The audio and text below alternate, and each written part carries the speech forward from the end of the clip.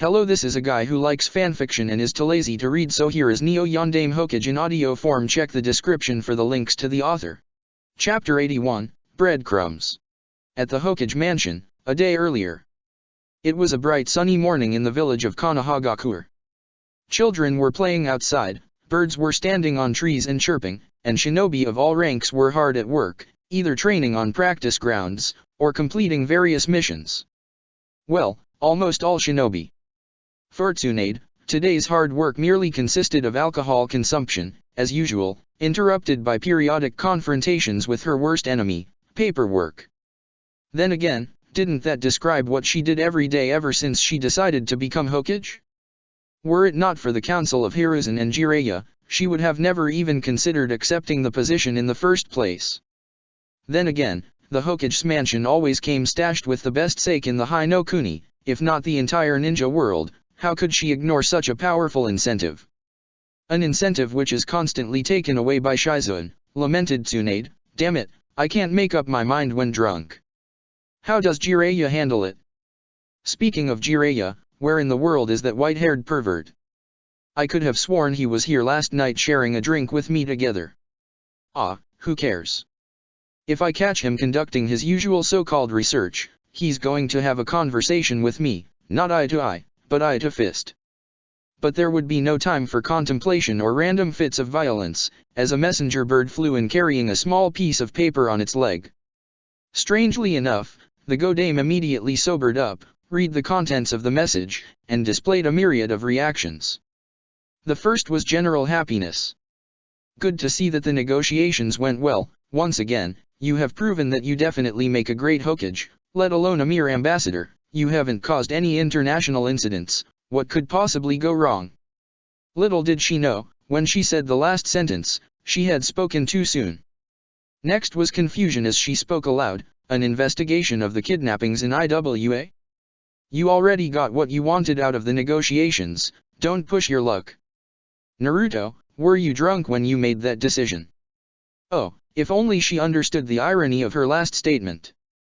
After writing her response on a spare piece of paper and attaching it to the messenger bird, Tsunade could do nothing but say, screw it, I need another bottle of sake.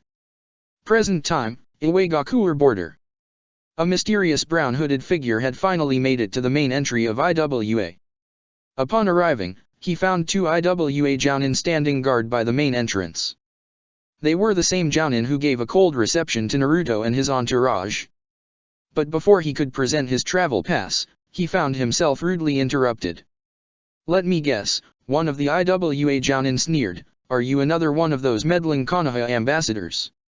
Well, you're only half right about that assumption, admitted the mysterious figure, who whipped out 2 stacks of paper, each titled, Ika Ika Tactics, the first 20 pages. At this point, both IWA jounin gasped and were left speechless, until one of them was brave enough to exclaim, are you, the one and only legendary Jiraiya Dano? You're a celebrity among the male shinobi in IWA, and we're your biggest fans. Was there ever any doubt? Asked the recently revealed Jiraiya. Anyway, I've got a rich client in IWA who's willing to pay handsomely for the fruits of my, research.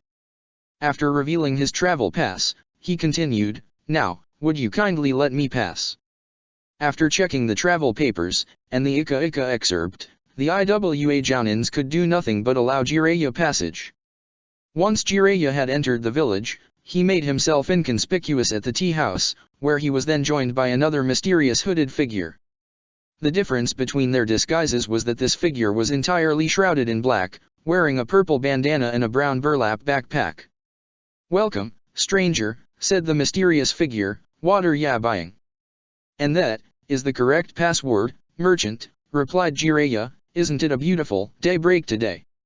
Understanding the cryptic response, the merchant nodded and said, yes, it is a wonderful daybreak today. But you cannot appreciate it fully at this location, it's too crowded. Off to the red light district, stranger. He then rose from his seat and blended in with the crowd, apparently trying to lead our white-haired spymaster to another rendezvous point. And Jiraiya, acting in accordance with his lovable but occasionally annoying pervert label, was all too enthusiastic to follow. This was too good of an opportunity to miss. From his perspective, You could mix business with pleasure. Iwagakur, crime scene. Run that by us again, Shikamaru asked, wanting to ascertain that he heard right. Did I stutter? Naruto remarked cynically. Let me repeat that. I said Niketsuki has been confirmed dead for over 3 weeks. That means that the Ketsuki we've been seeing since our arrival here is an imposter. More troublesome issues to deal with, Shikamaru replied. Just when we thought the kidnappings alone were bad enough, we come across a murder. That being the case, Choji asked, how are we to handle the matter then? Right now we have 2 things going on here, Niji spoke in. First, the kidnapping of the children, and now a fake Iwa Kuniachi running loose around Iwagakur. Do you suppose this imposter is in link with the kidnappings? I wouldn't put it past her or him. The imposter though was rather interested in me while I was in my Uzumaki Naruto form, and it wasn't just because I was an orphan, Naruto replied. That makes me suspect that there's more to these kidnappings. What do you want us to do? Lee asked. You guys can start by investigating that building down the block there from where the arrow was shot, Naruto instructed as he looked straight ahead from where the arrow was shot from. Shikamaru was quiet for a moment before he deduced, judging from the distance between the orphanage and that building, it's over 100 yards. You believe the arrow was shot from that far? There's no other building facing it, though I suspect that the seal writings written on the arrow played a role in all this, Naruto replied. Shikamaru nodded and gestured to Choji to follow him. Choji complied and went over to stand next to Shikamaru. Niji, Lee, I want you both to find out more about the staff in the orphanage. I have an intuition that one, if not a few of them, were involved in the kidnappings. If you find anything out of the ordinary, if possible, check it out. But if it proves to be more than what you guys can handle alone, report back to me, Naruto instructed. Niji and Lee nodded. Before Shikamaru, Choji, Niji, and Lee left for their intended locations to investigate, Naruto had one more instruction. After hearing him out, they departed for their assigned locations on investigation. Being alone now, Naruto headed out to find the only weapon expert of his entourage. But heading out would have to wait, as a messenger bird landed in front of Naruto, who picked up the piece of paper attached to the bird's leg. Upon reading it, he frowned deeply and said, Your timing couldn't be worse, Kaa-chan. In his frustration and anger, he then crushed the piece of paper in his balled fist, intent on overcoming the new obstacle he was now faced with. At the Tsuchikage Tower, the Tsuchikage and Aonaki were listening to the reports being given to them by Kuratsuke, Akatsuki, and Tsuchiko about the recent kidnappings of the orphans at the orphanage. The news of those children being abducted right under their noses disturbed them, especially considering the fact that they were the same children Naruto clearly became attached to. And both the Tsuchikage and Aonaki didn't put it past them that Naruto wouldn't stay silent to this. This is indeed troubling. Orphans or not, those children are still part of this village and I want them found as soon as possible, the Tsuchikage replied after hearing the full report. After hearing that Naruto was at the scene right after the kidnapping took place, I'm quite sure that he's going to do his own investigation behind the kidnappings, Aonaki said. Let him if he does, the Tsuchikage suggested. Aren't you worried of this turning into an international incident if we allow him to get involved in this? Akatsuki asked with a surprised tone. The Tsuchikage shook his head. So far, our own ninjas have proven to be unsuccessful in finding leads behind these abductions. And right now, we could use the extra help, and if Naruto is willing to lend the help of both himself and his entourage for the benefit of this village without asking to pay in return, I will allow it. What? Are you serious? Kuratsuki asked incredulously. The fact that he's been hanging around those children and been inquiring about the kidnappings gave me the impression that he already started his own investigation and wants those children found as much as we do. The thought that this is the son of the man our people hate most that's helping us is quite the irony. Give him whatever support he needs so long it doesn't go against my orders or authority, the Tsuchikage instructed. Kuratsuke, Akatsuki, and Tsuchiko looked at their leader dumbfounded for a moment before their expressions changed into shock. Tsuchiko then argued, You actually want us to help him? I thought that this investigation was our responsibility. We don't need the help of outsiders like Naruto. Do not argue with me. The Tsuchikage sharply interjected, silencing Tsuchiko, Do as I instruct you and relay this to our other ninja. If the son of the yellow flash is seen trying to sincerely help us and our people, it'll cool off the bad blood our people still have towards a man who's been dead for years. It's high time we stop holding on to past grudges and move on. It was quite clear to everyone in the room that the Tsuchikage believed in Naruto.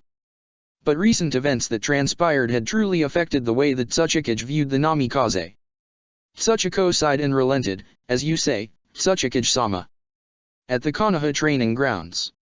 Monkey, boar, horse, tiger. Katon, Gokeiaku no Jutsu, fire style, fireball jutsu. Yelled Udon. As expected, he breathed a huge spherical fireball which quickly neared Kakashi's direction.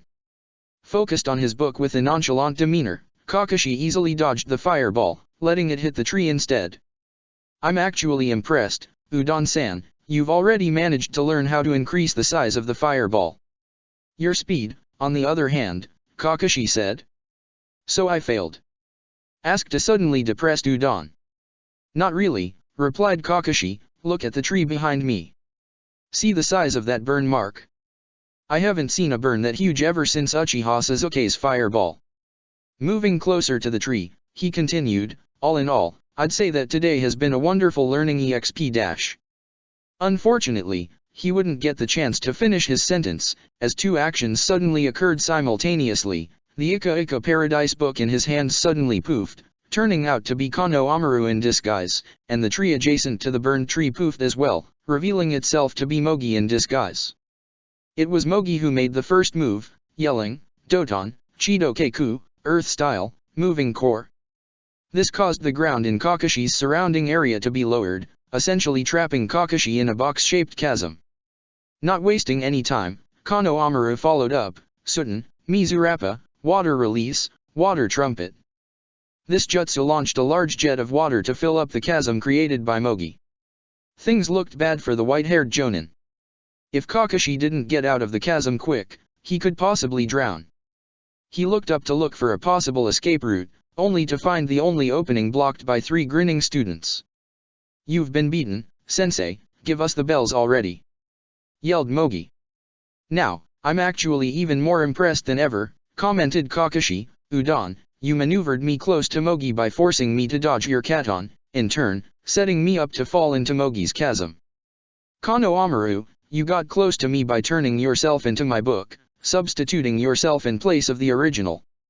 As for the combined efforts of both Kano Amaru and Mogi, you both had a wonderful sense of timing. I would say that you three won, but...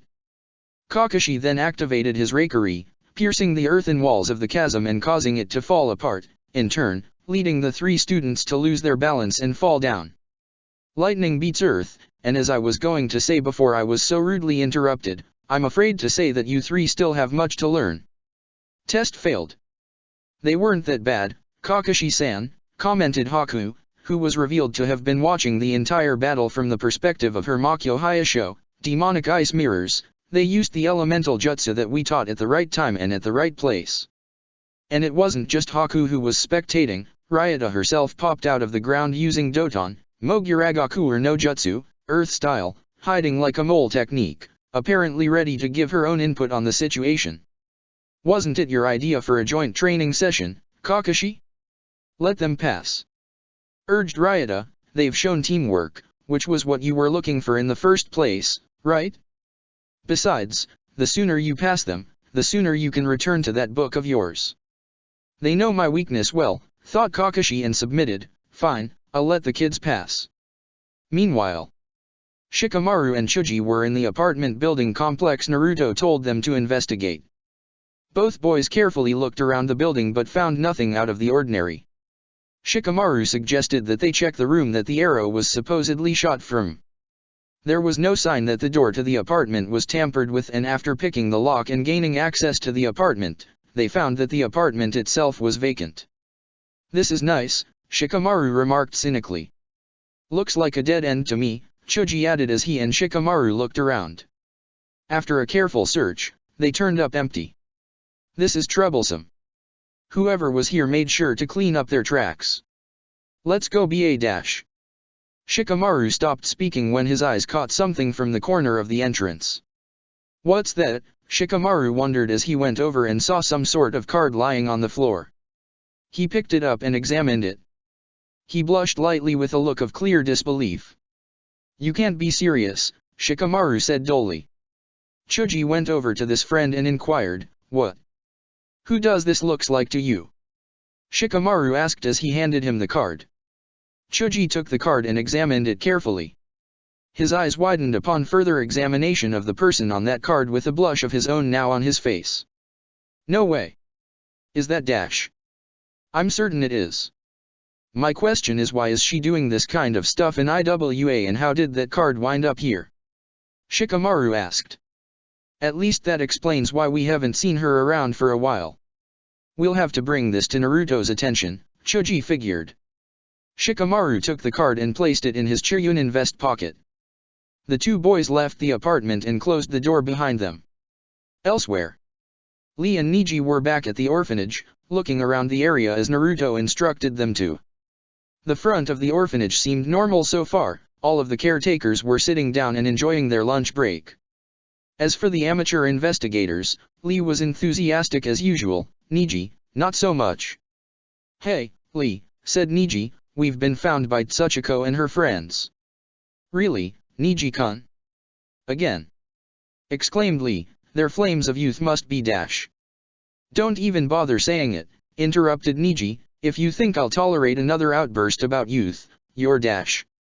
But before Niji could complete his tirade, he found himself interrupted by Makoto, the elderly head caretaker, who politely asked, Excuse me, am I interrupting something? Before Niji could respond properly, another caretaker joined the conversation to add her own input. Wait a minute, you're one of those intrusive Konoha ambassadors. You're not welcome here. Easy there, Megami, let's not be hasty towards these youngsters, calmly said Makoto. These ninjas are affiliated with Naruto-san, who has done our budget a huge favor by paying for the living costs of Tsukiwa, Zoe, Kaito, Rookie, and Sito. At the very least, we can return the favor by accommodating their needs within reason, of course. He then turned his back to face Niji, asking, How can we help you? Do you have any questions for us to answer? In relief, Niji sighed. It was good to know that not everybody in IWA was a prejudice, Konoha-hating citizen. We wish to investigate the crime scene on Naruto-sama's behalf, explained Niji. As you can see, we are Dash. All I see is that you are asking us to violate procedure by letting you trespass private property, retorted Megami. Only an Iwagaku or shinobi is allowed the privilege of investigation, and you are certainly not an Iwagaku or shinobi. Bureaucrats, complained Niji, why did we have to be the ones to deal with bureaucrats? Surely, this cannot get any worse. But unfortunately, Murphy's Law took effect. Perhaps you can excuse us this one time. Pleaded Lee, our flames of youth and determination would be an asset to the overall investigation. Even worse, contemplated Niji, I had the worst luck to be partnered with a happy-go-lucky idiot. However, reassured Makoto, if you fill out the proper paperwork with the Tsuchiko's stamp of approval, an exception can be made for you and the rest of your entourage so that you can be granted independent investigator status. This clause was made to accommodate shinobi who were allied with but not directly affiliated with IWA. While I personally don't wish to impede your investigation, I find it more important that you don't get yourselves in trouble with the authorities. Actually, the authorities have already given their approval, responded an unknown voice, or more precisely, my uncle has given his full approval. Lee and Niji then turned their attention to the unknown voice of approval, which belonged to Tsuchiko, accompanied by both Akatsuki and Kuratsuki. I take back every nasty thing I said about bureaucracy, mentally sighed Niji, it really did work out in our favor. If those three didn't arrive, I would have been forced to distract the caretakers by irritating them with Lee's endless speeches about hard work and youth. Yosh, exclaimed Lee, our youthful flames did pay off after all. Indeed it did, my green-clad friend, replied Akatsuki. Niji was about to thank Tsuchiko for her timely arrival until she raised her hand and said, let me make this clear to you, we don't fully trust Naruto, and we certainly don't fully trust the rest of his entourage, including you two. However, Tsuchiko-sama has complete faith that Naruto is an asset to the overall investigation. For your own sakes, you two better live up to that expectation as well. We've been instructed to give you support, so long as it doesn't conflict with Tsuchikage-sama's orders. So, does this mean we are allies of convenience? Asked Lee. Despite how unlikely we are to say it, the answer is yes, reluctantly admitted Kuratsuke, but anyway, less talking, more investigating. My sentiments exactly, agreed Niji. Anyway, Lee and I plan to investigate the crime scene upstairs. We already know that, and we just want to let you know that there's no need for that. We've already checked it out ourselves, responded Tsuchiko. There was no blood or torn clothing. I doubt there's anything left to observe upstairs. In frustration, Niji sighed and replied, Ahem, Byakugan, remember. The Hyuga has a point, admitted Akatsuki. Let's see what he and his green-clad friend are capable of. Lee, why don't you inform these three about our current findings, suggested Niji. I'm heading upstairs. And so, Niji went upstairs, leaving Lee all alone to torment Tsuchiko, Kuratsuki, and Akatsuki with a long report of Naruto's findings, intertwined with occasional outbursts about youth, hard work, and determination. Upstairs. It's just like Tsuchiko said, thought Niji. It's odd, even after we found the arrow embedded into the wall of the room the orphans were in, there was no blood or torn clothing to suggest foul play. It was then that he paused and recalled an important statement made by Naruto. Whoever the kidnappers were caught my disguised Kage Bunshin off guard and somehow managed to get a hold of the children and move them out this room, without alerting anyone in the orphanage. Naruto-sama has a point, admitted Niji. If the kidnapper tried to exit the orphanage through the window or the door, he would have been easily caught. Perhaps it was some sort of invisibility jutsu? But that's not even possible. I would have ended up detecting the perpetrator's chakra with the Byakugan. But after further forethought, Niji corrected himself. No wait. There are other things that my Byakugan can see besides chakra.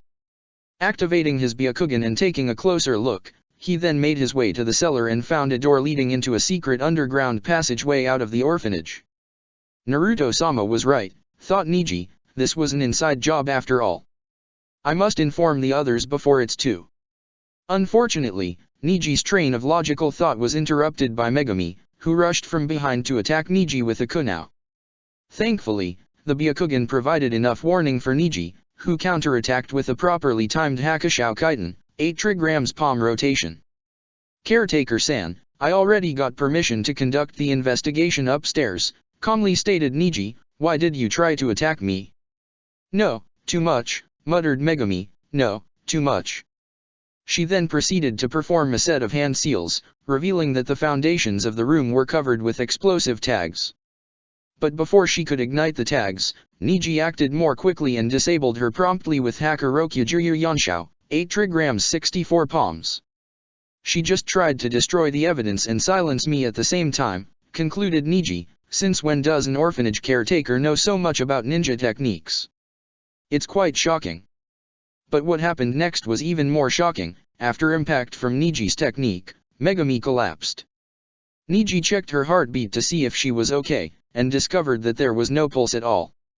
She's dead, observed Niji. That's not possible.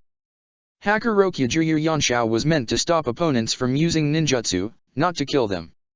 I better check on Lee. Hopefully, he and the other 3 ninjas are having a better time downstairs than I am. 5 minutes earlier, downstairs. And that was when we found the room, explained Lee, empty of the 5 children and filled only with confusion, sorrow, and unyouthfulness. Apparently, Lee was expecting a tearful response and a standing ovation from Tsuchiko, Akatsuki, and Kuratsuki. Instead, he ended up receiving 3 stoic expressions, which was not a good sign for the green-clad hero. Wait, was Akatsuki sleeping? But before Lee could make a conclusion. Stop using the word youth so often, replied a bored Kuratsuki. Anyway, are you done explaining your side of the story? Yes, that would be all, sighed Lee, making sure to hide the fact that Naruto discovered Nikatsuki's corpse. Though it is unyouthful of me to blatantly deceive these 3 people, reflected Lee, Naruto-kun has his reasons for instructing us to do so. Flashback. Before Shikamaru, Chuji, Niji, and Lee left for their intended locations to investigate, Naruto had one more instruction, an instruction which shocked all 4 of them after hearing it. Naruto-sama, You want us to deliberately hide the fact from Tsuchiko, Kuratsuki, and Akatsuki that we have Nikatsuki's corpse? Questioned Niji. You already concealed evidence by keeping the arrow to yourself. I thought you were trying to establish trust with IWA, not break it down. You miss the bigger picture, Niji, replied Naruto. Before I can return the evidence to the authorities, I need to make my own proper conclusions about the evidence. Besides, if those three ninjas personally know Nikatsuki as a friend or a family member, there may be a conflict of interest for them. Telling them of her death may cause them to overreact and cloud their judgment with feelings of sorrow and vengeance. And we all know what happens when people succumb to their feelings of vengeance, acknowledged Chuji, who recalled Sasuke's desertion. Why not just give the evidence up first and then ask to examine it? Suggested Shikamaru. You could still make your conclusions then. Sujiro had forged the Tsuchikage's seal of approval to fool Tsuchiko and her colleagues into participating in the Nami no Kuni mission, retorted Naruto. Assuming that the crime was an inside job, wouldn't the kidnappers do the same thing by destroying or altering the evidence I give back to the authorities? At this point, Shikamaru, Chuji, Niji, and Lee could do nothing but comply with Naruto's instructions. Well, it may be troublesome, groaned Shikamaru, but no one said that this mission would be easy, let alone trusting Naruto's crazy plans. I for one, affirmed Lee, pledge to trust Naruto's plan and execute it perfectly, or else I'll perform 300 laps around Tsuki no Kuni. You do realize that the Tsuki no Kuni is slightly larger in geographical area than the High no Kuni, warned Niji. Why, Niji-kun, responded Lee, the bigger the challenge, the better the opportunity to test my burning youth. He missed the point, lamented Niji. End flashback, present time. But before Lee could reminisce any further, Tsuchiko replied, well, if you're done explaining, we'll be on our way to interview the witnesses who dash.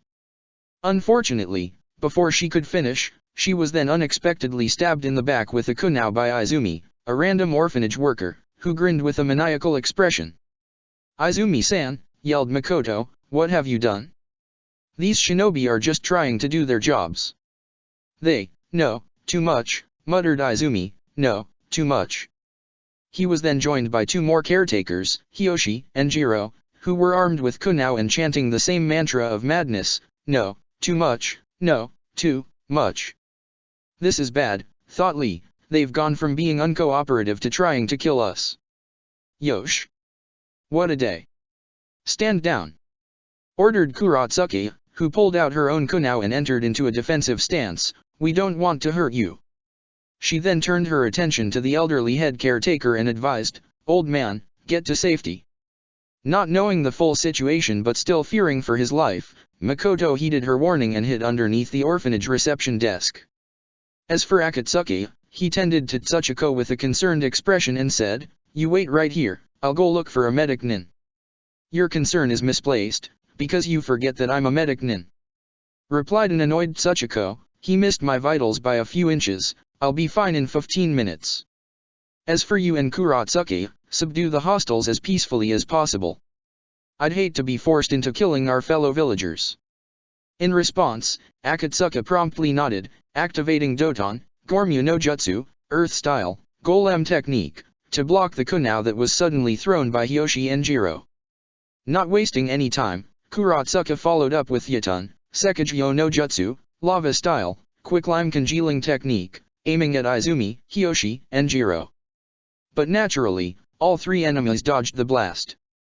Is that all you got, slime? Mocked Hiyoshi. I prefer calling the technique concrete, retorted Kuratsuki, take this. Sutten, Mizurappa. Water Style, Water Trumpet. She then aimed water at the concrete, expanding and hardening it greatly and finally immobilizing all three hostiles. It was Lee who finished the combo, yelling, Konoha Senpua, and kicking Izumi, Hiyoshi, and Jiro. The strength of the impact was so great, that it pushed all three enemies out of the concrete, crashing into the ground unconscious with a huge thud. Akatsuki and Kuratsuki then rushed to all of the defeated caretakers, attempting to verify if they were still alive. No pulse. No pulse at all. Kuratsuki then glared at Lee, saying, nice job messing it up, Konoha jerk. As much as I want to thank you for assisting us, you just killed off our suspects. You're under arrest for dash. She was then interrupted by Akatsuki, who replied, don't be so hasty, Kuratsuki, our green-clad friend may be a murderer, but he still has diplomatic immunity as a Konoha ambassador. Diplomatic immunity my ass, retorted Kuratsuki, he's still responsible for dash. You juveniles. Yelled an irritated Makoto after getting out from his cover, you got rocks and concrete all over my beautiful mahogany floor. And what's worse, what has happened to my employees? Actually, if you paid a little more attention, interrupted Tsuchiko, who seemed to have already recovered from her injury and in the middle of examining the bodies, you'd realize that these 3 employees have been dead for at least a day. Liver temperature doesn't lie, and I certainly don't lie. Akatsuki and Kuratsuki were stunned. Out of the entire group, Tsuchiko was the one who usually voiced the most hatred towards the Yondaime Hokage, and by extension, Konoha. Yet, here she was, willing to temporarily put aside that very hatred to find answers. She really is serious about following her uncle's orders, reflected Kuratsuki, it would be best not to argue with her. I actually agree with you on that one, Tsuchiko-san, calmly replied Niji, who was walking downstairs carrying Megami's corpse. You don't seem to be the type who would frequently lie, would you be so kind to examine this caretaker? She attacked me upstairs, only to unexpectedly collapse dead after I used Hacker Rokujuyu Yonshao. Great, he had the same problem we did, lamented Tsuchiko, but we might as well get this over with. She then pressed her finger to the location of Megami's liver, once again intuitively measuring the liver temperature. It's just like our corpses over here, replied Tsuchiko. The Hyuga wasn't the one who killed the female caretaker, she was dead for at least a day. This then prompted a question from Niji, caretaker-san, which of your workers were assigned to the night shift on the night of the kidnapping? Returning to his usual calm state, Makoto went to the schedule sheet on his desk, examined it closely, and replied, unless I've grown too old, I'd say that Megami, Izumi, Hiroshi, and Jiro were the ones assigned to the night shift. And that's not all, continued Kuratsuki. Look at the amount of money in their pockets. Even I don't make this much money in one mission. True to her word, the dead caretakers did have a lot of ryo in their pockets. A hidden tunnel, hostile caretakers who tried to kill us before quickly dying themselves, and cash, reflected Niji. Now, we have motive, means, and opportunity. Coincidence? I think not. Niji-kun, are you thinking what I'm thinking? Asked Lee. You don't even have to ask, replied Niji. Lee, we have to go and inform Naruto-sama about this. You do that, acknowledged Tsuchiko, who sealed up the corpses in a scroll. As for us 3, we've got to go back to the Tsuchikage Tower to tell my uncle about this. Kuratsuki. Akatsuki. Move out. With a nod, both parties left immediately via Dust Shunshin. But unbeknownst to anyone else, a mysterious figure sitting on a distant roof 5 blocks from the orphanage said, it seems that I still don't have complete control over the corpses, but still, the combat data will still prove useful as part of my ninja info cards. Later, unknown cave. Where are we? Asked a very dazed Tsukiwa. Of course, once Tsukiwa observed her surroundings, it became obvious that she and her friends were locked away in a holding cell with a group of children who were also kidnapped. Sito and Kaito were huddled together for warmth, the same thing applied to Zoe and Rookie. Quick, Tsukiwa, there's no blankets in here, urged Zoe, if you don't huddle with us, you'll die from the cold. Never mind the cold, replied Kaito, what happened last night? As Tsukiwa huddled with Zoe and Rookie, she tried to recall everything as best she could, but could only remember fragments. There was an arrow shot at Naruto Nyakan, he puffed into smoke, and then there was more smoke from another direction. Then everything went black. Naruto Nyakan died and became a ghost. Sobbed Rookie, he's going to haunt us for not being strong enough to protect ourselves, despite his noble efforts, we're all surely doomed. Afterwards, it wasn't just Rookie who was sobbing. Soon, Zoe, Kaito, and Sito too succumbed to their feelings of despair, crying their hearts out. Calm down, Rookie, reassured Tsukiwa, I'm sure that Naruto Nyakan will rescue and save us from the kidnappers.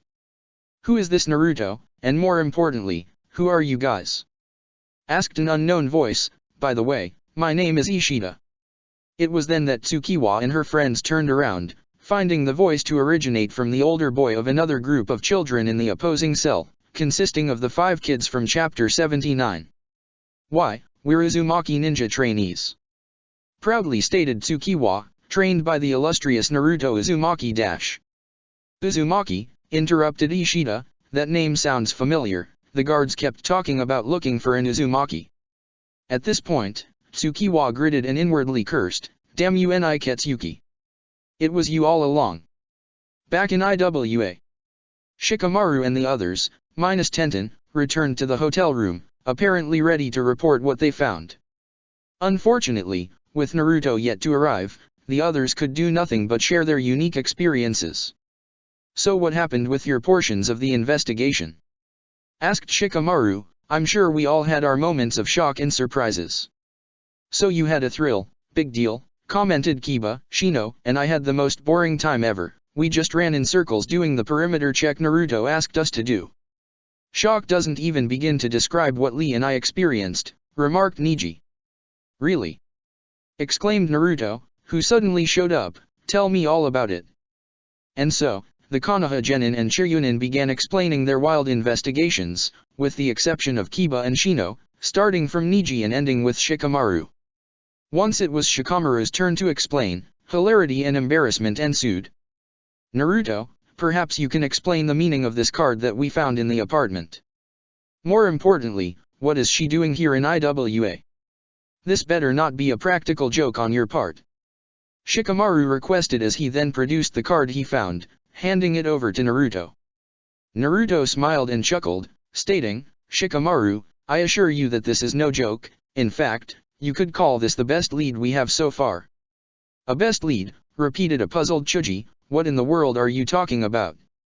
"Trust me, Chuji," answered Shikamaru, "at this point, I don't think any of us will ever fully understand the method behind Naruto's madness." Naruto then shook his head, remarking, "Madness? No, if one were to describe the work Motoki no Pandakeo-chan has done, it would be described as sheer brilliance. In a way, she lured the perpetrators to leave behind breadcrumbs." "Motoki no Pandakeo-chan?" snorted Kiba, "what sort of girl has that kind of ridiculous name?" It was then that Naruto showed everyone the card of Tenten dressed and styled as a true seductress, responding, "This ridiculous girl." It was then that a myriad of reactions took place. Shino had raised eyebrows while Kiba blushed in surprise with widened eyes. "Damn! Tenten is hot," thought Kiba. "No wait. What am I thinking?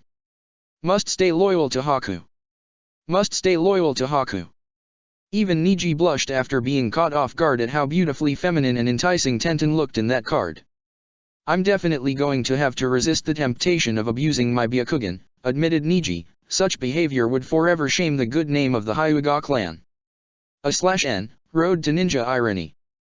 Lee looked at the card questionably and with a shocked expression, exclaimed, "What on earth is Tenten-san is doing, working in that unyouthful line of work while we're here in IWA?" Naruto could only smile in response, until his expression became more serious. He responded to Lee, saying, "This is the secret mission I gave Tenten. None of you are not to approach her in person, otherwise, her cover will be blown." "You're putting Tenten in a dangerous situation," warned Niji, "if she comes to any sort of harm because of your plan dash. Haven't you learned to fully trust Naruto by now?" questioned Shino, who had remained silent until now. "By now, you should know that Naruto has his ways of making events happen as planned," was the only response that Niji could give. "Thank you, Shino," said Naruto. "Now, just as Tenten has her part to play in this investigation, so do the rest of us." "What would you have us do, Naruto-sama?" asked Niji. It was then that Naruto adopted an even more serious expression, answering, "Before I do that, there's something else I have to tell all of you. Kaa-chan has just sent a messenger bird informing me of an incoming gift for this mission." "Are we getting Hyarugan, soldier pills?" asked Kiba. "Not quite. Increased rations for the mission?" joyously asked Chuji. "No. Umbu reinforcements," anticipated Shikamaru. "Negative. Green spandex suits," guessed Lee. "I'm not even going to dignify that with a response."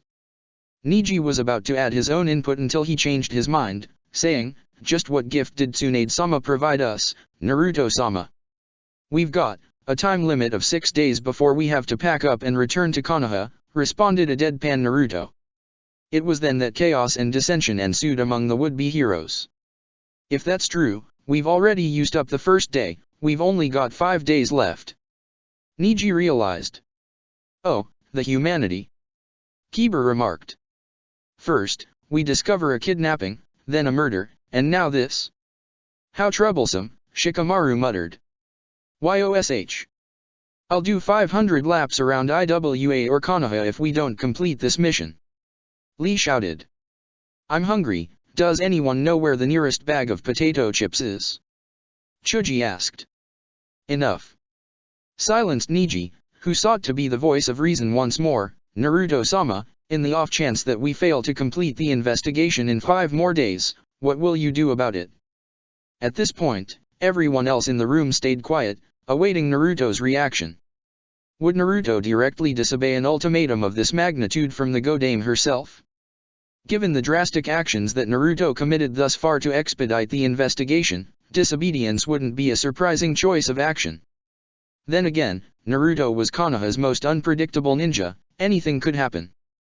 "Failure is not an option," calmly asserted Naruto. "If this mission fails, if we are unsuccessful, I will take full responsibility and return in disgrace to Konoha for not being able to rescue those children and orphans who were counting on us.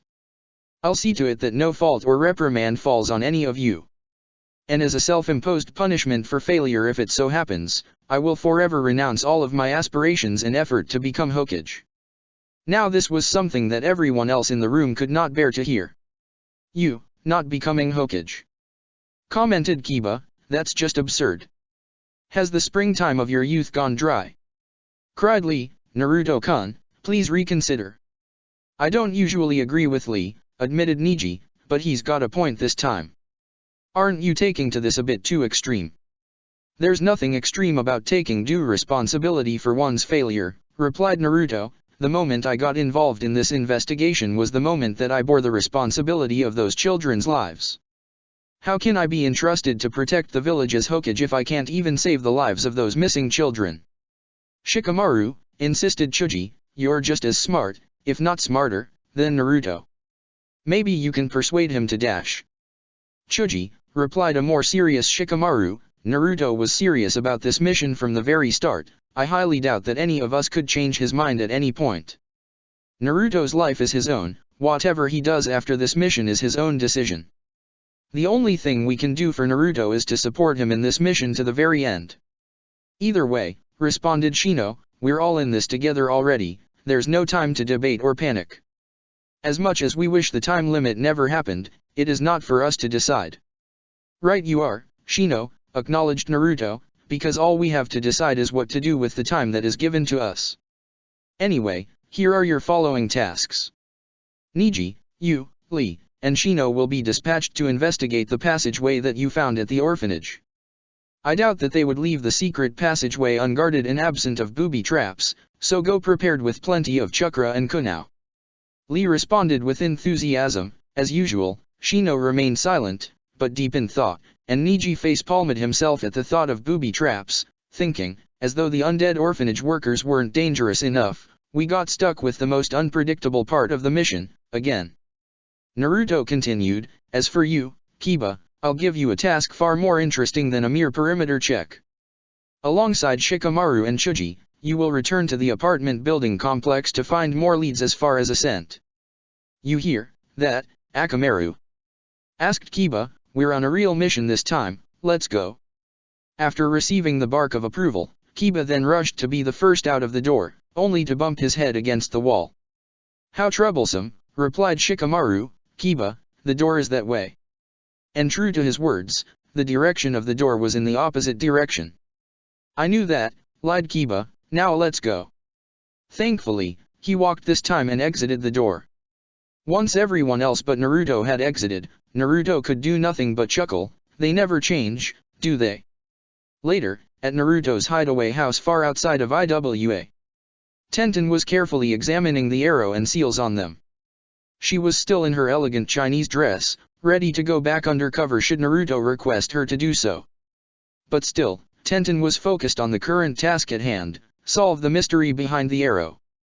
Even I don't usually use this kind of weapon, reflected Tenten, I usually just barrage the enemy with kunao, shuriken, staffs, maces, and swords, hoping that I can score free hits and keep my distance, but a single arrow with a written seal?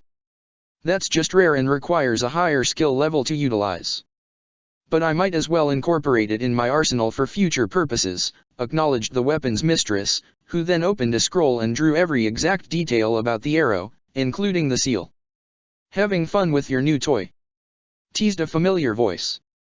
Tenten gasped and turned around, discovering that Naruto had been observing her work.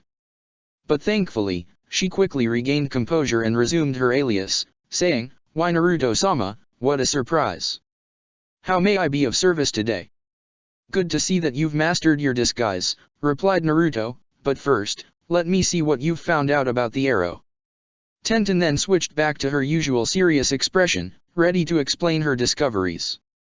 "As you can see, Naruto, I've found that the arrow's blade was induced with chakra, which aided in its being fired in its straight precision.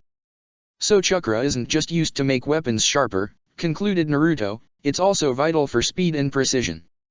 In response, Tenten nodded in approval and added, "That's right, and it won't stop until it reaches its target, which would require a seal of some sort to serve as a beacon or radar for the arrow to follow. Then that means that the seal was placed in the room on the wall the children were in while they were out with my clone," concluded Naruto. "Anyway, remember Niketsuki?" "Yeah," acknowledged Tenten, "what about Niketsuki? Is she the one responsible for the kidnappings?" "Well, in a way, I would say yes and no," uneasily replied Naruto. "The corpse that Shino and his team found was Niketsuki, who has been dead for 3 weeks. "What?" yelled Tenten, "but if that's true, that means the Niketsuki we've all known was a fake," finished Naruto. "I know that. Anyway, it's highly probable that the one who killed her was also involved in the kidnappings. It's also no coincidence that when we checked the building where the arrow came from, we found that the culprit left behind a business card with your picture, therefore, allowing us to narrow down the list of suspects to the nightclub customers. This is where your hard work will finally bear fruit. Where are the hair samples from all the male customers you serviced with massages?" "In the drawer below," answered Tenten. "How is it relevant now?" "When I performed the autopsy on Niketsuki's corpse," elaborated Naruto, "I found small remains of a paralysis drug, one that was far more potent than the one Anko-chan usually uses. Plus, there were male pubic hair samples and residual deposits of semen around the genital area, thus confirming Shino's suspicions that Niketsuki was raped before she was killed." "So you want to compare the culprit's hair samples with the ones I gathered," concluded Tenten. "I see now.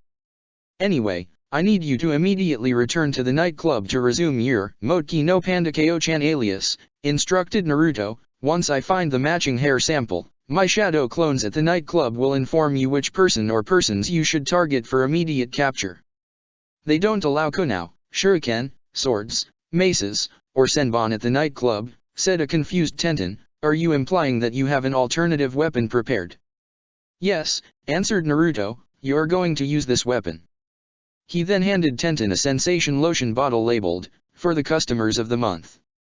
Immediately figuring out the function of the lotion and understanding that there was no time to waste, Tenten got up from her seat to get to work. Later that night, once again, at the red light district, the brothels, casinos, and bar were active and lively. However, this time, Tenten was on standby, because she was apparently on her evening break, or so the schedule sheet claimed.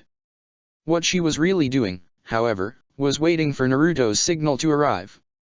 Peering out of the window in her break room, Tenten noticed that all of her previous customers, or more precisely, Naruto's suspects, were mingled with other people inside the lobby, vulnerable for capture. "But I'd draw unnecessary suspicion to myself if I acted too soon," reflected Tenten. "Damn it, Naruto, you better hurry soon with your analysis." Of course, little did Tenten know, the delay in Naruto's results would soon prove to be the least of her problems. Lobby of nightclub, private table. "Now, these places are where Akatsuki's hideouts are located, stranger," answered the merchant, who pointed to a few locations on the map he was holding. I almost died trying to tail the Akatsuki members one by one while remaining undetected, so you owe me one. Anyway, the first hideout is at Mountain's Graveyard, which is in between Takigakuer and Otagakuer. 3 others are scattered at the eastern portions of the lands of Earth, Wind, and Fire. And as for the last one, it's located in central Omegakuer. Do any of these places hold any significance to you?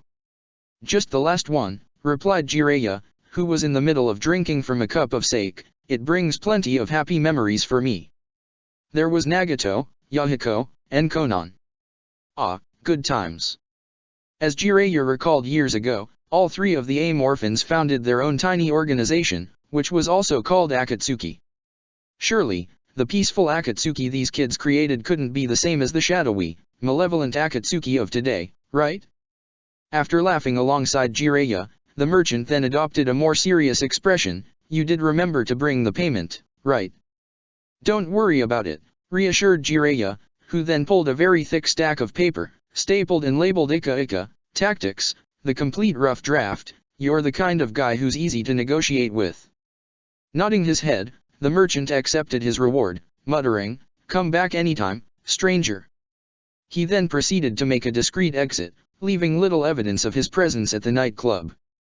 Well, I got my info on Akatsuki, reflected Jiraiya, but there's no need to leave so soon. I've got time to kill before Tsunade kills me for being absent from the village for too long. Thankfully, all worries of getting killed evaporated quickly, as Jiraiya was suddenly greeted by the nightclub host, who said, good to see you, Jiraiya Dano. You have been a faithful regular for all 8 years, and since today is the 8th anniversary of this establishment, you have been selected as the lucky winner of tonight's raffle, which entitles you to a free massage session from any one of our servant girls. Take your pick. I graciously accept, answered Jiraiya, who flipped through his brochure to celebrate his good fortune, carefully reading each entry. Let me see. Origami no Ijin, she's wonderful, but I'm looking for something new. Sode no Shirayuki, she hasn't failed to amaze me yet. However, it was the last entry which caused the most shock to the lovable perverted Sunin. Motki no Pandakeo-chan, wait a second, that looks like Mato Guy's student, Tenten. No, it must be my imagination. More importantly, thought Jiraiya, why is she here in IWA in the first place? So it's settled. You will get your massage from Motki no Pandakeo-chan, exclaimed the host, not aware of Jiraiya's instant outburst. Nightclub, Tenten's break room. Of course, the commotion did not go unnoticed by Tenten, who began to have a look of despair in the face of this new development. Damn it, Jiraiya-sama, cursed Tenten under her breath, if I'm forced to go out and talk to you, you'll end up blowing my cover by accident. Even if I tried denying my association to Konoha, I would look even more suspicious. You have the worst possible timing ever. But I knew the risks of going undercover from the very beginning, Tenten reminded herself. All I can do is be prepared to improvise on the spot and trust that Naruto has a backup plan.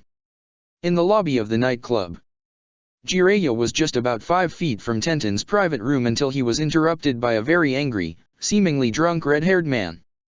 Hee Mr. Heek, slurred the redhead, you owe me Heek money. Do I know you? Asked a confused Jiraiya. No, admitted the redhead, but you'll Heek remember me forever after I beat the crap out of you. He then proceeded to throw a punch at Jiraiya, one which was dodged. Unfortunately, that punch then hit the mustached customer, who proceeded to retaliate by attempting to punch back the redhead, evolving into nothing more than a violent bar fight. With a nearby crowd of bystanders focused on the fight while the workers tried to intervene and stop the fight, a certain blonde-haired Namikaze grabbed Jiraiya, knocked him out, and absconded with him before anyone else noticed. Nightclub basement.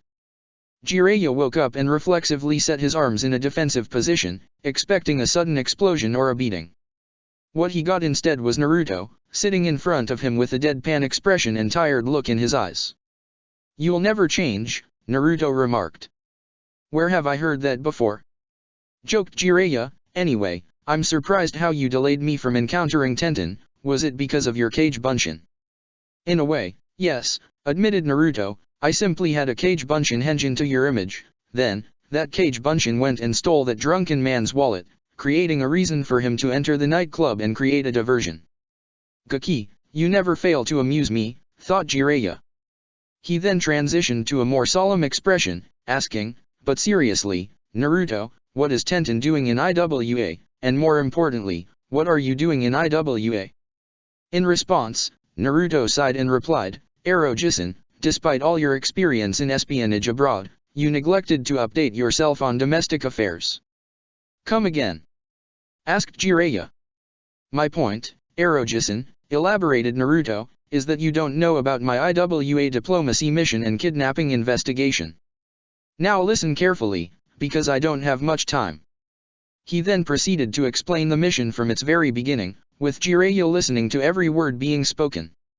Meanwhile, at Tenten's break room, Tenten was relieved to hear from Naruto's shadow clone that Jiraiya had been silenced before the entire mission fell apart. But the sudden bar fight Naruto's clone instigated to prevent Tenten's cover from being blown forced the nightclub to close early for the night in order to clean up and make the needed repairs so they could be ready for the next time. That meant Tenten couldn't have her regular customers, Naruto's suspects, come for their sessions. That idiot uncle of mine, Naruto muttered as he suddenly appearing in the room, his folly just cost me precious time I don't have. What do you mean? Tenten inquired. Clearly I forgot to inform you that 2 days ago I sent a letter informing Kaa-chan of all the events that happened here and the investigation I started. In response, Kaa-chan slapped us with a 6-day time duration while here in IWA, and since her reply was sent yesterday and arrived today, we had 5 days left. But Ero-jisan's careless blunder cost us, narrowing the time we have left.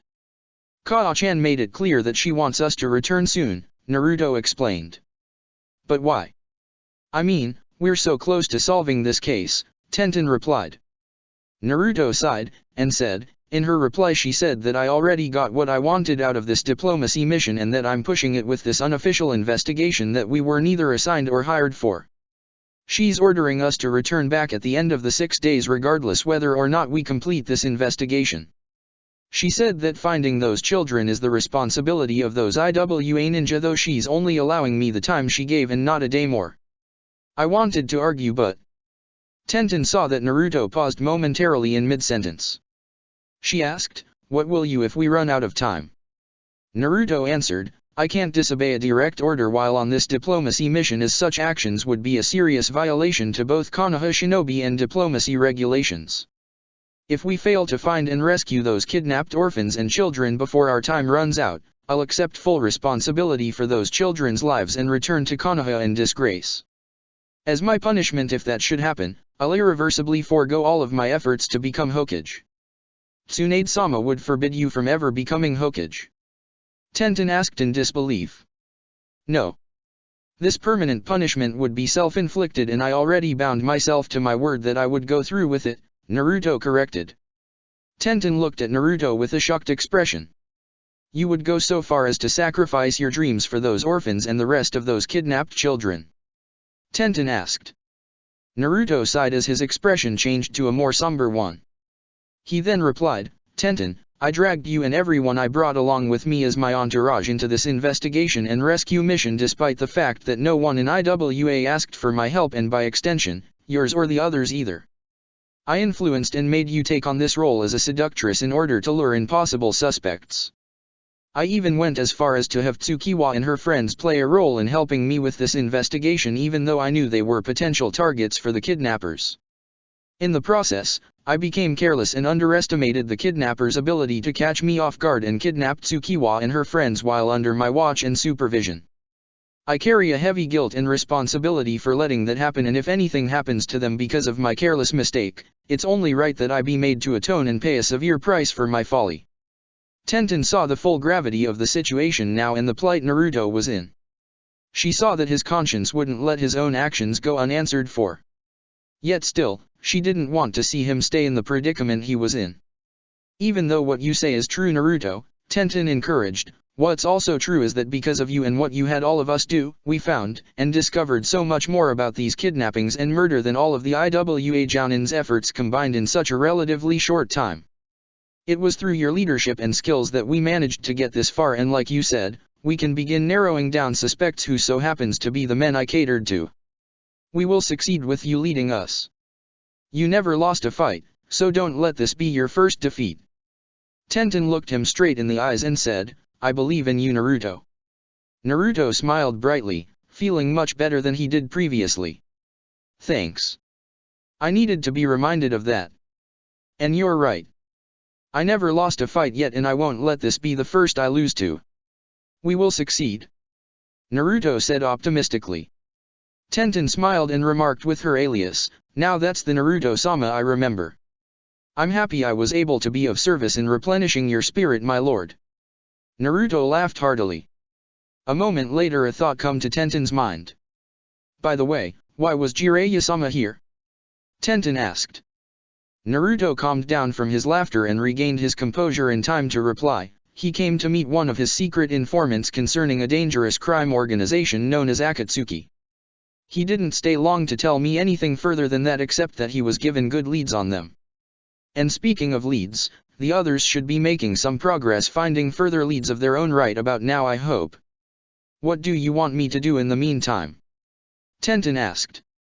Since the club is closed for the night due to what happened earlier, return back to the safe house and continue further examinations on the seals on that arrow. You'll return here tomorrow night to resume your alias, Naruto instructed. Tenten nodded and began gathering her things to return back. As she turned to ask Naruto for a favor, she found that he was already gone. She muttered that she would just have to ask him when she gets the time to, as she continued packing the rest of her belongings before leaving. Back inside the cave, Tsukiwa was the only who was still awake, with all of her younger sleeping friends handled around her trying to stay warm together in the cold and darkened cell. She stayed strong outwardly for her friends' sake, but inside Tsukiwa was truly scared for what might happen to them. It was after everyone else fell asleep that she allowed her pent-up tears to fall down her face.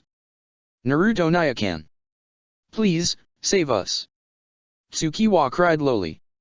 Chapter 82, Bloodlust. The next morning, back at the safe house, Naruto had returned after spending some time alone to clear his mind. He was weighed down with his current predicament and what he had bound himself to should he fail and be forced to return back to Konoha. First, he thought deeply about Kakashi's words. Those who abandon the mission are trash, but those who abandon their comrades are even lower than trash. And a Hokage, or even one reaching out for that position, who abandons his people, comrades, and children counting on him is scum of the highest caliber. That was what was circulating through Naruto's mind should he be forced to return back without finding the orphans first, and why he would forever relinquish all of his efforts to become Hokage if he failed. Then he remembered the group's reactions to his proclamation about what he would do in the event of failure. You, not becoming Hokage? That's just absurd. Has the springtime of your youth gone dry? Naruto-kun, please reconsider. I don't usually agree with Lee, but he's got a point this time. Aren't you taking to this a bit too extreme? But what affected Naruto the most was Tenten's words towards him. It was through your leadership and skills that we managed to get this far, and like you said, we can begin narrowing down suspects who so happens to be the men I catered to. We will succeed with you leading us. You never lost a fight, so don't let this be your first defeat. Remembering her words, he then thought to himself, why in the world am I still here wallowing in self-pity? Screw that. There is work to be done. With such a statement, it was clear that Tenten's words, for the second time, had reignited his resolve to find the orphans, consequences be damned. Oh, and speaking of Tenten, recalled the Namikaze, where is she right now? He then went to check up on her, only to find her asleep sitting at the desk while still dressed in her elegant disguise. Her head was resting on her arms on top of the desk. Naruto sighed and shook his head with relief. Figures, she was exhausted after such a long day yesterday. I can't believe she slept like this all night. He went and lifted her up bridal style and carried her back to the room he allowed her to stay in. While carrying her sleeping form, she was muttered gibberish Naruto couldn't completely make out, but he could have sworn he heard things along the lines of Niji being a jerk. After entering the room and setting her down on the bed, he walked out and closed the door behind him and went about his business. Anyway, there is another matter to take care of, contemplated Naruto as he pulled out a scroll and recalled an important development during last night. Flashback, nightclub basement last night. So let me get this straight, asked Jiraiya, you got what you wanted out of the negotiations, befriended 5 orphans, got involved in an investigation no one asked you to perform, convinced Tenten to disguise herself as a personal servant, discovered a dead body, and were slapped with a time limit from Tsunadeheim. Still retaining his deadpan expression, Naruto responded, you're right for the most part, but you're missing one critical part in your summary. And that would be? Replied the confused Sunin. The part where you came close to accidentally blowing Tenten's cover. Shot back Naruto. The Gaki seems a bit more irritable than usual, thought Jiraiya, I need to choose my words more carefully. The force of Naruto's reply was so immense, one could have mistaken it for a futon jutsu. But surprisingly, Jiraiya remained calm and replied, relax, Gaki. Let's put things into perspective and look at the big picture. Perspective. Repeated a frustrated Naruto, alright, I'll make some concessions right now. I admit that you did a wonderful job in getting a lead on Akatsuki's whereabouts from your informant, and I admit that I still have a couple days to work with before I'm required to leave. And you get to spend some private quality time with Tenten under the pretense of being her handler, joked Jiraiya, and judging from Tenten's new attire, you have handled her well. How's that for perspect-? And indeed, Jiraiya literally gained more perspective as Naruto slapped him in the face, forcing his head to look sideways. Arrow-jisen, said Naruto with a deceptively calm tone, your eccentricities will not be my downfall. How ironic, considering that you learned a great deal from his example, commented Minato, when will you make up your mind? Not a good time, Dad, retorted Naruto, and out of all the times you decide to talk, you picked this one. You and I are in for a long chat. But chatting with Minato would have to wait, as an unexpected presence made itself known in the room. Indeed, responded the unknown voice, this stranger's perverted nature won't be your downfall, it will be your carelessness, other stranger. It was then that Naruto and Jiraiya's attention were both shifted towards a person shrouded in black, wearing a purple bandana and a brown burlap backpack. The following reactions were mixed, one of frustration, and one of confusion. This keeps getting weirder and weirder, commented Naruto, what is a guy like him doing up here? Merchant, asked a bewildered Jiraiya, didn't I already pay you? In response, Naruto thought, Arrow-jisen must be referring to the informant that he was talking about earlier, the one that provided leads on Akatsuki earlier. Indeed you did, stranger, admitted the merchant, who was pacing back and forth in an irregular manner, but as you can see, this basement happens to be one of my resting spots, which you so rudely invaded. We can move to somewhere else if you're uncomfortable, offered Naruto, I'm sure that we can come to some sort of arrangement.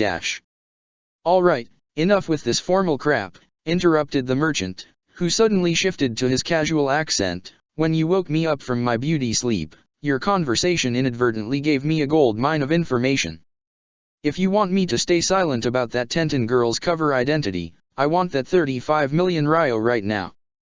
You seem less hospitable than you were at our last meeting, noted Jiraiya, who adopted a sad expression, what happened? My mood is based on profit, defended the merchant, and right now, and tonight, I am in the mood for blackmail. God damn it. What he's asking for is just as much as Asuma-sensei's bounty, thought Naruto, it was already bad that I'm running short on time, but worse, I'm dealing with a blackmailer who's really short on patience. Think, Naruto. You didn't come prepared with that much money, Ino-chan's not here to wipe out his memories, you can't wipe out his memories unless he has used a cursed seal for a prolonged period of time, and you certainly don't want to be forced into killing this guy. There must be something you can do to deter this so-called merchant from ruining everything. However, it was then that Jiraiya's experience with the world of espionage was about to bear fruit for Naruto. Once he heard the blackmail threat, Jiraiya got up from his chair, shook his head, and said, you have no idea what you're trying to do, right? My plan is simple enough to agree to, insisted the merchant, you pay me for keeping my mouth shut, and in exchange, we all resume our lives as if none of this ever happened. How naive, sarcastically lamented Jiraiya, let's re-examine your plan, you believe, that an adolescent tomboy and Konoha genin who failed to get promoted to Chiryunin, is secretly the manipulative and highly sought-after personal servant girl Motki no Pandakeo-chan, and your plan is to convince everyone else upstairs of your story if we don't comply with your demands. Good luck. You underestimate my persuasive skills, Jiraiya Dano, warned the informant, while also thinking, I have this under control, no need to panic. And you underestimate my knowledge of the criminal underworld, countered the white-haired pervert. You see, you forgot the first 2 rules of espionage. Rule number 1, never go into business with strangers without learning of their dirty secrets first. And rule number 2, if your partner also has dirty secrets on you, make sure that you have more leverage than he does. And I must say, you have no idea what kind of leverage I have. Upon hearing the words, dirty secrets, and leverage, Naruto could not help but grin, thinking, on second thought, the tables have turned. Let's see what Arojisen is up to, I'm sure he's having plenty of fun doing this. You're bluffing, commented the merchant, you couldn't possibly have dash. Does the name Osmond Sadler sound like a bluff, merchant? Replied Jiraiya, that's right, I already know of your real identity. Before arriving at the 5 great nations, you were once known as Osmond Sadler, a notorious criminal from the New World, wanted for forgery, laundering, insurance fraud, and last but not least, bioterrorism. If you spill any details about the previous conversation in this room, I can easily alert the authorities in the New World as to your current location, appearance, and favorite hangout spots. Naruto did not miss a single word of the explanation. He contemplated, I'm going to have to ask him what this New World is. As for the merchant, he suddenly felt driven into a corner. Damn it, I did not expect him to unmask me this early, cursed the merchant, who then shifted to his usual accent, well played, stranger. What do you want in return? But before Jiraiya could make a demand. I'll be the one to decide that, interrupted Naruto, you're coming with me. He then proceeded to dash past the merchant at a speed his eyes couldn't see, hitting a few pressure points and causing the merchant to collapse. Next, he pulled out a blank scroll and then proceeded to seal the merchant inside that scroll. When can you give him back to me, Kaki? Pouted a disappointed Jiraiya, who knows what other sort of leads on Akatsuki he can gather.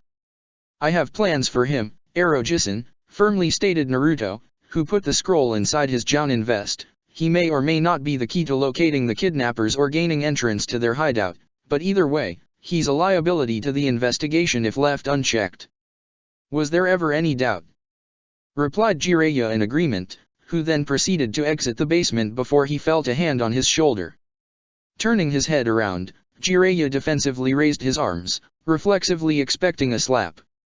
What he got instead was a voice of affirmation and appreciation.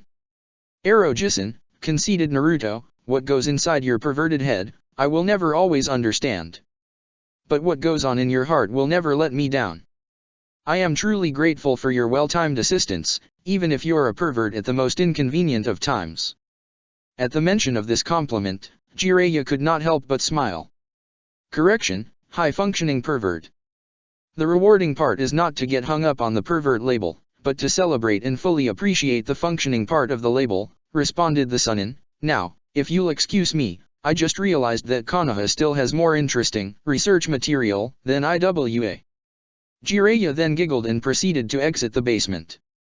Naruto then shook his head, muttering, he'll never change, but I'll live with it. Anyway, there's work to be done. Present time, Konoha Cryptanalysis Team Offices. Elsewhere, Shiho was hard at work decrypting Orochimaru's blood double book. Despite the fact that Naruto gave no defined time limit for the mission, she still felt a considerable amount of pressure and anxiety from her work. So many numbers and obscure letters to examine and rearrange, yet so little time in a single morning shift, thought the bespectacled Kunoichi, who lifted her glasses in frustration. Naruto-san, you have bestowed a great honor and a great burden upon me at the same time. And such mixed feelings were justified. 5 days ago, the first 10 pages were easy to decode, temporarily giving Shiho the impression that Naruto was pranking her as some sort of preliminary test of her abilities. Unfortunately, she would soon learn that those pages were real and nothing more than dead ends. Ranging from improvements on Sene Jashu, hidden shadow snake hands, to improvements on the Rashomon, upgrade to triple Rashomon, those 10 pages didn't reveal any information that Konoha didn't already discover beforehand, let alone being relevant to finding the cause of Orochimaru's supposed survival. Clearly, The 10 pages were meant to immediately satisfy the curiosity of unwanted readers, distracting them from the more dangerous information that was within the contents of the remainder of the book. To think that I had fallen for such an obvious decoy, inwardly complained Shiho, and as if that wasn't bad enough, the decoding process became progressively harder as I drew closer to the end of the book. Of course, such struggles were not without amusement and reward. Shiho displayed the most interest towards learning about the Rashomon, expressing surprise once she discovered its historical value as one of Senju Hashirama's most powerful summoning jutsus. This begs another question: just how did Orochimaru get his hands on this jutsu, and more importantly, how many of the other Hokage secrets did Orochimaru get his hands on? But in general, Shiho was mainly interested in the Rashomon's defensive value and potential. Summoning one gate shouldn't be too stressful, but as for summoning 3 or more gates, I'll definitely come close to dying from chakra exhaustion. She made sure to memorize the instructions for later use, even keeping a copy of the summoning contract. Despite the fact that her main expertise was decryption, a bookworm like her was not totally confused to the ways of fighting. Obviously, some sort of nigh impenetrable defense would be needed to shield her from enemies, and by extension, also enabling her to share the many secrets that she had decoded over the years with her allies. Fortune does favor the prepared, reflected Shiho. Also, somewhere around the end of the first half of the book, Shiho was also able to decode the secrets and miscellaneous details behind the Fushi Tensei, living corpse reincarnation, and Edo Tensei, impure world resurrection, including several key weaknesses that were recorded by Orochimaru during the developmental phases of those jutsus.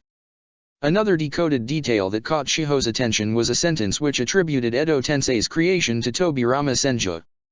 Yet another secret stolen from our Hokages, lamented the crypt analyst, but the more important question is, why would our beloved Yondaime create such a horrid jutsu in the first place? Despite the obvious value of such information, Shiho knew that it wasn't enough to solve the mystery. More specifically, there were listed details that clearly explained as to why Orochimaru couldn't have returned via Fushi Tensei or Edo Tensei. It says here on this page that Edo Tensei requires the DNA of the resurrected, yet, an earlier report said that Sandaime-sama made sure to dispose of Orochimaru's entire body, reflected Shiho, and as for Fushi Tensei, Orochimaru needs to be alive in order to transfer his soul to another body, yet, there were plenty of witnesses who saw Naruto seal off Orochimaru's head in the Shinigami. So which jutsu revived him? Then another thought occurred to her, causing a moment of doubt. Then again, the book doesn't say that the DNA has to be collected after the target is dead. Orochimaru could have prepared samples of his own DNA beforehand in preparation of his own death. Well, it's not a definite solution, contemplated the cryptologist, but even if I fail in my overall objective, I can at least give Naruto-san 2 interesting consolation prizes. Of course, now that 5 days have passed from her starting point, Shiho had finally come across a stumbling block in her decryption process, the last 10 pages. Such efforts certainly yielded much more progress in comparison to Naruto's attempts, but nonetheless, she had finally reached her wit's end.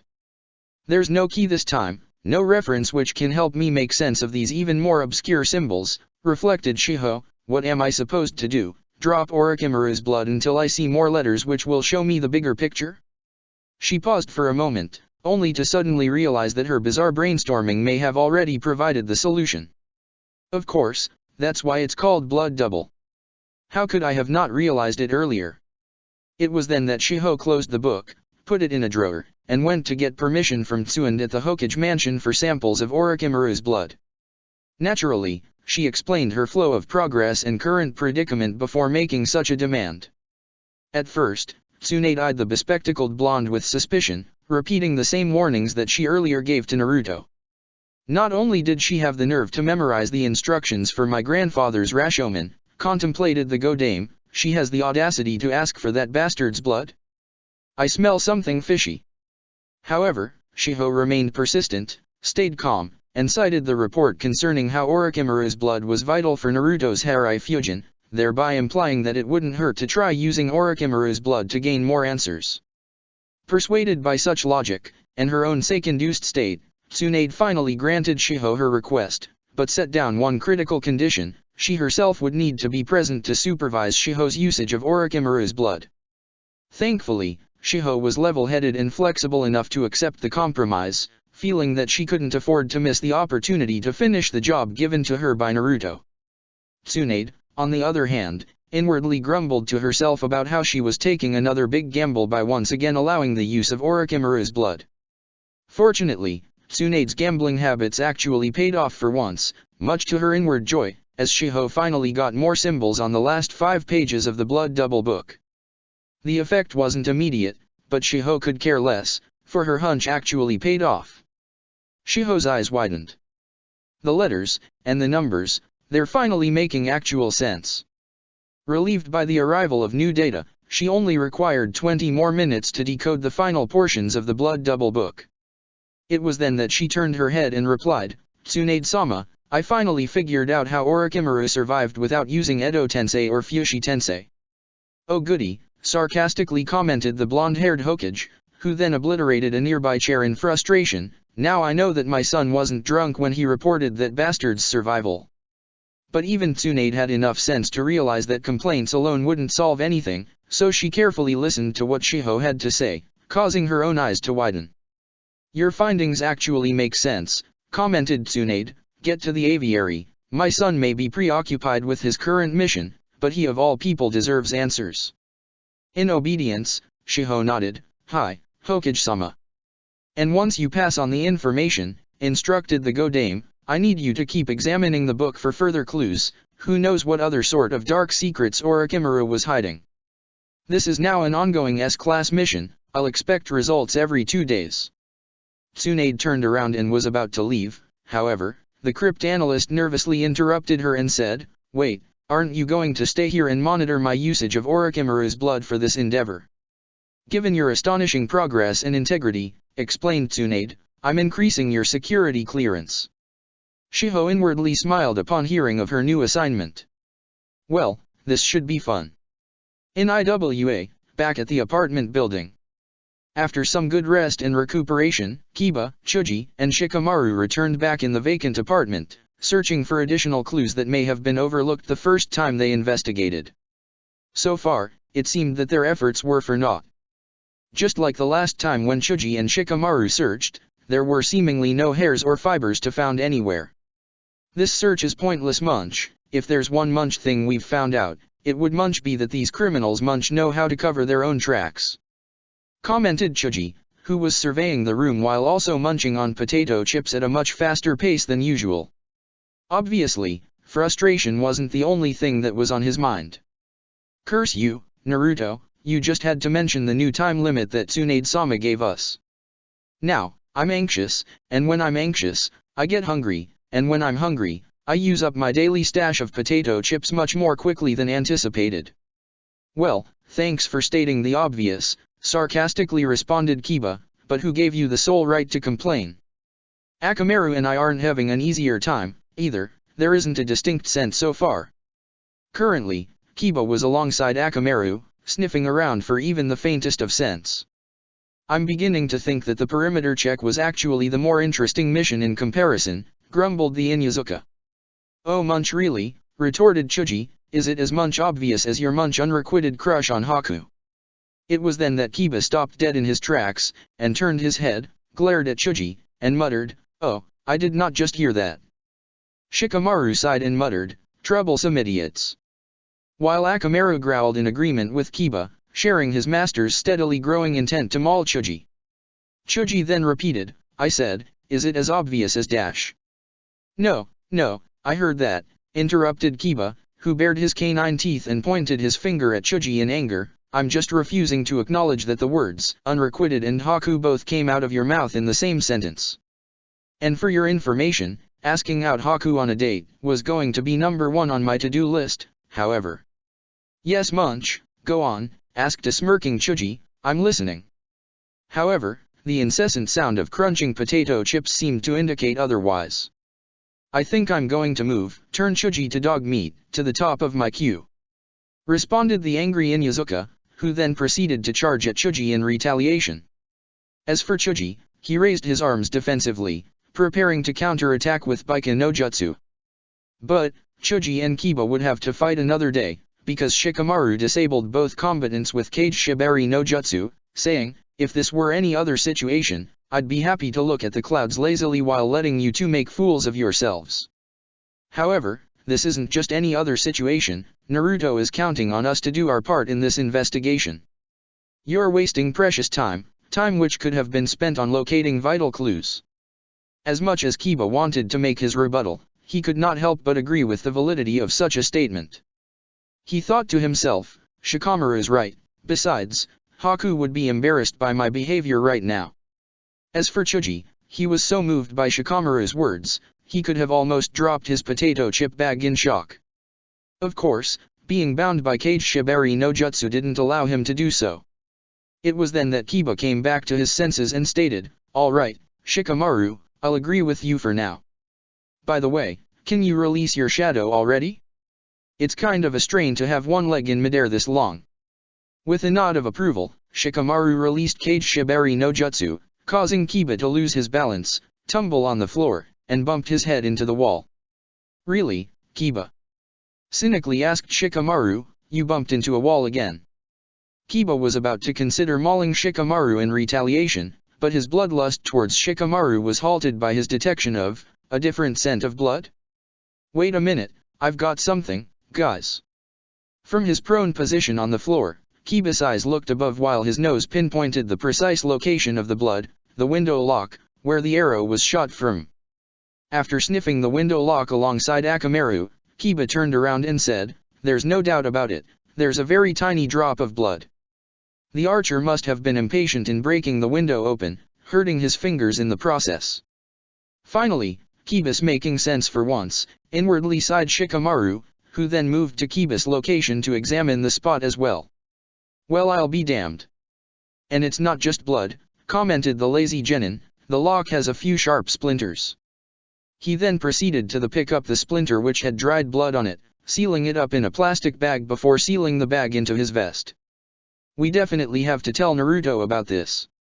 "Wow, Kiba, now that's what I call using your head," teased Chuji, "maybe we should have these arguments more often." Once again, Kiba glared, but this time, he was smart enough to control himself. It was then that all three genin exited the apartment while closing the door behind them. Back at the orphanage.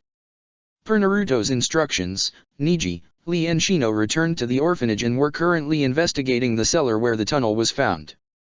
Strangely enough, they did not encounter Makoto, the elderly caretaker, this time.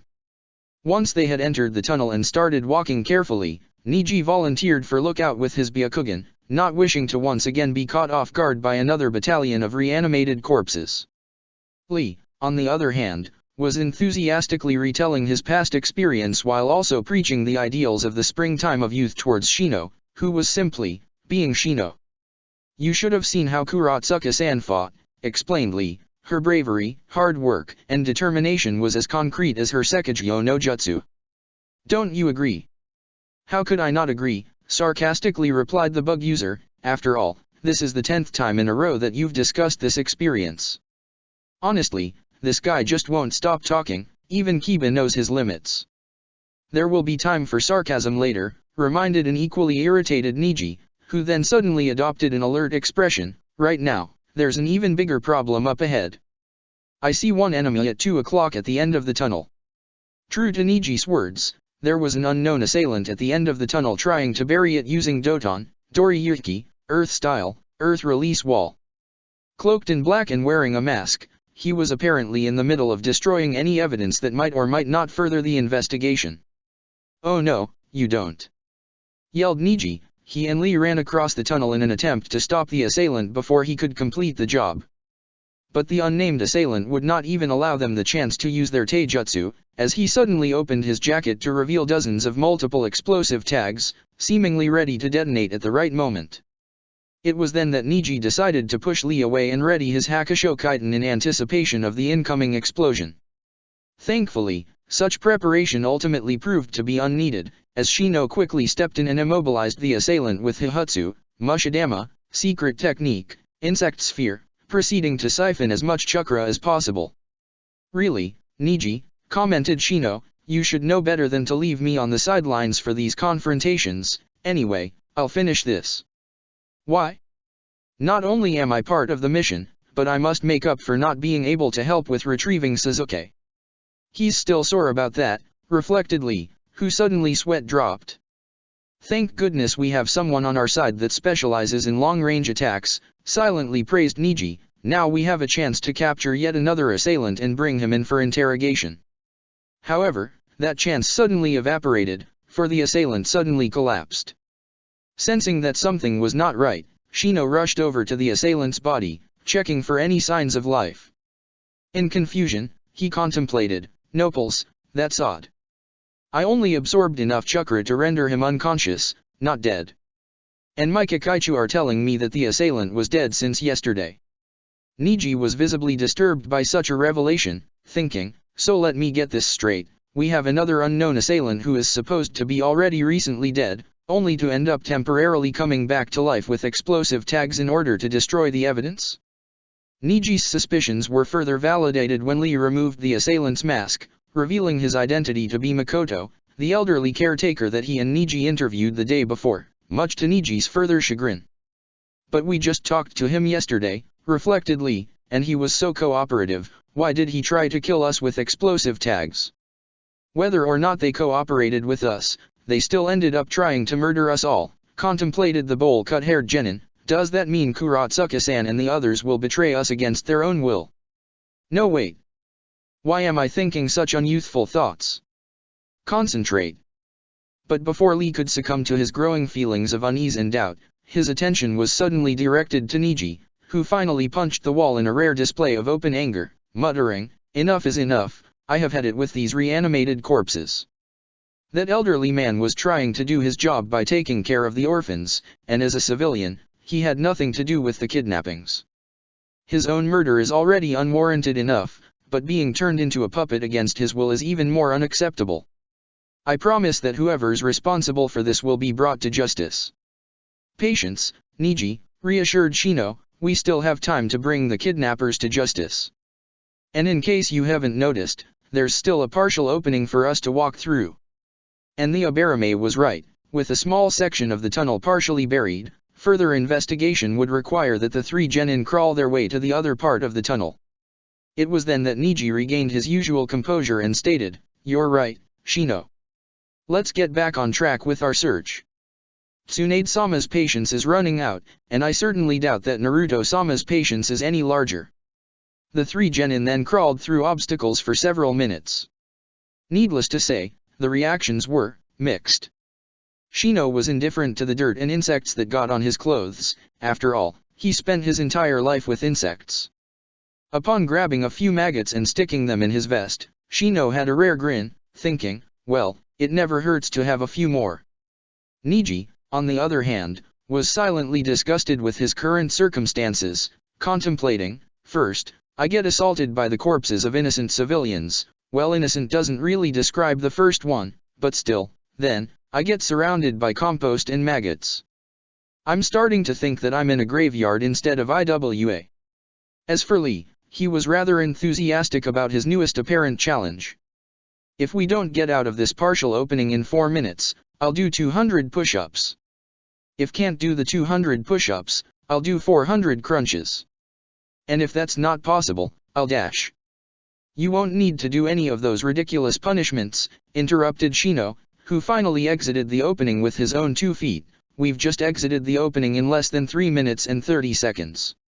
Standing back up, the first thing the team found was a white headband on the ground amidst the wreckage. Once Niji saw the red spiral on the white headband, he immediately connected the dots. "This is the exact same kind of headband that Tsukiwa and the other orphans were wearing," commented the Hyuga, who picked up the headband, then concluded, "There must have been a brief struggle when one of the orphans presumably woke up from their state of unconsciousness." "I'm not so sure if it's the real headband," replied a hesitantly. "There are a few red marker dots on the headband that are smaller than the lines which make the spiral. I think this headband is a fake replica to throw us off track." "That's not marker," corrected Shino, who was surveying the headband with his insects. "It's blood. My Kakaichu are not limited to siphoning chakra. If I wasn't concerned about killing my opponents, the Kakaichu can actually suck blood or enter the internal organs. Thus, they can detect the nearby presence of blood." "Wait, blood? asked Niji, whose eyes shifted to Shino's direction. If it's the kidnapper's blood that's on the headband, can you and Kiba determine a match? Of course, we'd have to capture a few suspects first and compare the blood samples, admitted the Abarame, who then sealed the headband in a plastic bag. After all, the test is only as good as its data. YOSH! Yelled Lee, the steady progress we're making is evidence that our hard work and determination will pay off. I can't believe that I'm admitting it, contemplated Niji, who tried to suppress a slight grin, but I'm actually sharing the same amount of enthusiasm he does for once. But such enthusiasm would soon be dampened, because once the team went through more rubble and went much further down into the tunnel, they unfortunately ran into a dead end. This is troubling, Niji said with a troubled tone, and then said seriously, Byakugan. Carefully scanning his surroundings, both nearby and far, he came across a startling discovery. This tunnel is longer than I imagined it to be, explained the Hyuga. We're a quarter of a mile outside Iwa's walls and out of the village.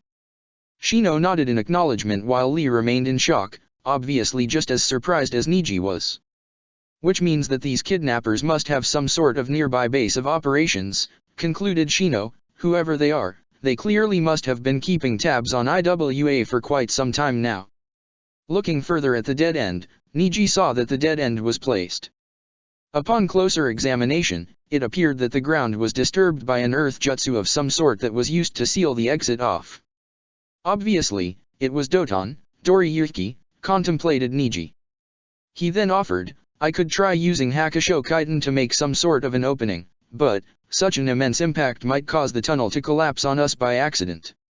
If only Omote Range, Front Lotus, could go in a horizontal direction, contemplated Lee verbally.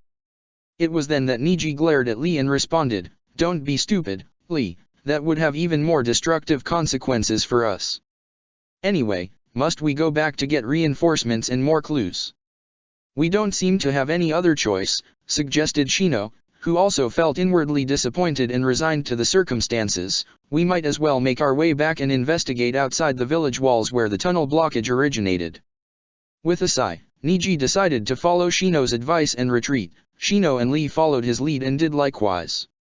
However, the dead end would soon appear to be the least of their concerns, as the team suddenly ran into Akatsuki, Kuratsuki, and Tsuchiko, who came across Makoto's corpse. As expected, Tsuchiko was examining the body, Kuratsuki was searching for belongings, and Akatsuki was simply standing still, keeping watch for any potential ambush. Look, we can explain what happened here, said Lee. He tried to dash. No need to explain, green-clad friend, reassured Akatsuki. We can already tell that you encountered another one of the kidnapper's dead puppets. Wow, Akatsuki, replied an annoyed Tsuchiko, who had her finger pressed to where Makoto's liver was. Can you at least let me finish measuring the liver temperature before you give the all-clear signal? She paused for a moment to accurately determine the time of death, and then turned her head to Akatsuki's direction, muttering, Okay, now you can tell those three Konoha shinobi, no need to explain. In the background, Niji then quietly grumbled, Ahem, you do realize that we have names of our own. But I hate awkward pauses in any conversation, defended the chubby shinobi, and I certainly don't like repeating the same thing twice. Besides, I'm starting to like our green-clad friend, a little small talk never hurt.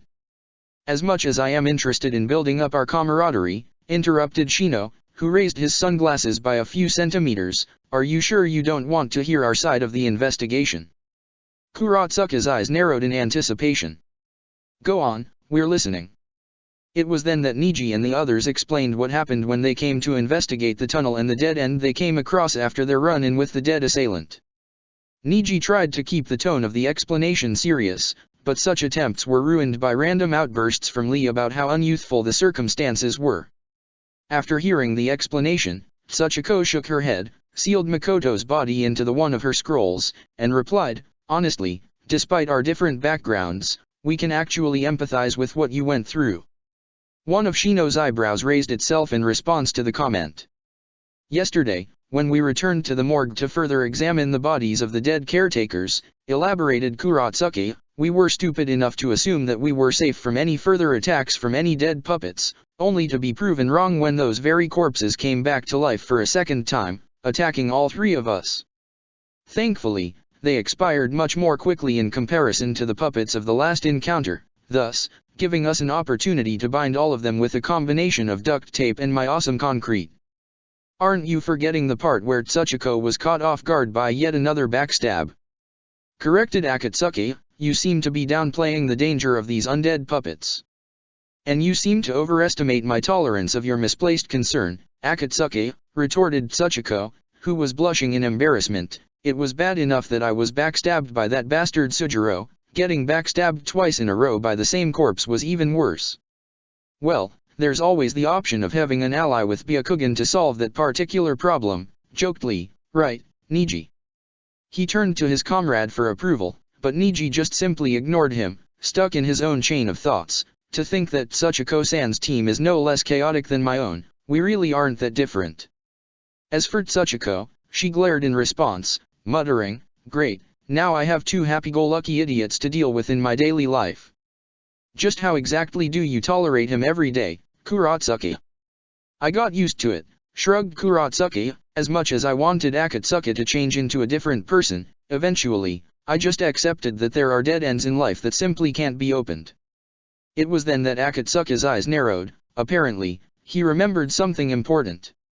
Did you say dead end? Replied the chubby shinobi. That reminds me, our green-clad friend and his other friends told us about the dead end at the tunnel. Why don't I take care of the problem? Where is this dead end, anyway? Relieved that help was on the way, Niji was more than happy to guide Akatsuki, Tsuchiko, and Kuratsuki to the dead end. After reaching the dead end, Akatsuki examined it carefully and chuckled, saying, my friends, your concern about accidentally collapsing the tunnel is appreciated, but ultimately misplaced. What we need isn't brute force, rather, we need a precise and accurate application of force. Considering your size and capability for brute force, thought Niji, that was the last thing I expected to hear. Less talking, more action, inwardly complained Kuratsuki, just get on with it.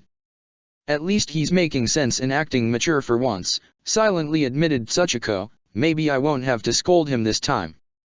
Let's see what he can do that Niji and Lee are afraid to do themselves, contemplated Shino. Doton, Gormyu no Jutsu.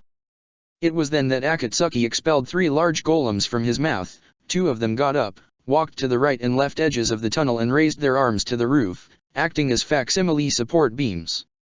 Well, I have to admit that Akatsuki-san's creativity and smarts is comparable to his body weight, joked Niji. Maybe Chuji could learn a few tricks from him. As for the third golem, it raised its right arm and aimed for what appeared to be a tiny crack in the earthen wall of the dead end. Tensions rose among the Konoha trio in anticipation of what was about to happen, while Shino and Niji had no difficulty hiding their nervousness, easier for Shino since his mouth was concealed by his collar. Lee, on the other hand, was actually sweating profusely and imagining the feeling of being crushed by a collapsed tunnel. I repeat, must not think such unyouthful thoughts, must not think such unyouthful thoughts, thought the bowl-cut-haired genin. It was then that the golem gave a single punch to the crack and blasted the dead end away, thus reopening the exit. And that, proudly stated Akatsuki, is how you deal with a dead end. And just as expected, he finished the job without collapsing the entire tunnel. The reactions among the others varied. Kuratsuki and Tsuchiko had bored expressions, obviously having seen Akatsuki's techniques beforehand.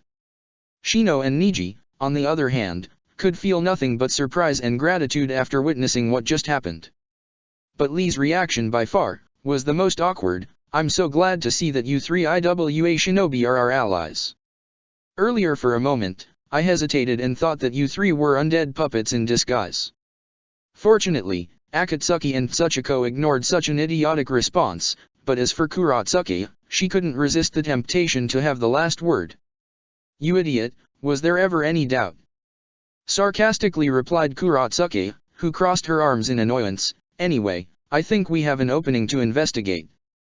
It was then that both teams exited the opening and found themselves in an open mountainous pasture, with IWA a good distance behind. What a view, complimented Niji, but never mind about that, this pasture is too wide for us to make an immediate conclusion about where the kidnapper's hideout is. For once we agree on something, Hyuga, admitted Kuratsuki, we're definitely going to need a huger search party for this. Akatsuki, on the other hand, reverted to his childish personality and ran across the field, yelling, "Yay! Now I get to jug to pass the time." And before anyone could reprimand him for his sudden personality shift, Akatsuka suddenly fell to the ground unconscious for no apparent reason. Lee's sweat dropped and let his imagination get the best of him, saying, "I stand corrected, Akatsuka-san has indeed been replaced by a zombie look-alike." "For your information, he's not dead," informed Tsuchiko, who was pressing Akatsuka's carotid artery with her index and middle finger together. "I can still feel a pulse, he's asleep. Maybe it was because of a genjutsu." She then nodded her head in Niji's direction, as if expecting him to use the Byakugan. "You don't have to remind me," replied an annoyed Hyuga, "Byakugan." Scanning the surroundings, Niji sighed and said, "This pasture has been booby-trapped with some sort of genjutsu barrier. Anyone who enters it will instantly fall under a sleeping trance. And if I recall correctly," reflected Niji, "there was an unknown assailant during the Konoha invasion who put the crowds of people to sleep. Could it be?" "Kuratsuki, you still think it's a good idea to send a huge search party?" teased Tsuchiko. "Oh, be quiet," grumbled Kuratsuki as she turned her head away in embarrassment. "Anyway, we've got to go back and report to Tsuchikage-sama about this." With no other choice, the IWA and Konoha soon returned back to the village. Meanwhile, inside a cave of an unknown location. Inside the cave was a facility of sort, abound with research equipment and experimenting instruments and tables, and vials filled with liquids. 2 bodies of youths were being carried out, covered in dried blood and various third-degree burns. "How disappointing, another failure," thought the man with glasses and white hair in a ponytail, shaking his head after another failed project. Clearly, the 2 children's bodies were incapable of handling the rigorous treatments. "I remembered to administer the painkillers, but what are we missing?" However, the bespectacled man's thoughts were interrupted by the voice of an unknown man. "So what is the current situation with our projects?" "My 2 business partners are waiting for the results of our research." This unknown man was shrouded in shadow, clearly not in the mood to show his face. The man with the glasses got down on his hand and knee and lowered his head in respect. "My lord, the fruits of our research is not instantaneous, nor does it pay for itself. Surely, you of all people can understand this, right?" He raised his head up, clearly expecting an immediate response. "You do have a point," admitted the unknown man. "Having all the time in the world to complete my research has taught me the value of patience, plus, my older business partner shares similar sentiments. Out of the 2 partners, he has shown more patience and calmness since he has personally benefited from my research even after I turned traitor and left Konoha."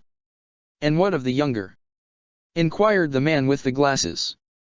"He is certainly eager to have results manifest as soon as possible," expressed the unknown man. "Clearly, his own agenda has more urgency than our own." "Indeed," agreed the white-haired man, who then went on to pull out a clipboard and give his report. "The 55 children that we have picked out for Project Star died from the treatment, as their bodies were incapable of enduring the intense adaptation and adjustments triggered by the experiment. The 2 bodies you see here are our most recent failures. They have shown the best results, yet have died nonetheless. I'm starting to think that this entire project was a waste of our time and energies." "You ask for patience from me, yet you fail to follow your own advice," remarked the unknown man. "You have not failed me, what you have is but a temporary setback. These children are still useful, considering that every child used has brought us closer to our inevitable success.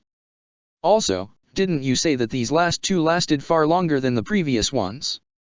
In short, I would prefer to say that excellent progress was made. With all of the collected data thus far, we now have a better assessment of what we need in maximizing the lasting results and duration of the specimens." The man with the glasses could have sworn that the unknown man was grinning in the dark, but he regained focus and continued listening to him. The unknown man then had another suggestion. "Anyway, I have another idea that will benefit Project Star combined with all the recent data that was gathered from the last 2 children. This will help to ensure that the next batch of children endure and survive our updated research and procedures." He then went over to the man with glasses and whispered the instructions into his ear. The man with the glasses narrowed his eyes, got up and said, "It will be done, my lord."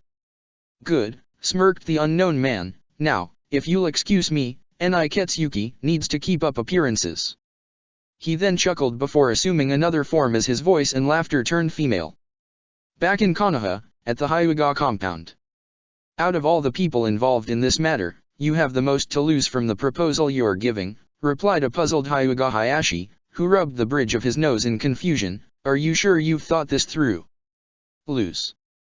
Sarcastically replied Hanabi, how short-sighted of you, father. I prefer to call it, making things right. This certainly won't be easy, reflected Hinata, if only Naruto-kun was here right now for moral support in my current endeavor. Presently, Hinata and Hanabi were in the Hyuga compound, talking to their father in his private study chamber. Apparently, both sisters were addressing their father about the subject of Hinata being given back her birthright as heiress of the Hyuga clan.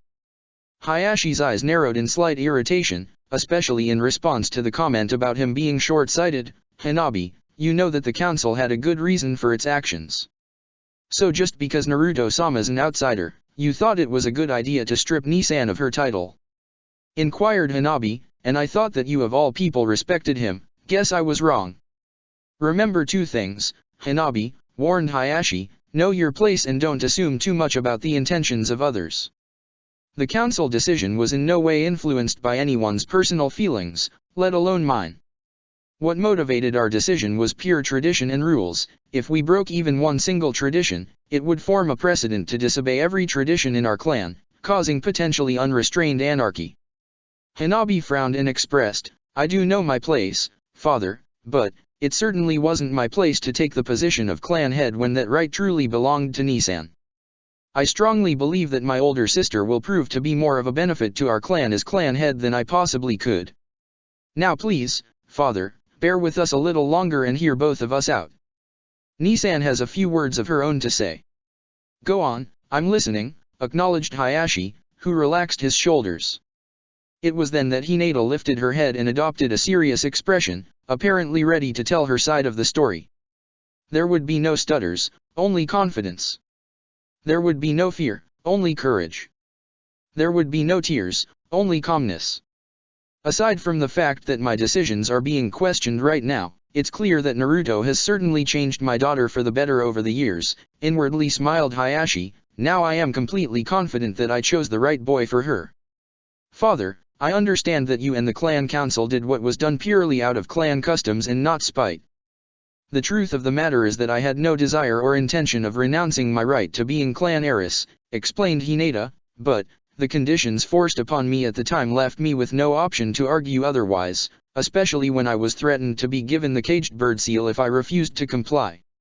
Furthermore, after I was forced to step down as clan heiress, at first I figured that I would carry out and fulfill my goals of changing the ways of the Hyuga through Hanabi, continued the ex-heiress. It was always my endeavor to end the strife that has existed between the two houses for far too long. The traditions you and the older members of our clan cling so tightly to have done more harm than good, despite any benevolent intentions behind such traditions. Despite the misunderstanding on his part, Niji's past grudge was motivated by the isolation caused by our traditions. Now, I too, am experiencing a similar sort of isolation. I wanted both houses to be united and not divided, and I will continue to do so till my dying breath. You could just collaborate with Hanabi and influence her once she becomes the clan head.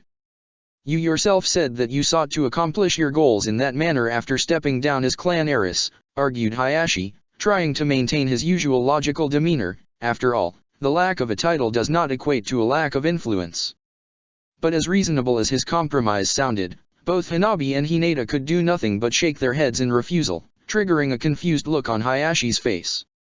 That is one possible approach, acknowledged Hanabi, but it can only go so far.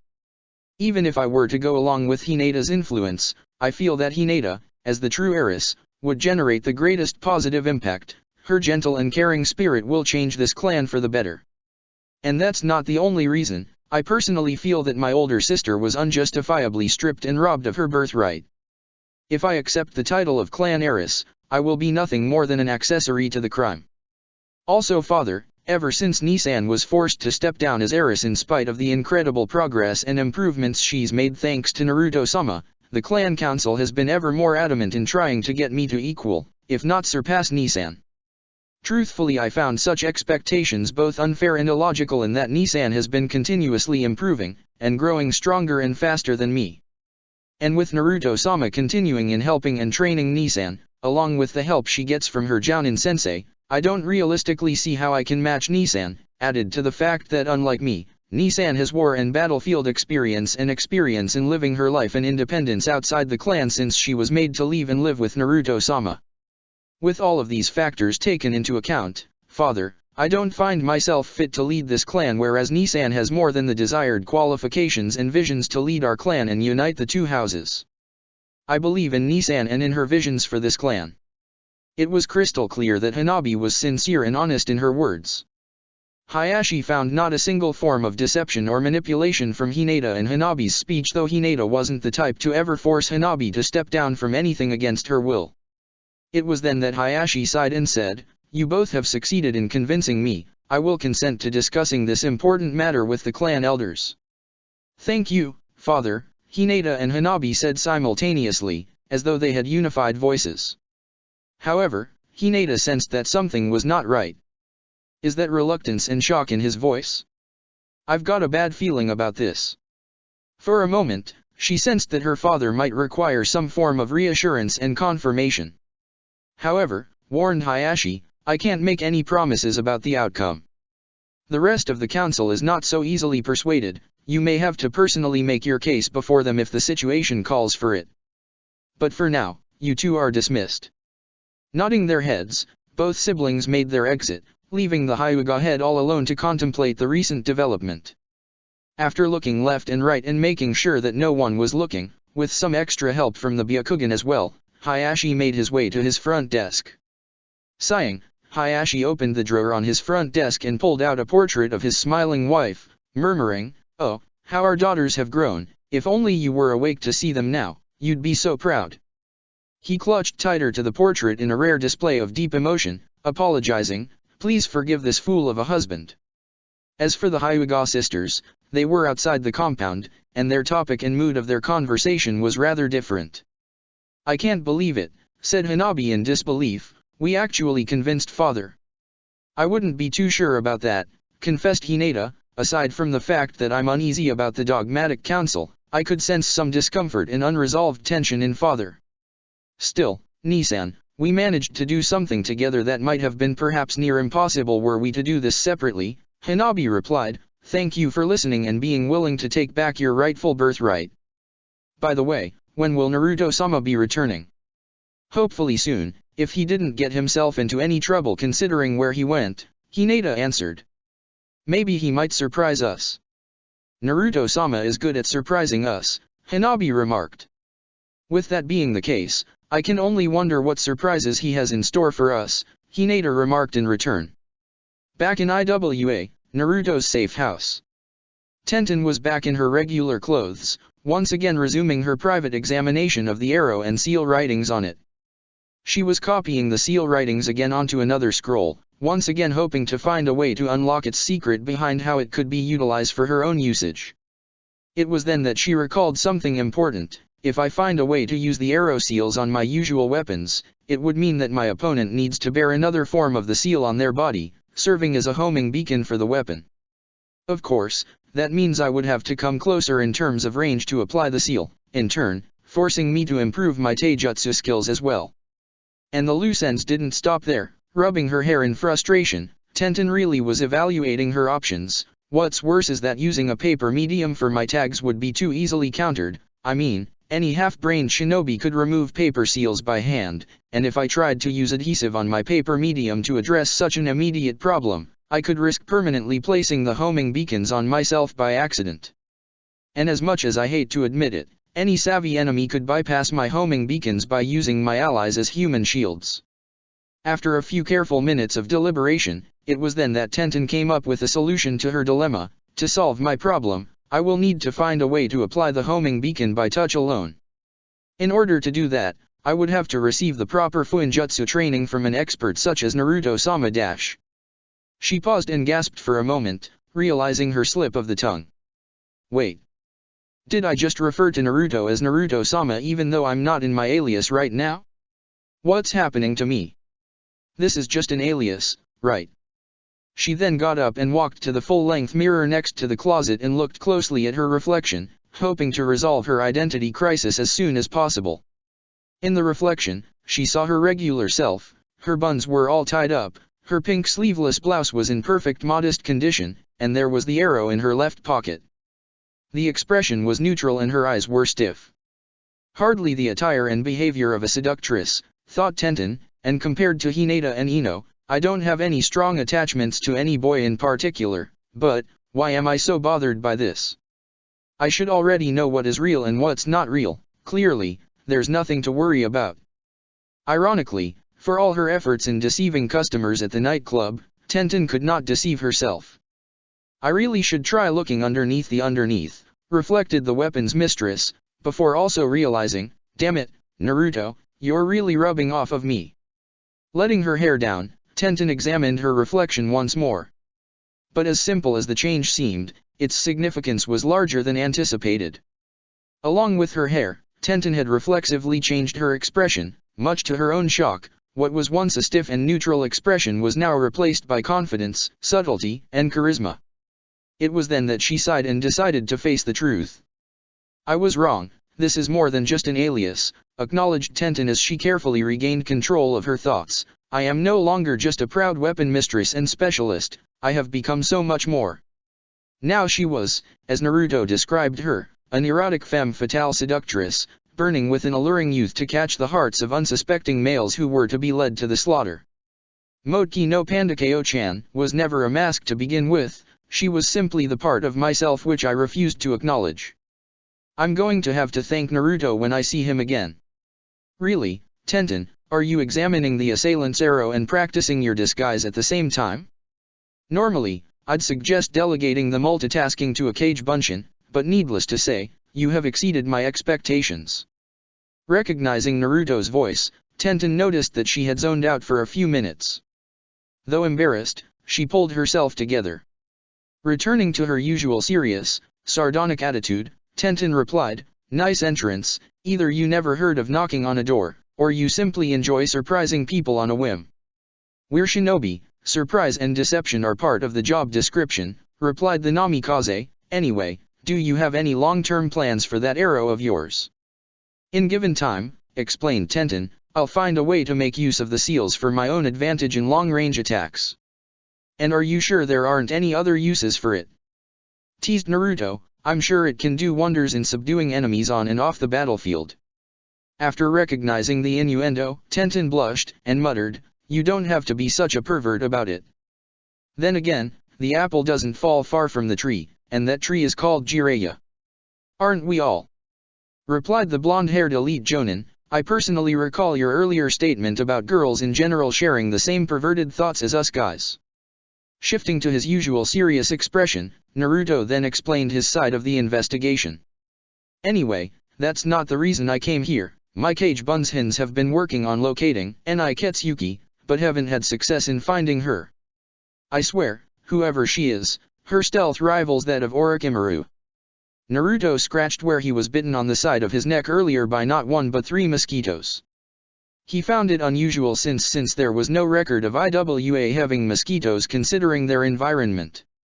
Well, maybe she's a revived version of Orochimaru in disguise, joked Tenten. No mere shinobi can expect to remain forever undetected with Henge no Jutsu alone, but Orochimaru was an entirely different case.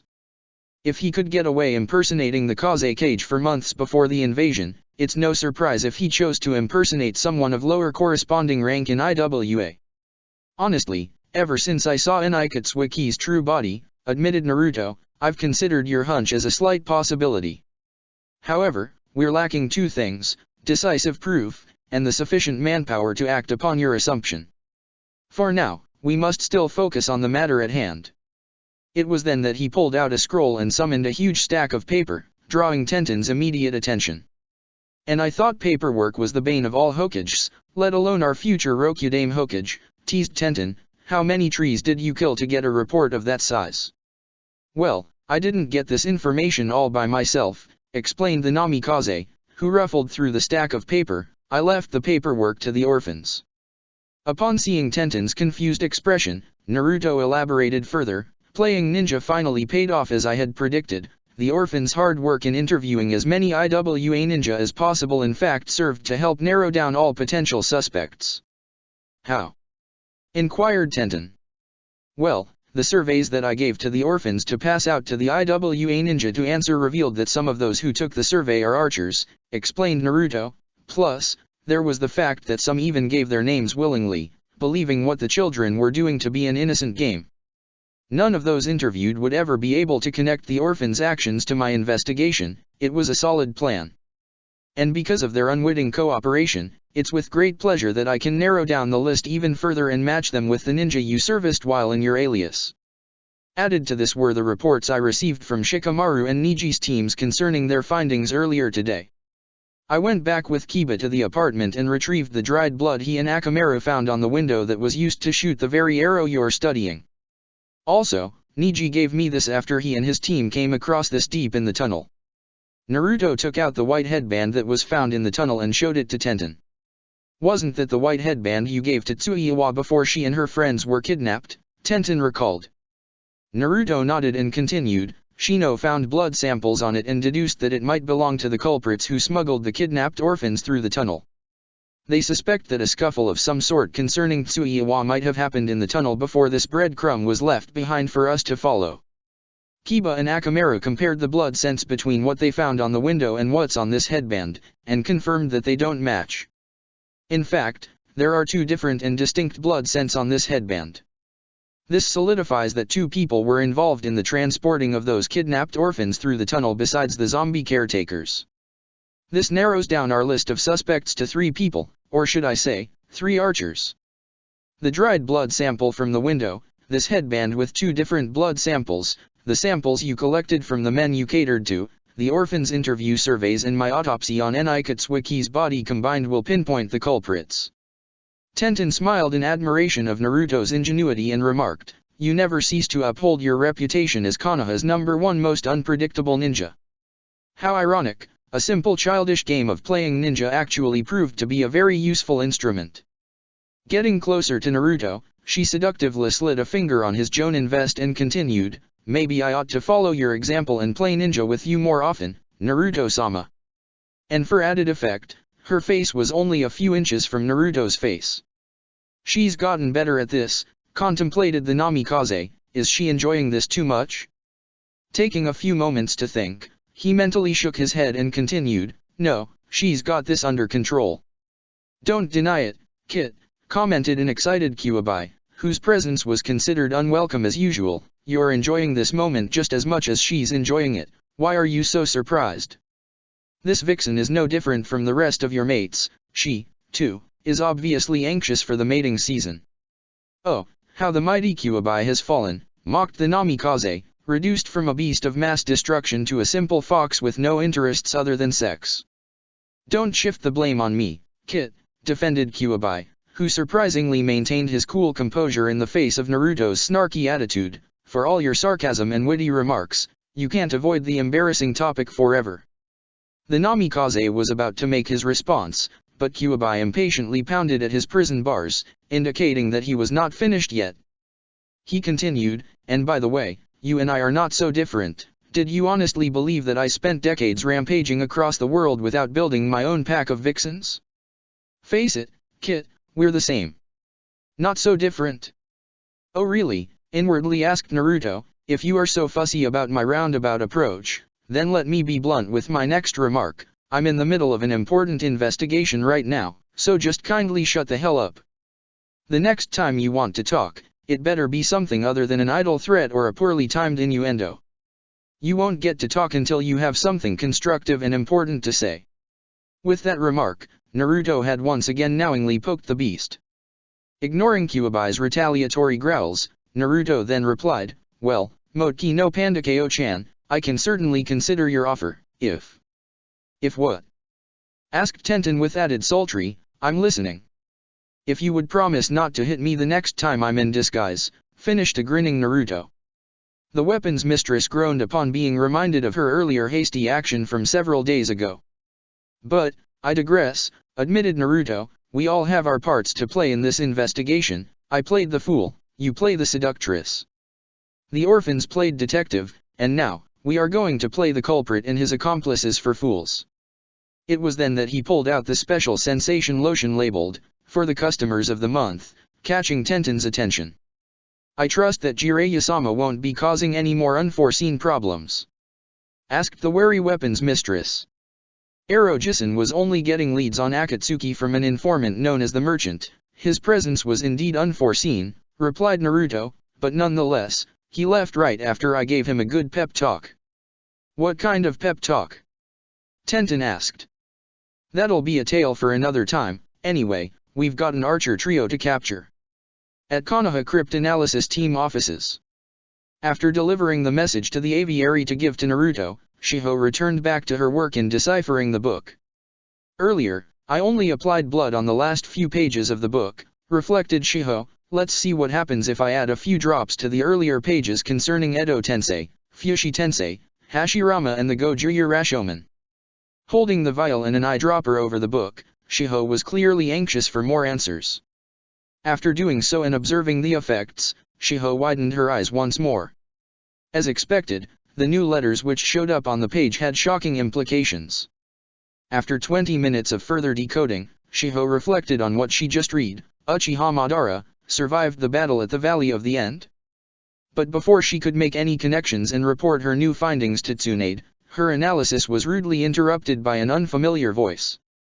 My boss sends his regards. Shiho was then suddenly ambushed by an unwelcome intruder, which announced its presence by knocking her to the ground with a blow on the head. Unable to regain her balance, Shiho fell face forward, bumped her head, and broke her swirl-tinted glasses by accident.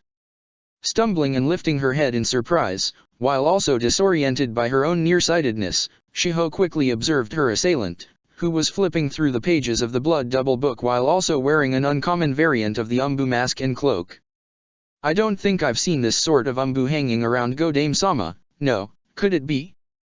Quickly gathering back her senses and glasses, she asked, what does Root and Danzo want with the Blood Double book? Whatever distrust you have towards Root doesn't matter, retorted the intruder, who had a female voice. What matters is Konoha's continued advancement and dominance. So far, you and Namikaze Naruto have perfectly played your parts as expected. Now, be a good girl, come with us, answer a few questions and let us do our part. Really, they've been spying on me the entire time? So you think that ambushing a fellow Konoha Kunoichi and stealing her hard-earned intel constitutes as doing your duty, replied Shiho, who rubbed her sore head. Now that's just plain unnecessary. Don't you have anything better to do with your free time? I'd suggest solving a crossword puzzle, but then again, I don't have much of a choice here, right? Shaking her head in annoyance, the female intruder countered, I have nothing personal against you, but, you know too much about the Blood Double to be left alone. Our boss will be seeing you soon. Following that proclamation, two more Root shinobi came out of hiding and easily disabled Shiho via her pressure points, finally knocking her unconscious and sealing her body in a scroll. We're done here, affirmed the Root Kunoichi, who was clearly the team leader for this particular mission, Fu. Torun. Destroy the evidence of us being here, then, move out. The boss will be quite pleased to see what we have in store for him. Understood, Suzume, acknowledged Fu, who was holding the scroll containing Shiho's unconscious body, but wouldn't it be a good idea to leave behind Sai's replica so that no one will know that it was taken at all? I'm not taking chances, Fu, responded Suzume, I don't trust Sai. Besides, when Danzo-sama was describing our mission parameters, he let us know that leaving behind the replica was entirely up to my discretion as team leader. We don't know the entire contents of this book word for word. Even the smallest of discrepancies between the replica and the original will reveal our deception right away.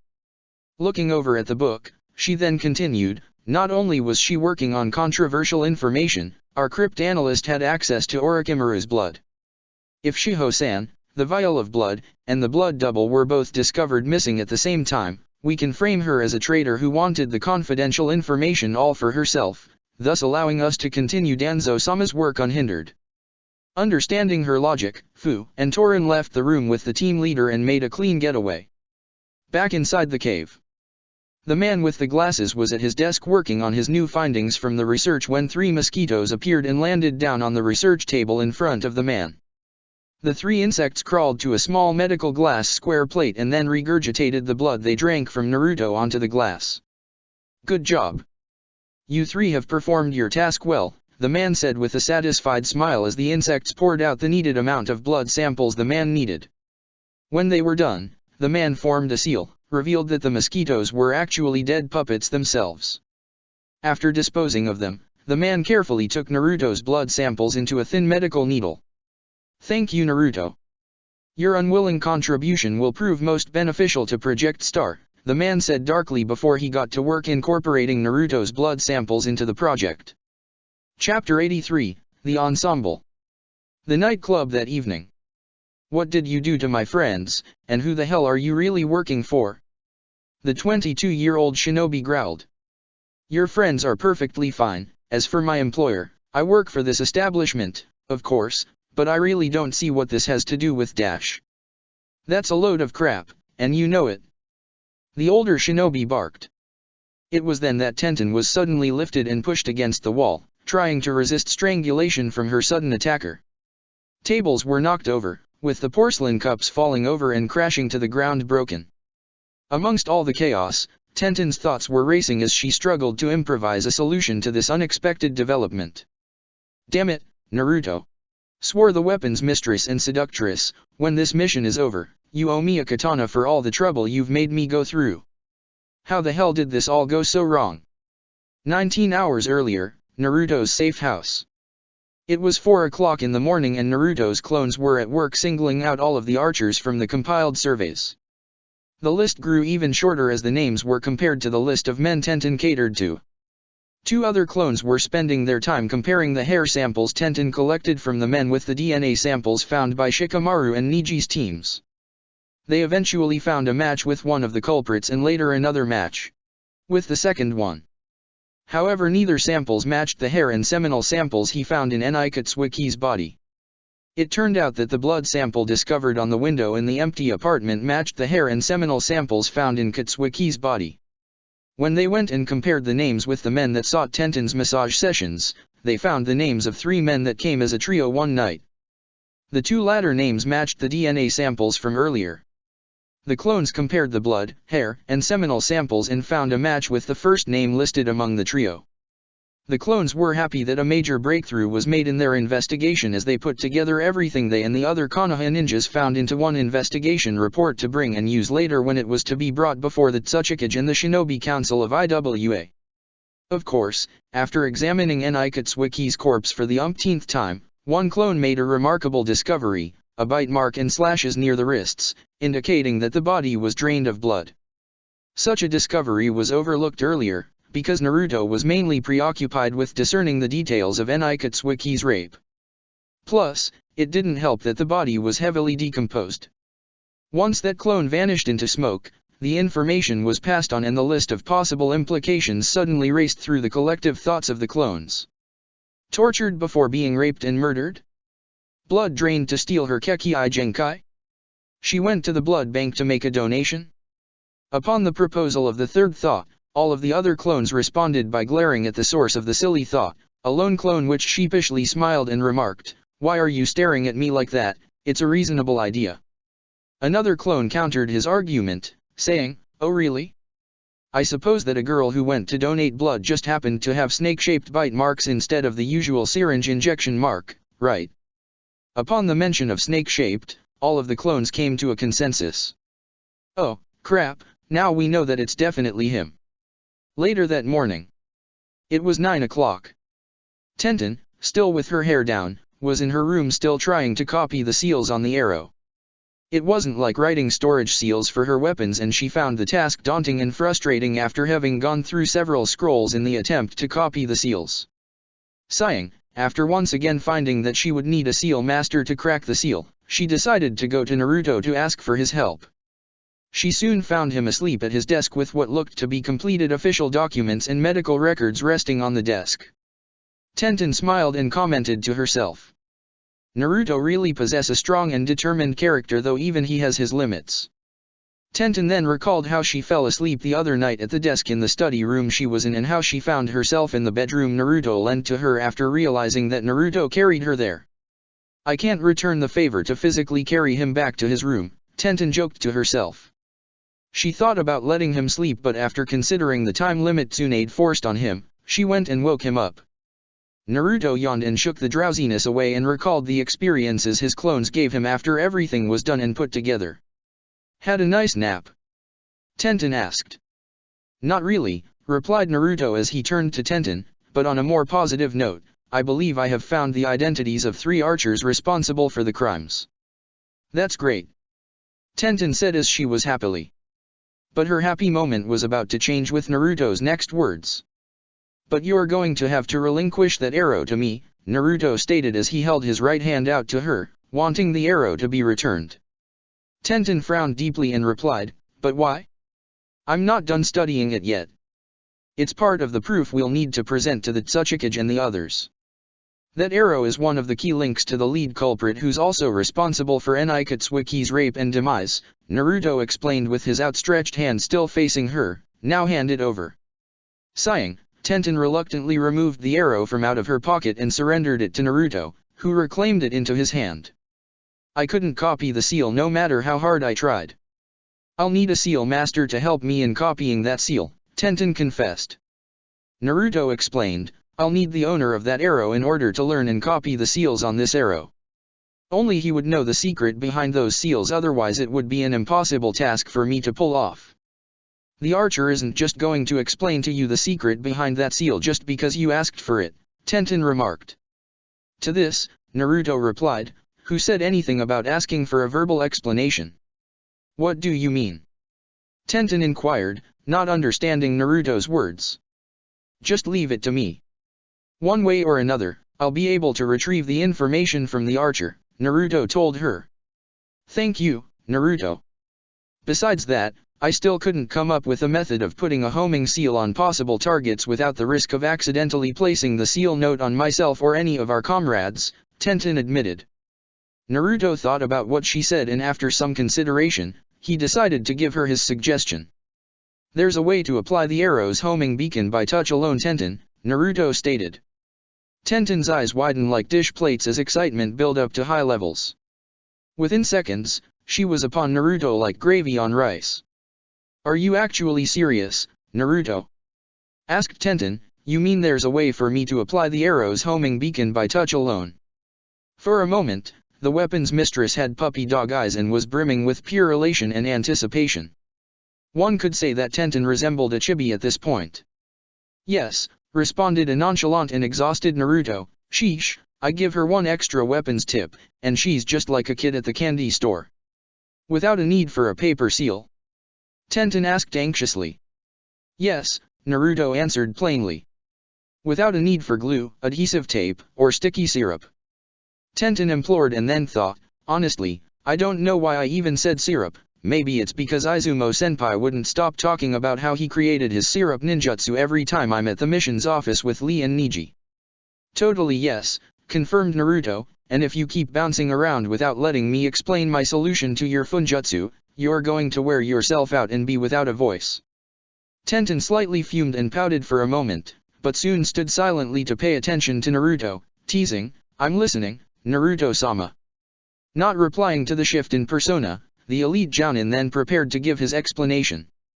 After Tenten was tapped on the shoulder, the Hiraishin seal suddenly appeared. A squeal of joy and fangirlishness suddenly left Tenten's mouth, but was soon followed a small frown. Wait a second, that's the same seal on your tri-pronged kunao during the Suna-Oto invasion. If you could do this seal by touch the entire time, remarked Tenten, why did you mostly use the kunao instead? The kunao provides something that manual touch can't. Range in a flexible location for teleporting each time that Hiraishin is used, Naruto explained. Besides, I, myself, only recently learned about the touch method, around a few days before this mission. But wasn't Hiraishin exclusively limited to you and the Yondaime? Asked Tenten. There's a reason you refer to it as an artificial bloodline limit, right?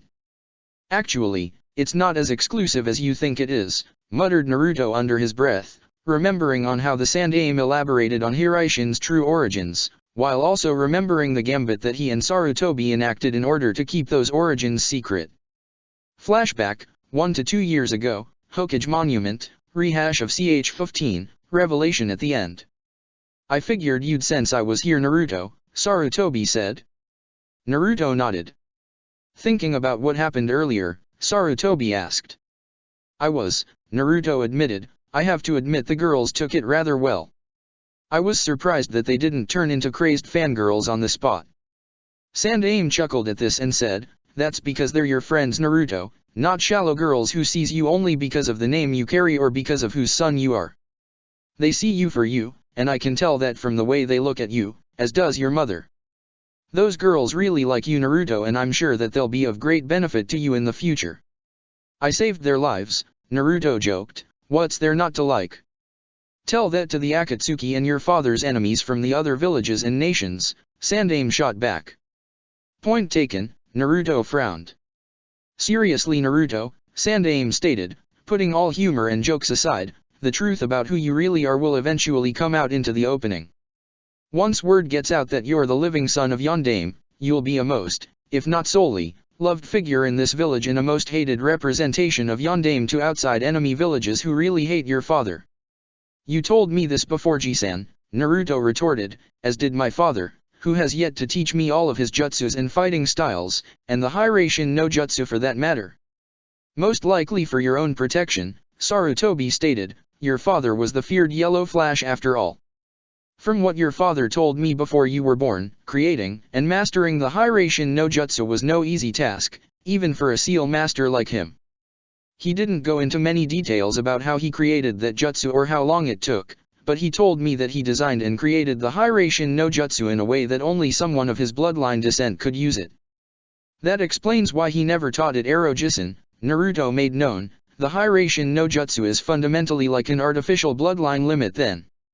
Comparatively, Sandaime agreed, from what he told me, even if the enemy did acquire the jutsu and the special kunows used with it, that jutsu's complexity in its creation is the reason why it won't work for anyone else.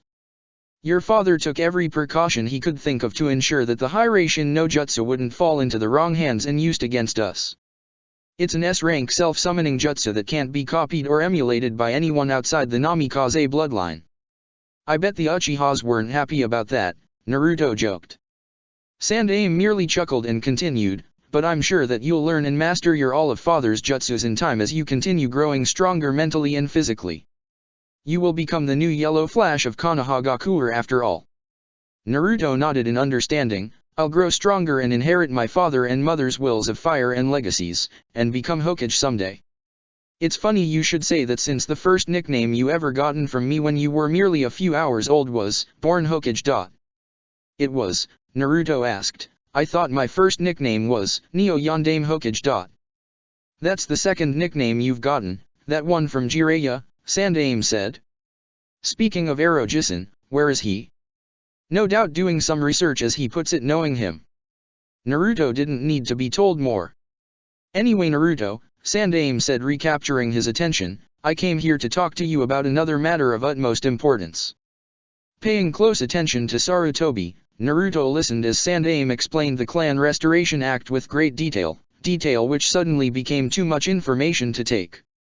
I don't know if I can look at girls the same way again, Naruto admitted, feeling as though Kakashi and Jiraiya's perverted traits were starting to rub off on him. Sandaime chuckled at Naruto and said, I don't think Hinata and Ino will ever look at you the same way again either. Just promise me that when the time comes you'll be mature about this. This is a serious matter after all. What's there not to be mature about? Naruto retorted, I'm the only Namikaze left and I'd hate to be the one responsible for guaranteeing its extinction. However, I don't like the idea of girls marrying me simply because of what name I carry, whose son I am, or which clan I came from. I want such girls to see and marry me for me because of the way they feel for me, just like how I would marry them for who they are and how I feel for them. Sandaime smiled and simply nodded in agreement before taking another puff of his pipe. You're showing maturity and a level-headed mind about this already, Naruto. For the next couple of minutes, both Sarutobi and Naruto quietly looked over at the village, with the darkening starlit night skies blanketing village. Once Naruto, Minato, and Kuwabai had their later heated conversation, Naruto and Sarutobi left the balcony of Hokage Monument and entered the Hokage mansion. Upon locking the doors, Sarutobi closed his eyes, touched the ground with his finger, and said, "I'm not quite at the same level as our Nidaime-sama, nor am I as youthful, but even I can tell that our unknown spy has fallen for our trap. There is no presence of chakra in the room other than the chakra belonging to us, so it's safe to assume that the spy isn't watching us right now. I'm going to check with the barrier team later to see if the intruder is still in Konoha." Nodding in affirmation, Naruto pulled out a piece of paper from his pocket, which had every written detail of the conversation on the Hokage monument, thus indicating that the conversation was staged. "Feeding the spy incomplete information was a brilliant idea on your part, Ji-san," remarked the young Namikaze, "although I would have preferred that I had more time to rehearse. 2 hours is certainly more reasonable than 30 minutes. And let the spy know that his cover was blown," countered Sarutobi. "Aren't you supposed to be the #1 unpredictable shinobi in Konoha?" "You have a point," acknowledged Naruto, "but we're getting off topic. Now that we're in a secure room, aren't you now going to tell me the most crucial details about the Hiraishin?" After double-checking the room once more, Sarutobi sat down on his chair and proceeded to give his explanation. He stated, "Your father wasn't the originator of the Hiraishin, rather, it was the Nidaime Hokage and your adoptive great-granduncle, Senju Tobirama. So why was my father the one with the yellow flash reputation?" asked Naruto, who scratched his head in confusion. "Are you saying that the entire ninja world had amnesia about my great-granduncle's skills?" "Not necessarily," said Sarutobi, patiently folding his hands. "It's just that most of the opponents who witnessed Tobirama's use of Hiraishin either didn't survive to tell the tale or later died of old age. Plus, Tobirama's mastery over water ninjutsu typically overshadowed his skill in space-time ninjutsu." But instead of easing Naruto's confusion, Sarutobi's explanation only served to do the opposite. "If only most of the opponents died," frowned Naruto, "that means that there is a small percentage of elderly shinobi who possess vital intel on the Hiraishin." "Actually, there's another detail that I should have mentioned earlier," admitted Sarutobi. "As far as I remember, Tobirama only used the Hiraishin against his Uchiha contemporaries during the bloody era of Uchiha-Senju conflict. Therefore, only the elder Uchiha generation should be remotely aware of the connection between Hiraishin and Tobirama. And we all know what ultimately happened to the Uchiha clan as a whole," remarked Naruto, who cringed as he remembered Itaka's past words on slaughtering the clan to test his strength. However, Naruto had another important question. "Anyway, why did you feel the need to hide my great-granduncle's involvement with the Hiraishin?" Sarutobi's face then grew even more serious.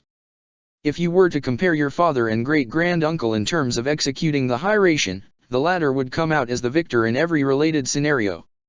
However, Minato was able to improve on the Hiraishin in ways that Tobirama could not imagine. Both of them could place the seal on enemies by touch, but only Minato considered using the tri-pronged kunao for extra mobility, range, and unpredictability. And most importantly, Minato was able to make the Hiraishin more exclusive. To use Hiraishin to its fullest extent, one would need knowledge of the seals belonging to both Nidaime and Yondaime Hokage." Upon hearing the last sentence, Naruto grinned. This was going to be the first lengthy lecture that he actually enjoyed. "Present day. What was that?" Tenten asked with a confused tone. "Never mind," Naruto replied and continued, "Anyway, we'll have to capture the 3 archers soon, tonight if possible. We're going to lure them in order to use the lotion I gave you to use on them." Reflexively, Tenten implored while in her alias, "How is this to be done, Naruto-sama?" Naruto grinned as a plan started formulating in his mind. The grin told Tenten that Naruto was conjuring something when he eyed her hair, figure, and body carefully. "What are you thinking about?" Tenten asked. "How good are you with a hula hoop?" Naruto inquired. She replied by asking, "What kind of new performance you want me to perform?" Naruto told her, "What I have in mind will help amplify your burning alluring youth radiating with a passionate fire that will draw those 3 archers out like bulls to the slaughter." Naruto gestured for Tenten to follow him. "You won't be wearing one of your Chinese dresses tonight but something else," Naruto revealed. Tenten followed him back to her room. He went into the closet and went further into it to retrieve an outfit Tenten wasn't aware was there. When she saw it, she blushed deeply and replied, "You want me to wear that while using a hula hoop, Naruto-sama?" "That's right. Before tonight, I'm giving you a whole new crash course training in sensuality and bringing out the desires and lust of every man's wet dream. You'll only have hours to get it right to perfection, Naruto said. Tenten smiled confidently and moved closer to him before she responded with sultry, my mind, body, and soul are in your hands to mold and wield as you see fit, Naruto-sama. Tenten is really convincing with her alias, even more so now than before, Naruto thought. Kuwabai remarked, you still don't want to admit to yourself that this vixen in front of you is hinting that she's ovulating and wishes to mate. Shut up. Naruto retorted while trying to mask his annoyance. Back in the prison cell, Tsukiwa and her friends were huddled together after eating some food that was given to them. What was surprising was that they were given more food than they were given the previous days.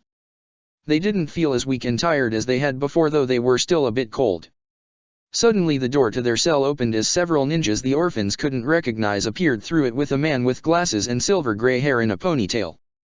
The man smiled and greeted, you five are looking and doing better than before. That's good, because I'm going to need you five for a most important task. Tsukiwa retorted, we want no part of whatever it is you want us to do. To this, the man responded, you clearly don't have much of a choice. You five can either comply or spend the rest of your lives locked away in much deeper and darker cell of this cave with no hope of ever again seeing daylight. The five of them grew scared when they saw that the man was serious. By the way, I haven't properly introduced myself to you children whom Naruto is so fond of, the man said as he adjusted his glasses, I'm Kabuto, and if you wish to possibly live to see Naruto again, I advised you five to do as I say. Tsukiwa saw the scared looks in her friends' faces and clearly they didn't want to die a death being buried alive the dark. After a brief moment, Tsukiwa reluctantly relented, fine. We'll comply. Now was that so hard to do? Kabuto asked. The group of Oto ninjas was ready to knock the children unconscious if they were to try anything funny, not that Kabuto was unable to do the job himself. Tsukiwa and her friends came out of the cell before they were let out of the cell. The same older boy that spoke to Tsukiwa the other day yelled out to Kabuto, where are you taking them? What are you planning to do to Tsukiwa and her friends? Kabuto replied, nothing for you or the other children here to worry about. Kabuto walked off with the five orphans being led away. One of the female children in the cell said, I hope nothing terrible happens to them. A young boy her age stated, all of the other children and young teens taken by that man never returned. I fear that whatever happened to them the same fate awaits Tsukiwa and her friends now. The older boy retorted, don't think that way. But another girl told him, since our capture, our number has been gradually dwindling every time that man came and took some of the children away. And once I overheard something about some failed project involving all of the children that had been used. The older boy realized with a horrified expression that the children taken from before were being used as lab rats for some kind of experiment and now Tsukiwa and her friends were next. Later, at the lab facility. After Kabuto had sent the five children to an incubation room, his attention was suddenly drawn by a nearby mercenary, who, unlike the other mercenaries, was entirely shrouded in black, /n, think of him as like a ring wraith from Lord of the Rings. You know, Kabuto, said the mercenary, I'm not exactly a scientist, nor am I fond of children, however, I can't help but ask as to why you would need these brats at all. I mean, they have no notable Kekkei Genkai, bloodline limit, to harvest, plus, orphans typically don't yield a high ransom price. Kabuto smirked in response, Yatagarasu, I believe that you're being paid to provide security, not to make inquiries which have nothing to do with you.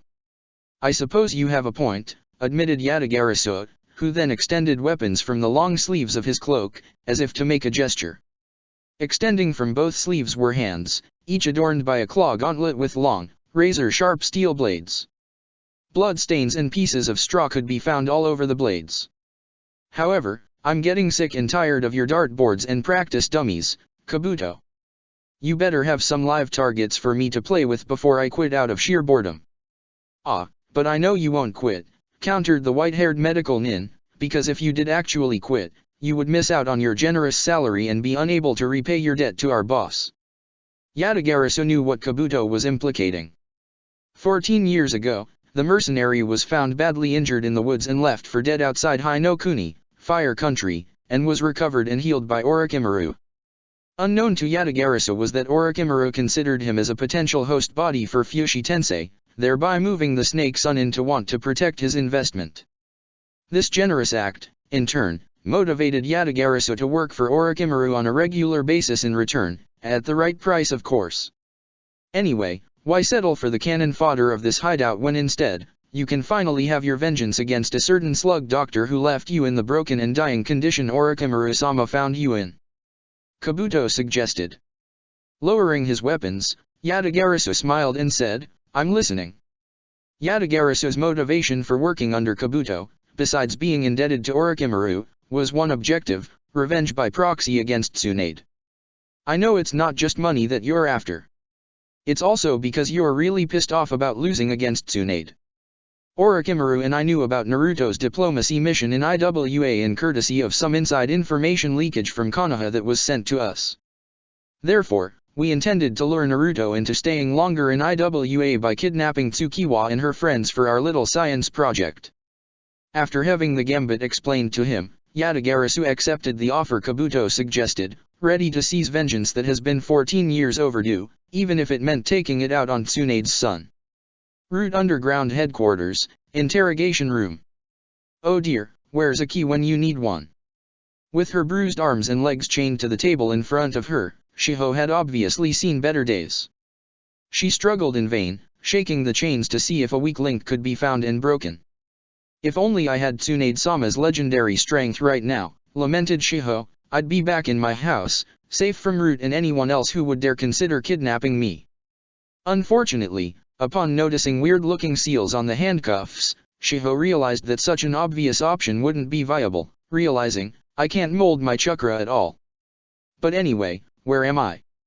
As far as the crypt analyst could remember, she was earlier knocked unconscious, blindfolded, and dragged to an unknown detention center of some sort. Am I in their headquarters? But before Shiho could contemplate further, she was interrupted by a familiar voice. Oh, so you're awake. Good, now the questions can begin. Apparently, Suzume was the interrogator assigned to Shiho. You won't find me the talkative sort, argued the crypt analyst. Besides, doesn't Danzo already have what he wants? I'm the one who will be asking the questions, not you, reminded Suzume, who took off her umbu mask and hood in playful humor, revealing her curly black hair and contact lenses. Oh, how I miss the days when I infiltrated the academy as an instructor. Things were so much simpler back then. There was little to no need for assassination, which I find to be rather messy on my part, plus, the art of waiting and blending in with the crowd is so much more rewarding and fun in comparison. That hair, those eyes, reflected Shiho, who then adopted a horrified look. No way, this woman is Suzume-sensei? In response to Shiho's distraught expression, Suzume continued, of course, given that you were once my prized protege in class, I expect you to already know the importance of stealth in a kunoichi's line of work. Imagine my disappointment when you chose the life of a bookworm over the life of a spy. Now, imagine me feeling even more disappointed by you easily letting your guard down while decoding that precious book of yours. The Konoha Crypt Analysis Team offices is patrolled every 2 hours, said the crypt analyst. I had very good reason to trust in the security provided by the Umbu Dash. She cut herself off, realizing the naivete of her last sentence. And which larger group is Root a part of? Responded the interrogator, honestly, bureaucratic red tape does so much wonder when you're trying to exchange your morning shift for the evening shift. Tisk, tisk. The lack of air conditioning in this room isn't really doing so well for the oxygen flow to your brain, huh? Shiho then adopted a deadpan look, commenting, I'm confused. Did you kidnap me for the blood doubles intel, or are you here to lecture me to death? Patience, Shiho, responded Suzume, this will be like old times. Remember, my questions for you to answer always come at the end of class, right after you're done listening to my informative lecture. Konoha, 44th Training Ground, Forest of Death. Art is a blast. Yelled Deidara as he unleashed one of his giant clay birds on Ryota. Naturally, Ryota easily sidestepped the bird and considered the threat averted. That was, until the bird exploded in midair and showered Ryota with chocolate ice cream. Damn it, Haku! Cursed Ryota, who sought to maneuver her way out of the sticky desert, you're ruining the immersion in my suspension of disbelief. How am I supposed to practice against Deidara's techniques if you make yourself unable to be taken seriously by me? And how, slurp slurp, does this ice cream taste, slurp so delicious? Ryota had a handful of chocolate ice cream in both of her hands, both of which she ate with satisfaction. I made it myself, Ryota-san, shrugged the Hyouten user, who by now had dispelled the henge of Deidara's image while still continuing the fight. It was then revealed that Haku was in midair not by means of a clay bird, but by means of her ice mirror. Haku continued, "It's amazing with what you can do with just a little bit of milk, vanilla extract, salt, and chocolate. And once you take into account that I'm providing all of the ice from my Kekkai Genkai, making the overall ice cream doesn't seem expensive at all. Anyway, as to your question about why I'm using ice cream instead of explosions in general, there are two reasons. A. I can't copy that Akatsuki member's explosions, they probably are part of his own Kekkai Genkai. B. Even if I could simulate the exact explosions, both Naruto-san, many others, and I consider you as a precious person, so permanently harming you is against both of our interests." But regardless of such words, Haku continued the spar by throwing several ice senbon, keeping the shining stone on edge. "To say many others is quite a stretch," snorted Ryota, who moved to a tree for cover while also throwing back a giant rock boulder in a defensive feint. "I may have gained Naruto-kun's trust and love while staying on neutral to friendly terms with the rest of his peers, but I doubt this village as a whole has come to fully trust me." Even after proving her loyalty and dedication during the Nami no Kuni mission, Ryota was still the subject of some possible scrutiny and suspicion. Tsunade's words during the aftermath of that mission definitely left a lasting impact on her self-confidence. "But you're getting there," encouraged Haku, who easily froze, and then shattered the boulder into pieces. "The villagers will come to fully accept you over time. Trust me, I know what it's like to feel uncomfortable inside a land outside home." Even though I was overjoyed at Naruto-san's proposal to come to Konoha, there was a part of me that was afraid of what challenges awaited me at my new home. All sorts of thoughts raced through my head. How would I live life without the guidance of Zabuza-sama? How would I adapt to a culture so different to that of my home village? Would the villagers come to hate me for my Kekkai Genkai? Would they come to resent me for being one of Naruto-san's former enemies? Ryota listened intently, momentarily halting the spar. "And in spite of all that," continued the Hyouten user, "I let go of my fear and found friends and loved ones, just like what you did with Naruto and your students. Alone, I might have fallen into depression and darkness, but with Naruto and the others' help, I have found purpose once more, to protect them at all costs, even my own life." As if to emphasize the point further, Haku clenched and threw the senbon in her fingers with conviction. Dodging the senbon, Ryota nearly lost balance and struggled to keep her footing while searching for another tree for cover. While doing so, she stepped on several stones in consecutive sequence, causing a trapdoor to open. "Oh crap!" yelled the kunoichi before she fell into the opening, did not see this coming. And as she further fell, her voice echoed, suggesting that whatever hid beneath the hole was very deep. Seeing her comrade's sudden plight, and naturally surprised at this sudden development, Haku decided to end the spar and rush to the rescue, responding, "I don't specialize in Doton Jutsu, Ryota-san. I thought that you would have used that technique on me instead of yourself sooner or later. Hang in there." Floating right above the trap hole with her mirror, Haku decided to traverse below carefully, lest she get caught in a trap herself. Konoha, location, unknown. "I can't believe I'm in this mess right now," muttered Ryota, as she hung onto an earthen staff she created between the walls of the hole. Right now, that staff was the only thing preventing her from getting impaled by the chasm of spikes below, a chasm which also happened to have impaled at least a dozen shinobi. She noticed that the corpses were varied in terms of flak jacket and headband color, leading to a single conclusion: no wonder the Chunin exam preliminaries had such a low turnout rate. Seeing an entrance, lighted by torches and candles, on her right, Ryota waited until she gathered enough momentum, finding the right opportunity to swing and land safely. After panting of exhaustion, she sat down and took time to consider her escape options. "I could try tunneling my way out of here with Doton, Chido-Keiku, Earth style, Rising Earth Core," reasoned the kunoichi, "but I've exhausted most of my chakras sparring with Haku.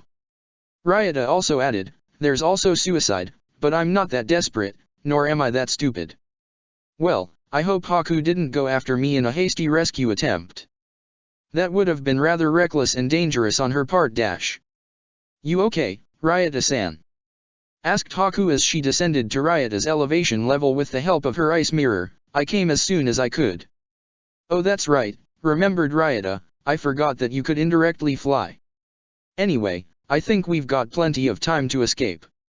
I mean, it's not as if this hole will automatically close itself. Thump. The trapdoor closed itself, shutting out the source of light from above. A moment of silence passed between the two girls. Me and my big mouth, Ryota grumbled. Haku, will you remind me to never tempt fate again? Duly noted, Ryota-san. Well, since we can't fly out of here anymore, reasoned Haku, we could tunnel. Nope, already thought of that, responded a bored Ryota, don't have enough chakra right now. Okay then, said Haku, that leaves the big, scary tunnel with torches and beacons for us to navigate through until you regain enough chakra to find a way out for both of us. Is that a good idea? Sure, why not? As the two girls navigated the tunnel, they saw all sorts of interesting sights along the way. Whoa, exclaimed Ryota, check out all these masks, Haku. I'm sure you could add some to your collection, right? Ryota picked up and looked at one of the masks that was on the wall. The mask she was holding looked similar to that of a crow tengu's face, eyes, beak, and grimace alike. I'm fine with my old one, declined stoic Haku, but I do appreciate your intent. Of course, the two girls also came across some not-so-interesting sights. Ryota, for instance, found several skeletons that were laid against the wall, with noticeable holes and burns all over their bodies. And as if things couldn't get any worse. Who goes there? Boomed a ghostly voice, who are you two, and why are you trespassing on sacred ground? Identify yourselves. My name is Haku, and this is my friend Ryota, responded Haku. She discovered this place by means of accidentally triggering a booby trap, and I came here to rescue her. We don't mean any harm, and we can leave if you can show us the way out. Silence. Halted the voice, no trespasser shall escape the wrath of Uzumaki Mito. Accident or not, you have already seen too many of the Uzumaki clan's intimate secrets. I died with them, and so shall you. And true to her words, the voice came out of the shadows, revealing herself as Uzumaki Mito. With her red hair, purple diamond forehead mark, and her white robes, Mito, or whichever woman had claimed her identity, was there in front of the two kunoichi at her very prime. Unfortunately, neither Haku nor Ryota were able to recognize her at all, which was understandable, given that they were still relatively new to Konoha and not necessarily aware of the deeper details of its history. But hearing the name Uzumaki was enough to set off alarms for Ryota and caused her to think deeply. Uzumaki? Thought Ryota, wait a minute. Didn't Naruto-kun have a previous full name of Senju Uzumaki Naruto? And second of all, what sort of dark secrets could the Uzumaki clan possibly be hiding? I thought they were a rather nondescript merchant family which specialized in selling scrolls and seals. Haku, on the other hand, wasted no time in defending herself. The kunoichi threw senbon at Mito, but to her surprise, Mito didn't bother to dodge. The senbon passed through the Uzumaki as if she were intangible. If you haven't already come to the obvious conclusion, I'll fill in the blanks for you, calmly responded Mito, it's true. I've been dead for quite some time, even for as long as decades. Care to join me? Is she a ghost? Thought Haku. Oh my, we've got ourselves into a real mess here. How do we defeat what is already dead? Relax, Haku, remarked Ryota, she's intangible and already dead. She can't hurt us. It's true, admitted the specter, I am indeed intangible to the living world. But then, white chains erupted from the ground behind both Haku and Ryota, effortlessly restraining them. And to make things worse, the swords which had earlier impaled the skeletons in the tunnel were pulled out and now being manipulated by more of those white chains. These chains and swords, continued Mito, on the other hand, are real and ready to kill you at any time I desire. She then floated to where the two girls were and stared at both of them, saying, But I am not without mercy. Before I grant you a quick and painless death, have you any last words? Thinking quick on her feet, Ryota then yelled out, "You wouldn't want to kill one of your descendants, would you?" Mito scoffed at the statement. "I really doubt that you're an Uzumaki. If you had the trademark red hair, I might have actually considered believing you. And even if you did have red hair, I can sense your chakra. It indicates otherwise. I'm not related to the Uzumaki clan by blood per se," argued the former Iwanin, "but I am betrothed to an Uzumaki, Senju Uzumaki Naruto. And I'm currently pregnant with his child. So if you kill me, you lose a descendant. Is that what you really want?" Ryota was telling a half-truth, having lied about the pregnancy, but in her mind, that half-truth was the only option that could possibly spare both her and Haku. "And am I supposed to believe that your friend over here is also another of the betrothed?" sarcastically remarked the specter, who glared at Haku's direction. It would indeed be a rather convenient excuse. "Not really," admitted Ryota, "but Haku is a close trusted friend of Naruto. If you kill her off, you will still cause a fair amount of grief for Naruto." Manipulating the sword by means of her chain, Mito inched even closer and held the sword to both of the girls' throats. Haku closed her eyes and maintained her composure, thinking, "I'm sorry, Zabuza-sama. Guess I'll have to meet you a bit earlier than intended." As for Ryota, she too, was trying to appear calm, but was having a harder time hiding her distress. "I haven't avenged Chizuru yet, I can't die just yet." But just when the two expected the sword to slash horizontally, the sword instead fell on the ground, to their surprise. What was even more surprising was the change of expression on Mito's face. What was once a frown now shifted to a mischievous grin. "Oh dear," contemplated the spirit, "you should have seen the looks on your faces. I got you good, didn't I?" "Wait, so you're not going to kill us?" remarked Ryota. "What caused you to change your mind?" "Unless," continued Haku as she realized the truth, "you never intended to kill us in the first place. I knew you two had no intentions of stealing anything from the moment you set foot at the temple entrance," said Mito, who had now taken time to sit down and shake her head in amusement.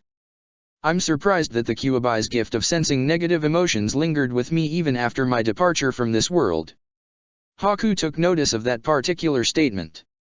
"You were the Kyuubi's previous Jinhyuriki," remarked Haku. "That's an interesting revelation to consider." "Well, not necessarily the direct predecessor," admitted Mito. "I don't know how many generations apart I am from this Senju Uzumaki Naruto you speak of. But hearing the name Senju must mean that this Naruto has familial ties with either my granddaughter Senju Tsunade or Senju Nawake." The two kunoichi were then freed of their chains, carefully listening to whatever historical recaps or tales of adventure Mito had to offer. Iwagakure, fields outside the catacombs, later that day. "Are you sure you know how to do this?" skeptically asked Kuratsuki. "I've never before seen an animal summon who was specialized at Fuinjutsu specifically," Kuratsuki commented. Standing before Kuratsuki was a half-human/half-fox humanoid masked woman dressed in ceremonial battle attire. Naruto had clearly entrusted Tao with the task of finding a way into the Genjutsu barrier. "But you've never before seen this sort of barrier either," countered Tao, who smirked behind the mask, "so you have nothing to lose from entrusting this task to me." Much like how the Tsuchikage feels he has nothing to lose entrusting this investigation to Naruto, Kuratsuki remarked. "My summoner has offered his help, and by extension, my services, on behalf of you, your people, and your cage regardless of the hatred most, if not all of you hold against him and his family. I see no reason for your cage to not trust Naruto," Tao countered. "Point taken," Kuratsuki relented. Saying nothing further, Tao formed a complex hand sign Kuratsuki never seen before as she focused chakra into her hands. A moment later, Tao raced through a series of more intricate hand seals and then shot her right hand down to the ground. Upon doing so, seal writings started appearing in front of them in a long horizon position across the field. The seal writings eventually came to the stop and fired a wall of chakra into the air, revealing large waves of distorting chakra surround the field in front of them. "This Genjutsu barrier is large in diameter and quite strong," Tao stated, calm but confidently assured. "Regardless, I will be able to dissolve this barrier in given time." "Oh sure," Kuratsuki calmly replied with an undertone of sarcasm, "because we sure have plenty of time." Tao decided to ignore her and her sarcasm completely and concentrate on what Naruto summoned her to do. Meanwhile inside the laboratory, a number of hours had gone by. Kabuto had resorted to using a polymerase chain reaction on Naruto's blood to get a decent amount of copies of Naruto's DNA to infuse into the project. He was thankful that the blood samples brought back by the mosquitoes were enough for the process.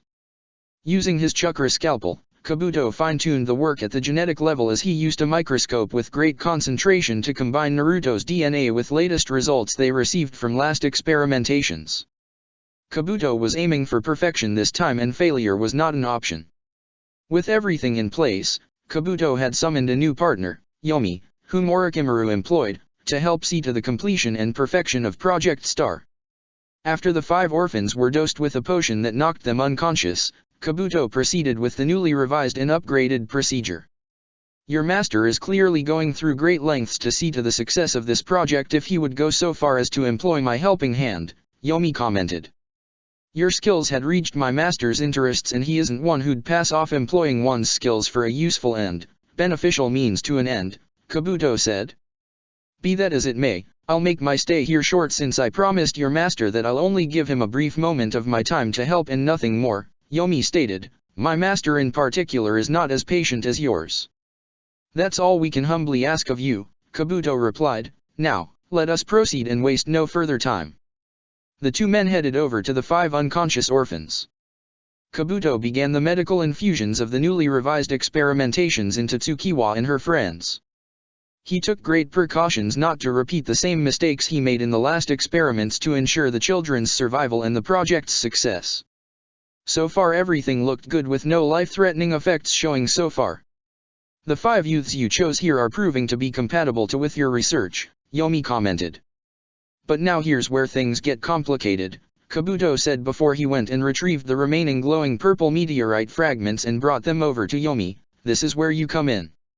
Yomi nodded and summoned his needed chakra for the task. He had a technique which allowed him to directly inject chakra, be it natural, altered, or otherwise, into his henchmen. In order for the meteorite chakra to be integrated into the children while minimizing the fatal effects, Kabuto needed a way to rapidly inject the meteorite chakra into the children while having the children's bodies become acclimated to the meteorite chakra and merging with the medical experimentation simultaneously, and Yomi was just the man for the job. After half an hour had passed. This is proving to be rather interesting, Yomi remarked while seeing the noticeable changes the children's bodies and hair were undergoing.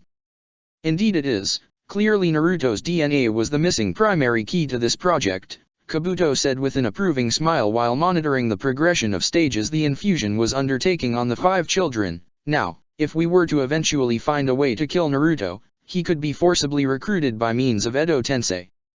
It was then that an unexpected visitor made her entrance. Kabuto-sama?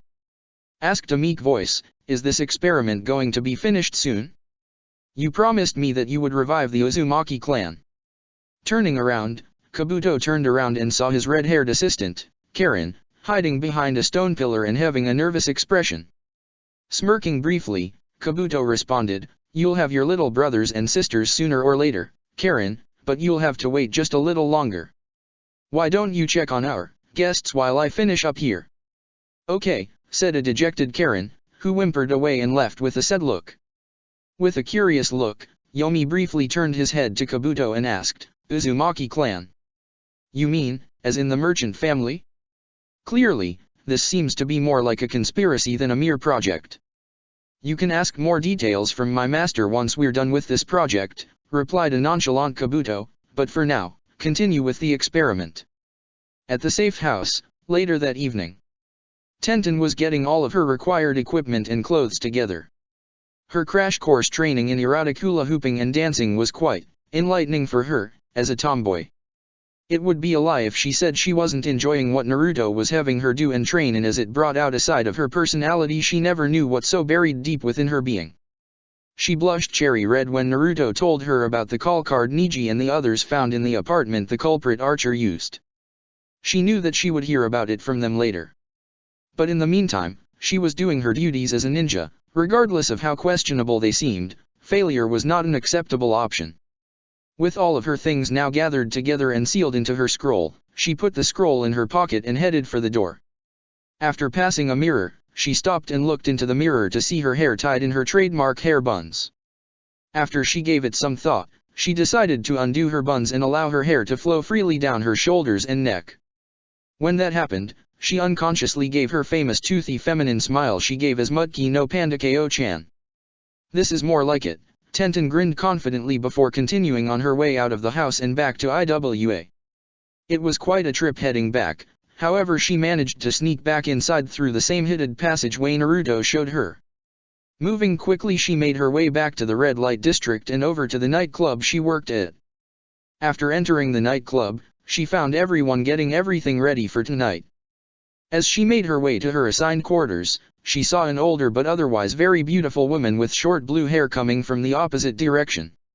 She was dressed in ceremonial robes, socks and sandals fitted for a geisha with the hairstyle to match it. However, she didn't have the facial makeup an actual geisha would wear. Tenten recognized the woman after coming closer to her. Origami no Ijin, Tenten greeted. She had to remain polite, even though she never knew the woman's real name. The older woman looked at Tenten and greeted respectfully, "Good afternoon to you too, Pandakeo-chan. The club will open soon as the evening hours are fast approaching." "I know," Tenten said, "I'm just getting in so I have to set up quickly." "I understand," Origami no Ijin replied, "I'll let you be on your way then." Origami no Ijin continued to walk off, leaving Tenten to her thoughts. The younger girl was about to call out to Origami no Ijin to ask her for her real name, but the woman turned the corner and disappeared out of sight. Sighing, she turned and continued on her way to her quarters. Entering the room, Tenten closed and locked the door behind her. "Now let's get everything ready," Tenten said before retrieving her scroll and opening it up to release all of her needed clothes and equipment. Meanwhile, at the fields outside the catacombs, Tao was making tremendous progress in breaking down the Genjutsu barrier. She found that the barrier was being generated by 4 seal posts stationed in 4 cardinal directions of Uegaku, all of them 3 miles apart from each other. The 4 seals had to be destroyed simultaneously in order to effectively drop the Genjutsu barrier. Summoning 4 spirit fox clones from within her being, Tao dispatched them to dissolve the seal posts and whatever other obstacle that possibly lied in ambush for them. These feral spirits made haste and quickly made their way to their targeted locations. Upon their arrival, the 4 foxes telepathically communicated with each other in order to time their removal of the seals just right. Once in position, the 4 foxes destroyed the seal posts at the exact same time. And as Tao predicted, the Genjutsu barrier started dissolving and before long it was completely removed. The 4 spirit foxes they disappeared in the form of energy and teleported back into Tao's body. "I completed the task Naruto-sama summoned me for," Tao explained. "The Genjutsu blocking this region is no more." Kuratsuka stepped forward a couple of steps and saw that she didn't fall into unconsciousness. She saw that Tao was true to her words. "My work here is done. I'll report this to Naruto-sama while you report to your Tsuchikage that he can now send his ninja into this field," Tao stated before disappearing in a cloud of smoke, leaving Kuratsuka to her thoughts as she didn't notice the tri-pronged kunao Tao left behind on the ground. At the hotel, Tao appeared before Naruto in the hotel room he and the others were staying in and knelt down respectfully on one leg and hand. "I've fulfilled my duties, Naruto-sama." "That task has been done," Tao said. Naruto nodded his head approvingly and said, "Terrific work as always." "Thank you. It was a pleasure. Until next time," Tao said before she disappeared in a smoke cloud and left again. Naruto wasted no time retrieving Shikamaru, Chuji, Niji, Lee, Shino, Kiba and Akamaru. He told them the news of Tao's success in destroying the barrier. Wanting to get there faster, Naruto had them hold on to him before resorting to Hiraishin to teleport them to the catacombs. Naruto picked up and put away the tri-pronged kunao Tao had left behind for him to use. "Niji," Naruto instructed, "check for possible enemy ninjas in the region hiding and waiting to ambush us." Niji nodded and activated his bloodline limit, Byakugan. Niji carefully searched the region. So far everyone looked clear without the Genjutsu blocking their entrance. "I see no one in the vicinity. We're clear to move in," Niji said. Naruto nodded and instructed the group to come along with him. They traveled deep into the grassy pasture for a while before coming across a small mountain with an opening at the side. Keeping out of sight, the group investigated and found hired ruffians patrolling the entrance into the cave. Those guys aren't standard ninjas, Shikamaru ascertained. More like low-class thugs and hooligans, Shino added. Then they shouldn't be a problem for you guys to handle, Naruto said. Kiba, Lee, Chuji, deal with those men. The trio nodded and hurried onto the main entrance. When the ruffians saw the three genins, one of them exclaimed, "How did you get past the barrier? And who are you three?" "We're the welcome wagon. It's very nice to meet you guys," Kiba stated before Lee charged in with a fury of taijutsu attacks, effectively taking out a number of the ruffians present. Kiba and Chuji joined in the battle, leaving Naruto, Shino, Neji, and Shikamaru to make their way inside. Going deeper into the cave, they came across a large opening that held a large intimidating number of hired thugs and Oto ninjas. "Just what we need," Shikamaru remarked. "This will be trouble," Neji added before one of the Oto ninja in hiding saw them and alerted the others, yelling, "Oh crap! It's Naruto and his ninjas." Naruto pulled out his scroll and declared with a cold steel tone, "Correction, it's Konoha's second flash and his ninjas." Naruto threw his scroll high into the air, forming a hand seal. The scroll burst into smoking and fired a large number of tri-pronged kunaus in seemingly random directions among the groups of enemy ninjas and thugs. The next thing everyone saw was flashes of yellow followed by death and screams of Naruto's targets. "Run!" One of the thugs yelled fearfully upon realizing who they were dealing with, but that bandit was slain within mere seconds after his scream to retreat. Shikamaru, Neji, and Shino watched as Naruto slaughtered every last ninja and thug in their sight with no sign of remorse or mercy. Within seconds all of the enemies in sight were dead. Lee, Kiba, and Chuji arrived and caught up with Naruto and the others only to see slashed-up bodies and blood littered all over the ground as Naruto's clones were retrieving all of the tri-pronged kunaus and returning them to Naruto.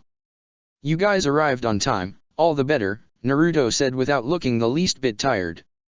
"At the very least, he did the dirtiest job for us," Shikamaru shrugged.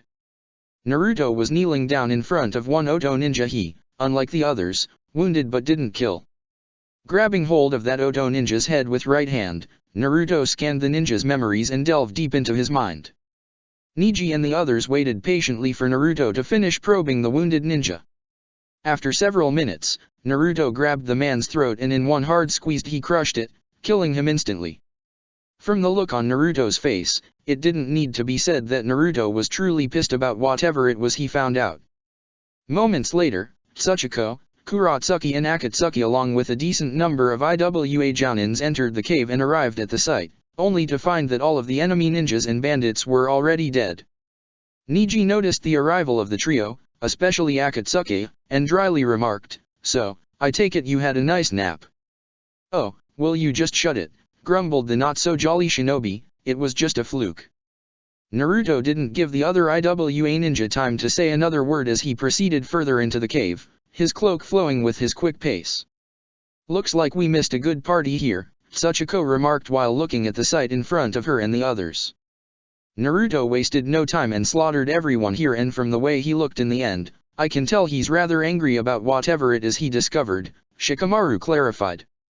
"I suggest we don't lose track of him and follow where he went," Lee suggested. Everyone agreed and hurried to catch up with Naruto. It wasn't long until they saw Naruto and his three clones breaking doors off their hinges and tossing the broken doors down to the ground, freeing the remaining number of the surviving terrified kidnapped children from their prison cells. The mixed group of Konoha and IWA ninjas hurried to aid Naruto in retrieving the kidnapped children. Once all of the children were freed from their prison cells, Tsuchiko advised bringing the children back to Iwagakure for needed medical attention and nourishment due to lacking of food and water. Shikamaru saw how quiet Naruto was since his finding the kidnapped children.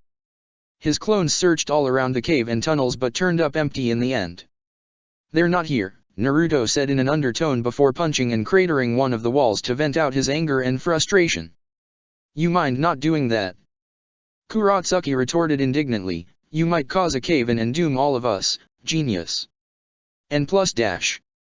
Naruto turned and gave her a cold steel gaze that quickly silenced her before she and several others unknowingly took a few steps back out of fear of him as heavy bloodlust poured out of him. Though Naruto didn't actually say anything, but that look in his eyes and face spoke a promise of death if she or anyone else pissed him off further. I take it that you didn't find your young friends Naruto, Shino deduced. No, Naruto said plainly, but that's not all. What more is there? Kiba inquired. From what I gathered from the memories of that Oto ninja whose mind I scanned, Tsukiwa and her friends are being experimented on by Kabuto with regards to some secret experimentation called Project Star. A number of children who were kidnapped and experimented on have already died from Project Star's failure to succeed in producing their desired results. But what also disturbs me is that Kabuto is using my blood in his revised project on Tsukiwa and her friends, but I don't know why. Nor do I know how he got a hold of my blood. That's as troublesome as a mosquito's bite, Shikamaru remarked. Funny you should say that since IWA isn't known for having mosquitoes, Tsuchiko made clear. When Naruto heard that, he recalled being bitten by 3 mosquitoes the other day. Damn it. So that's how Kabuto did it. Naruto realized, he somehow managed to use mosquitoes to sting and get blood samples out of me. I would have never suspected mosquitoes as his instrumental puppets. Also innocent IWA civilians have been murdered and used as instrumental puppets, literally, Niji added. It's surprising that Kabuto is able to do this even with insects we wouldn't suspect, Shino remarked. And the laboratory this experimentation on the children is taking place at isn't here? Chuji asked. Naruto confirmed, the laboratory was originally here. But it was relocated and is now being kept elsewhere. This place became nothing more than a holding and shipping facility to detain the children who were taken from their homes. I hope Tenten is having better luck than I am. Meanwhile, in Uegakure, back at the red light district. Back at the nightclub, Tenten was wearing a skimpy tiger skin miniskirt-like loincloth with a matching tiger skin bra that was literally wrapped and tied around her breasts. Her miniskirt-like loincloth did little to cover the left and right sides of her hips, and it helped reveal that her underwear was in fact the tiger skin loincloth itself. She was barefooted with her brown hair flowing down her neck and shoulders.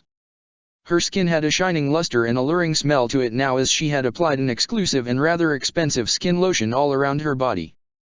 That lotion was given to her by Naruto, which was given to him in courtesy of Jiraiya. She was also wearing reddish-pink lipstick. Tenten currently had her hands up towards the ceiling while sensually hula-hooping within an exotic belly-dancing fashion that showed off her lovely and toned lithe figure. Playing in the background was soft instrumental music that helped set the mood for Tenten's performance as she swung her hips and rear in a steady rhythm that flowed with the music. Watching this arousing and lust-enticing performance were Kaisuke and his 2 friends Kentaro and Goki, and all 3 of them looked ready to pounce on Tenten and take turns doing her right there and then. As for the said female, I can't believe I'm doing this in front of 3 suspects Naruto narrowed down as the culprits behind Tsukiwa and her friends' kidnapping and Nikatsuki's rape and murder, Tenten thought while keeping herself from losing her concentration. She looked like she was enjoying what she was doing, but the truth of the matter was that she felt disgusted that she had to do this to keep them where they were before she could subdue and neutralize them. Through the entire time, she was imagining that she was doing her performance in front of Naruto, which helped keep her disgust at bay. After another minute had passed, the music came to an end and so did her hula hooping. Tenten caught the hula hoop before it could fall to the ground. The 3 males started clapping after seeing Tenten conclude her performance. That show was as beautiful as you are, Panda Ko-chan, Goki cheered. Thank you, my lords, I wish only to serve and entertain, Tenten said humbly with a touch of charisma while briefly bowing down, and because you 3 have been so kind to me during our time together, I have a special treat. Tenten went and retrieved specially designed sensation lotion labeled, for the customers of the month. Please discard your clothes so I may pleasure your bodies with my skillful hands and fingers, my lords, Tenten requested with smooth sultry. I like to first start with Kentaro and Goki and then finally Kaisuke. You wish to give us another body massage? Kaisuke asked. And why does Kentaro get to go first? Goki asked with an annoyed look while Kentaro simply smiled expectantly. It's how I desire to satisfy you 3. And if you all behave decently and allow me to perform this task, I might add my tongue and lips into the mix of things and perhaps more, Tenten teased flirtingly as she swayed her hips and belly side to side. The 3 males blushed and giggled perversely as they hurriedly started to remove their clothes until they were only in their boxers. Tenten saw their arousals as clear as day in their boxers. I hope for my sakes and chastity that Naruto-sama's lotion works, Tenten thought, without realizing how she mentally referred to Naruto. Getting herself back into the groove of matters, Tenten encouraged the young man clearly in his late teens to relax and lay himself down on the futon so she could proceed with the application of the lotion and massage. After Kentaro did as she requested, Tenten started pouring and rubbing the lotion all around Kentaro's body. Kentaro noticed that her hands and the mannerism of the massage was even gentler and soothing than before. This served to help him relax and succumb to Tenten's treatment. The smell of the lotion was that of peaches and sweet nectarines with a mix of strawberries. Before long, his body was completely covered the lotion. Tenten then gestured to Goki to approach her. When he did, she went and stood behind him and started caressing his abs and chest while applying the lotion to his body. "You have a build of a strong warrior, my lord," Tenten purred. "Well, I do what I have to in order to stay fit and firm as the mighty ninja that I am," Goki replied pridefully as Kaisuke rolled his eyes. "Whatever," Kaisuke retorted. Goki was about to give a retorted of his own when. "Please my lords," Tenten beseeched tactfully, "I'm sure all of you work hard to achieve your strengths and I appreciate each of your differences for their uniqueness."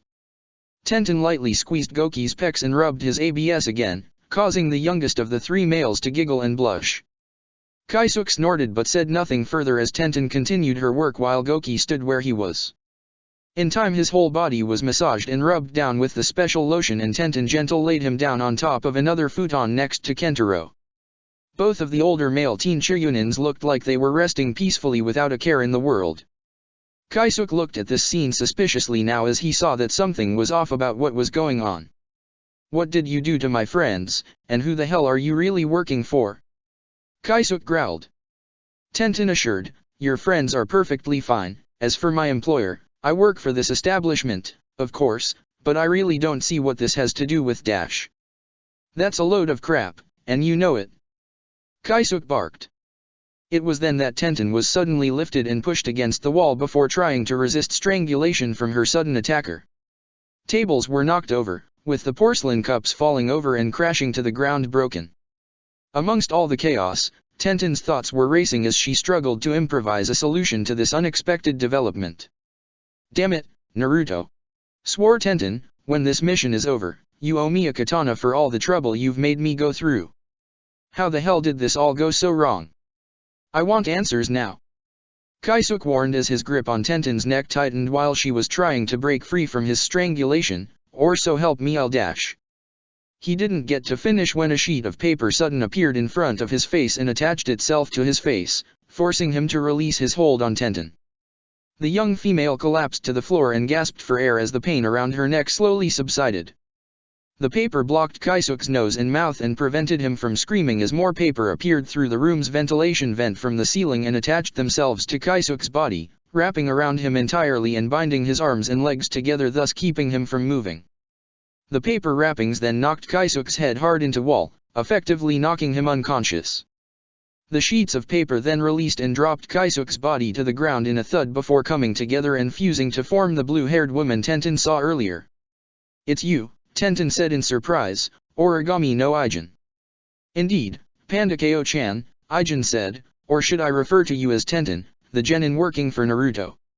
"So you knew it was me all along?" Tenten figured. "I was in deep cover like you, investigating the kidnappings that have been going on here," Ijin replied. "I had some leads, but they were dead ends as I couldn't find any suspects. Anyway, judging from what happened here, you clearly beat me to the punch before things obviously got out of hand for you to handle by yourself." "Yeah, thanks for saving me," Tenten thanked, "but why are you investigating the kidnappings? Are you an IWA ninja too?" "No," Ijin said, "but my employer, whose name I can't reveal, requested my services in finding the ones responsible for the kidnappings of the orphans and the other children of Tsuki no Kuni. Plus, I myself was an orphan, faced with dangers like the ones those children are faced with. I can empathize with their plight." Ijin turned to leave when. "Wait. Since we're on the same team, we should work together," Tenten suggested.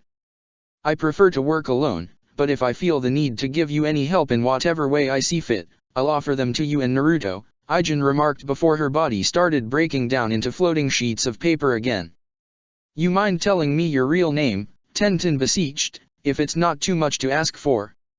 After thinking about it, the older woman answered, Konan. And with that, Konan, in the form of many sheets of paper, flew off into the ventilation system in the ceiling. After she left, Tenten quickly got some rope and tied all three men up and gagged their mouths and blindfolded them. By the time she was done, Naruto appeared in the room and saw the condition the room was in. I take it that things didn't go as planned, Naruto figured. Tenten replied to that was, it got a little turbulent after using the lotion on Goki and Kentaro. The Jounin, Kaisuke, saw something was amidst and attacked me. But in the end, all three of these men were taken down. You clearly were almost strangled by Kaisuke, Naruto pointed out as he noticed the reddened bruise around Tenten's neck. I'm sorry I put you up to this. You don't need to apologize, Tenten assured with a smile. I already knew the dangers this mission came with and accepted it. You can simply pay me back with the katana you're going to owe me for my troubles, Naruto-sama. By katana I'm sure she's referring to what's in your pants, Kyuubi taunted while observing through Naruto's eyes how Tenten was dressed. I'm amazed at how the idea of me and Tenten being together interests you, Kyuubi, Naruto replied with interest and a touch of annoyance. He cleared his head and then turned his attention back to Tenten, who added, while I was being strangled by Kaisuke, I was saved by a woman who dressed like a geisha and went by the name Origami no Ijin, but her real name is Konan. Konan, you say? Naruto implored, how exactly did she save you? She had some special ability to manipulate paper, and she even has the ability to turn herself into hundreds of sheets of paper. She used that ability to take out Kaisuke and stop him from strangling me to death. She said she was hired to investigate the kidnappings, but she didn't tell me who her employer was. She left shortly before your arrival here. But she also said that if comes down to it, she'll give us some help if she sees fit to do so. I see, Naruto acknowledged, while recalling Jiraiya telling him a few years ago about meeting and training a young orphan girl from a Megakure who had abilities like the one Tenten described. He wondered if there was a possible connection. But putting that thought aside for now, Naruto mentioned, we and the others found most of the missing kidnapped children but not Tsukiwa and her friends. To make matters worse, I just found out that Tsukiwa and her friends are being experimented on and that Kabuto is using my blood in their project called Project Star. That's awful. Do you have any leads as to where those 5 youths could be? Tenten inquired. Naruto shook his head and said, none yet. But I'm going to see if I can get some answers out of these 3. Naruto summoned 3 clones. 3 of them took the men and teleported with them back to the safe house, while the other 2 clones cleaned up the mess made in the room, removing any signs and evidence that a scuffle took place earlier. While this was happening, Naruto healed the injury on Tenten's neck. That feels a whole lot better. Thank you, Naruto-sama, Tenten said and then teased charismatically, you really know how to give the attention and care my body and soul needs. Naruto grinned and said, well, you did allow me to wield your mind, body, and soul along with your will in the best way I know, Panda Ko-chan. Now it's best we leave and return back to the safe house. I'm sure you can use a break. Niji and the others are at the hospital with the retrieved children helping Tsuchiko and the others there. Tenten nodded as Naruto held her and teleported with her back to the safe house. Meanwhile, inside Naruto's consciousness. Taunting my son again, Kyuubi, dryly remarked Minato, clearly, you have nothing better to do with your free time. Shut it, Yondaime, snarled Kyuubi, my imprisonment in this cage could hardly be called free time. Besides, I'm sure you've had your fair share of taunts towards that brat of yours. Taunts which don't involve perverted jokes, countered Minato, my taunts are more like constructive criticism from father to son. You, on the other hand, taunt my son to deliberately torment him. Why are you even talking to me in the first place, pondered Kyuubi, don't you have anything better to do? Actually, I didn't come here just to reprimand you for your behavior, admitted Minato, truth is, there's been a huge mystery that's been bugging me. Oh, and why do you expect me to help you out, glared Kyuubi, we are not friends at all. It's about the events during the night of your attack on Konoha. Kyuubi's ears twitched a little in response. Been there, done that. What more could you want to know? It's more about Kushina's fate, described Minato, I'm pretty sure I remember her dying as a result of childbirth, but now, I'm not so sure. And if it turns out that I'm wrong about her fate, what other events could I have recalled incorrectly? Your pathetic wife is dead, already, Yondaime, dryly commented Kyuubi, learn to cope. If she really died from childbirth, countered Minato, who pointed a finger to the left, then why is that door over there? Taking Minato's cue, Kyuubi turned his head over and saw a tiny door at the end of the corridor. It was labeled, Kushina. Wow, it took you that long to figure it out.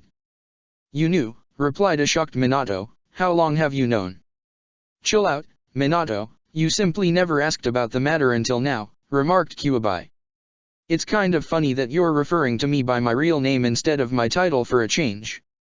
Call me by my real name, and then I can consider repeating it. Duly noted. The next morning, in the cellar at the safe house, Kentaro and Goki gradually stirred and yawned while trying to get the sleep out of their systems. Their visions were blurry and they found that they couldn't move their bodies freely.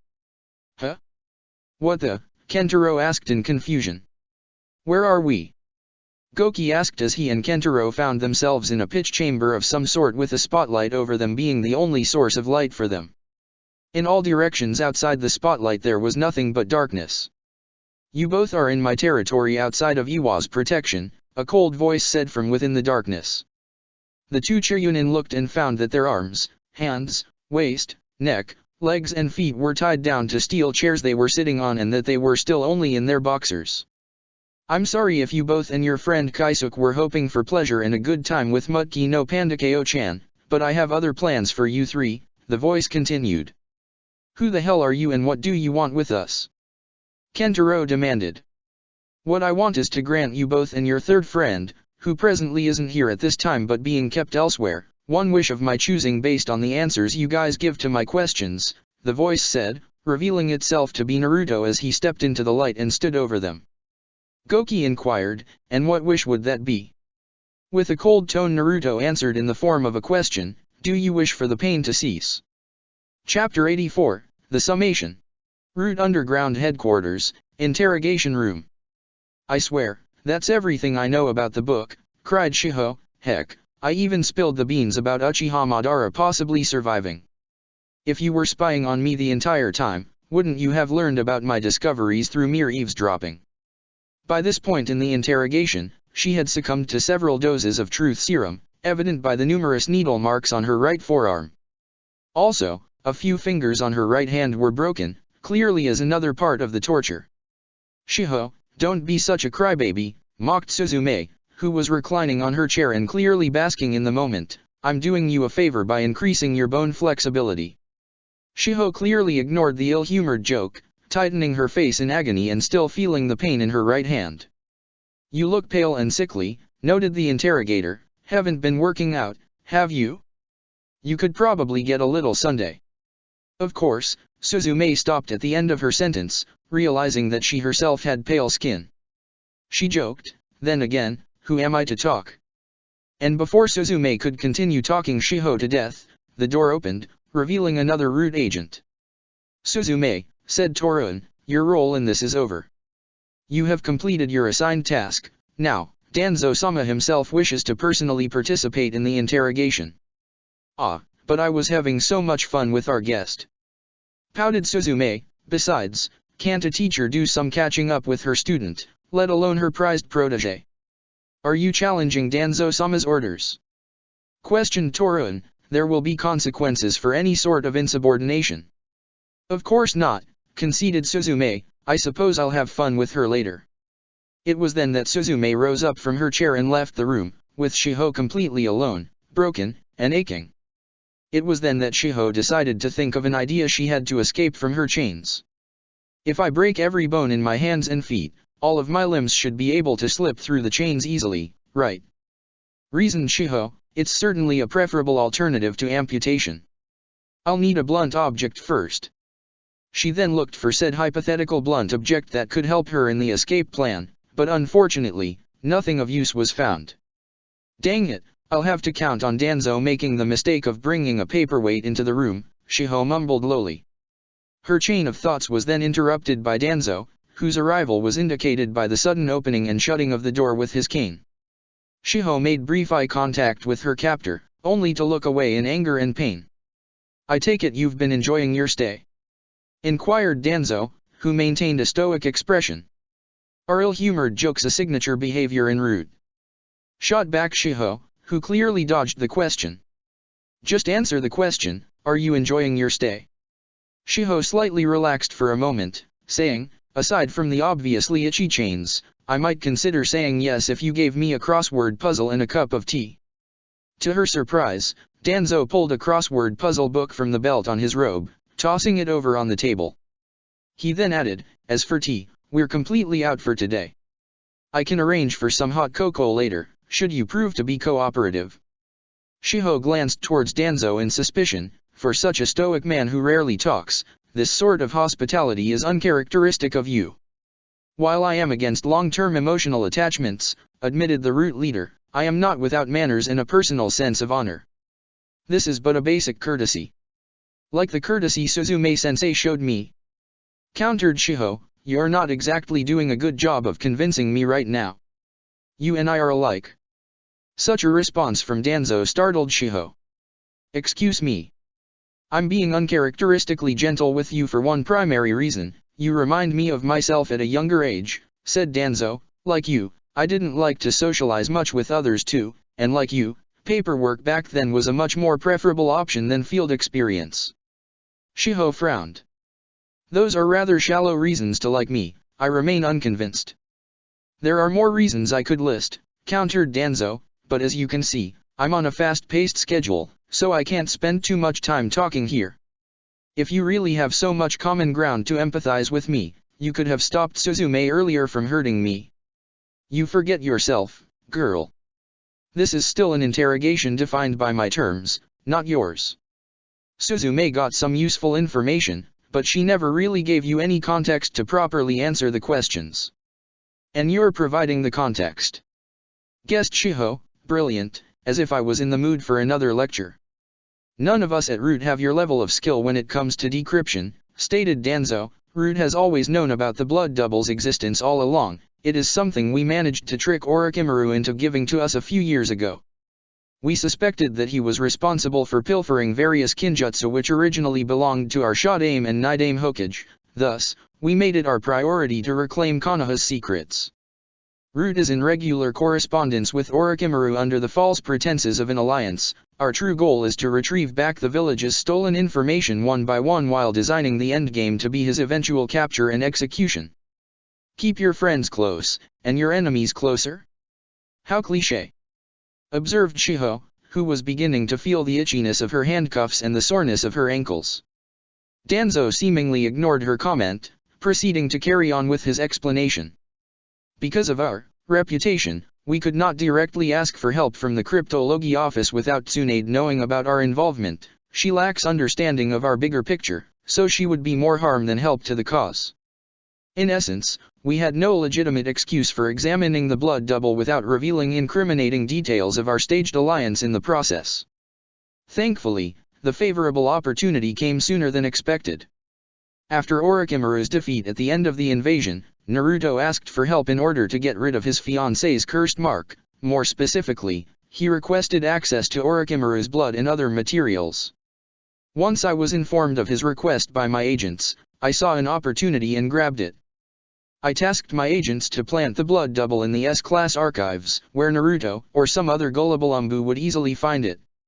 Either of them would most likely assume that the blood double was left behind by Orochimaru in a previous experiment when he defected from Konoha.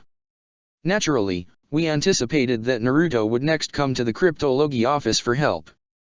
It didn't matter whether Mitarashi was cured or not, all we had to do was encourage Naruto into having the blood double decrypted for us. Shiho eyed Danzo suspiciously. So why are you telling me all this? Why spill your big grand gambit in all its glory when secrecy seems to be the norm of Root? It is I who control the norms and rules of Root, responded the Warhawk, who tapped his cane for emphasis, and right now, I'm making an exception for you. To what end? To have you understand our perspective and eventually join us in our underground crusade to benefit Konoha. As easy it would be to silence you, even I know that potential talent should never be wasted. Shiho froze at that response, only to slowly glare at Danzo once she regained her bearings. Benefit Konoha, or benefit route. Strength for route is strength for every Konoha civilian and shinobi, argued Danzo. We dive into the darkness, sparing everyone else in the village from having to make these hard, morally questionable decisions which preserve Konoha's welfare. Shiho took a few more moments to discern the sincerity of Danzo's words, only to stop in the middle of her thoughts and ask, wait, what about Orochimaru's recent invasion? If you've just admitted to working with Orochimaru under false pretenses, does that mean you planned the invasion alongside him? Getting rid of Tsunade-sama and Sandaime-sama would certainly strengthen your presence, wouldn't it? You assume too much, defended Danzo. I do often disagree with their soft-hearted policies. However, I wouldn't go so far as to recklessly toss away their lives for short-term political power. Challenge their short-sighted authority? Yes, I will concede to that. But I would never betray either of them out of petty spite. I have ways other than murder to achieve my goals. Forgive me if I'm not fully convinced, sarcastically replied Shiho. I'm afraid that I'll have to refuse your offer. Your belief doesn't have a say in this matter, bluntly countered Danzo. Root will survive with or without your cooperation. The offer was merely a courtesy. He then proceeded to leave the interrogation room, opening and closing the door by himself. Right outside the room were Fu, Toruin, Suzume, and Sai, all of whom were on standby for his next orders. Fu, Toruin, Suzume. You three are to patrol the outside of this room every 5 minutes, instructed Danzo. Sai, on the other hand, will be tasked with keeping an eye on our tenant, making sure she doesn't escape. He could really use the learning experience. While Fu and Toruin just nodded silently, Suzume was quick to throw in her opinion. Why not just sedate the poor girl, lobotomize her, and then throw her in a dumpster? Suggested the grinning Kunoichi. She'll just be another mouth to feed if we keep her here for too long. I still have hopes that Shiho will eventually see reason to join our cause. But if it comes down to a split decision, sedation is what Sai will do as a last resort if Shiho breaks out of her chains, said Danzo, who then pulled out a vial full of green liquid, nodding to Sai's direction. Do I make myself clear? Sai bowed on one knee. It shall be done, Danzo-sama. In the cellar of the safe house. Goki inquired, and what wish would that be? With a cold tone Naruto answered in the form of a question, do you wish for the pain to cease? What pain are you talking about? Asked Kentaro. All I feel are these ropes, and they're not too bad, ow dash. He was interrupted, as those ropes for both captives suddenly went up in a poof, each revealing themselves as an anaconda in disguise. I'll only repeat myself once, do you wish for the pain to cease? The two captives could not answer Naruto's question properly, gasping for air as they struggled against their respective anacondas.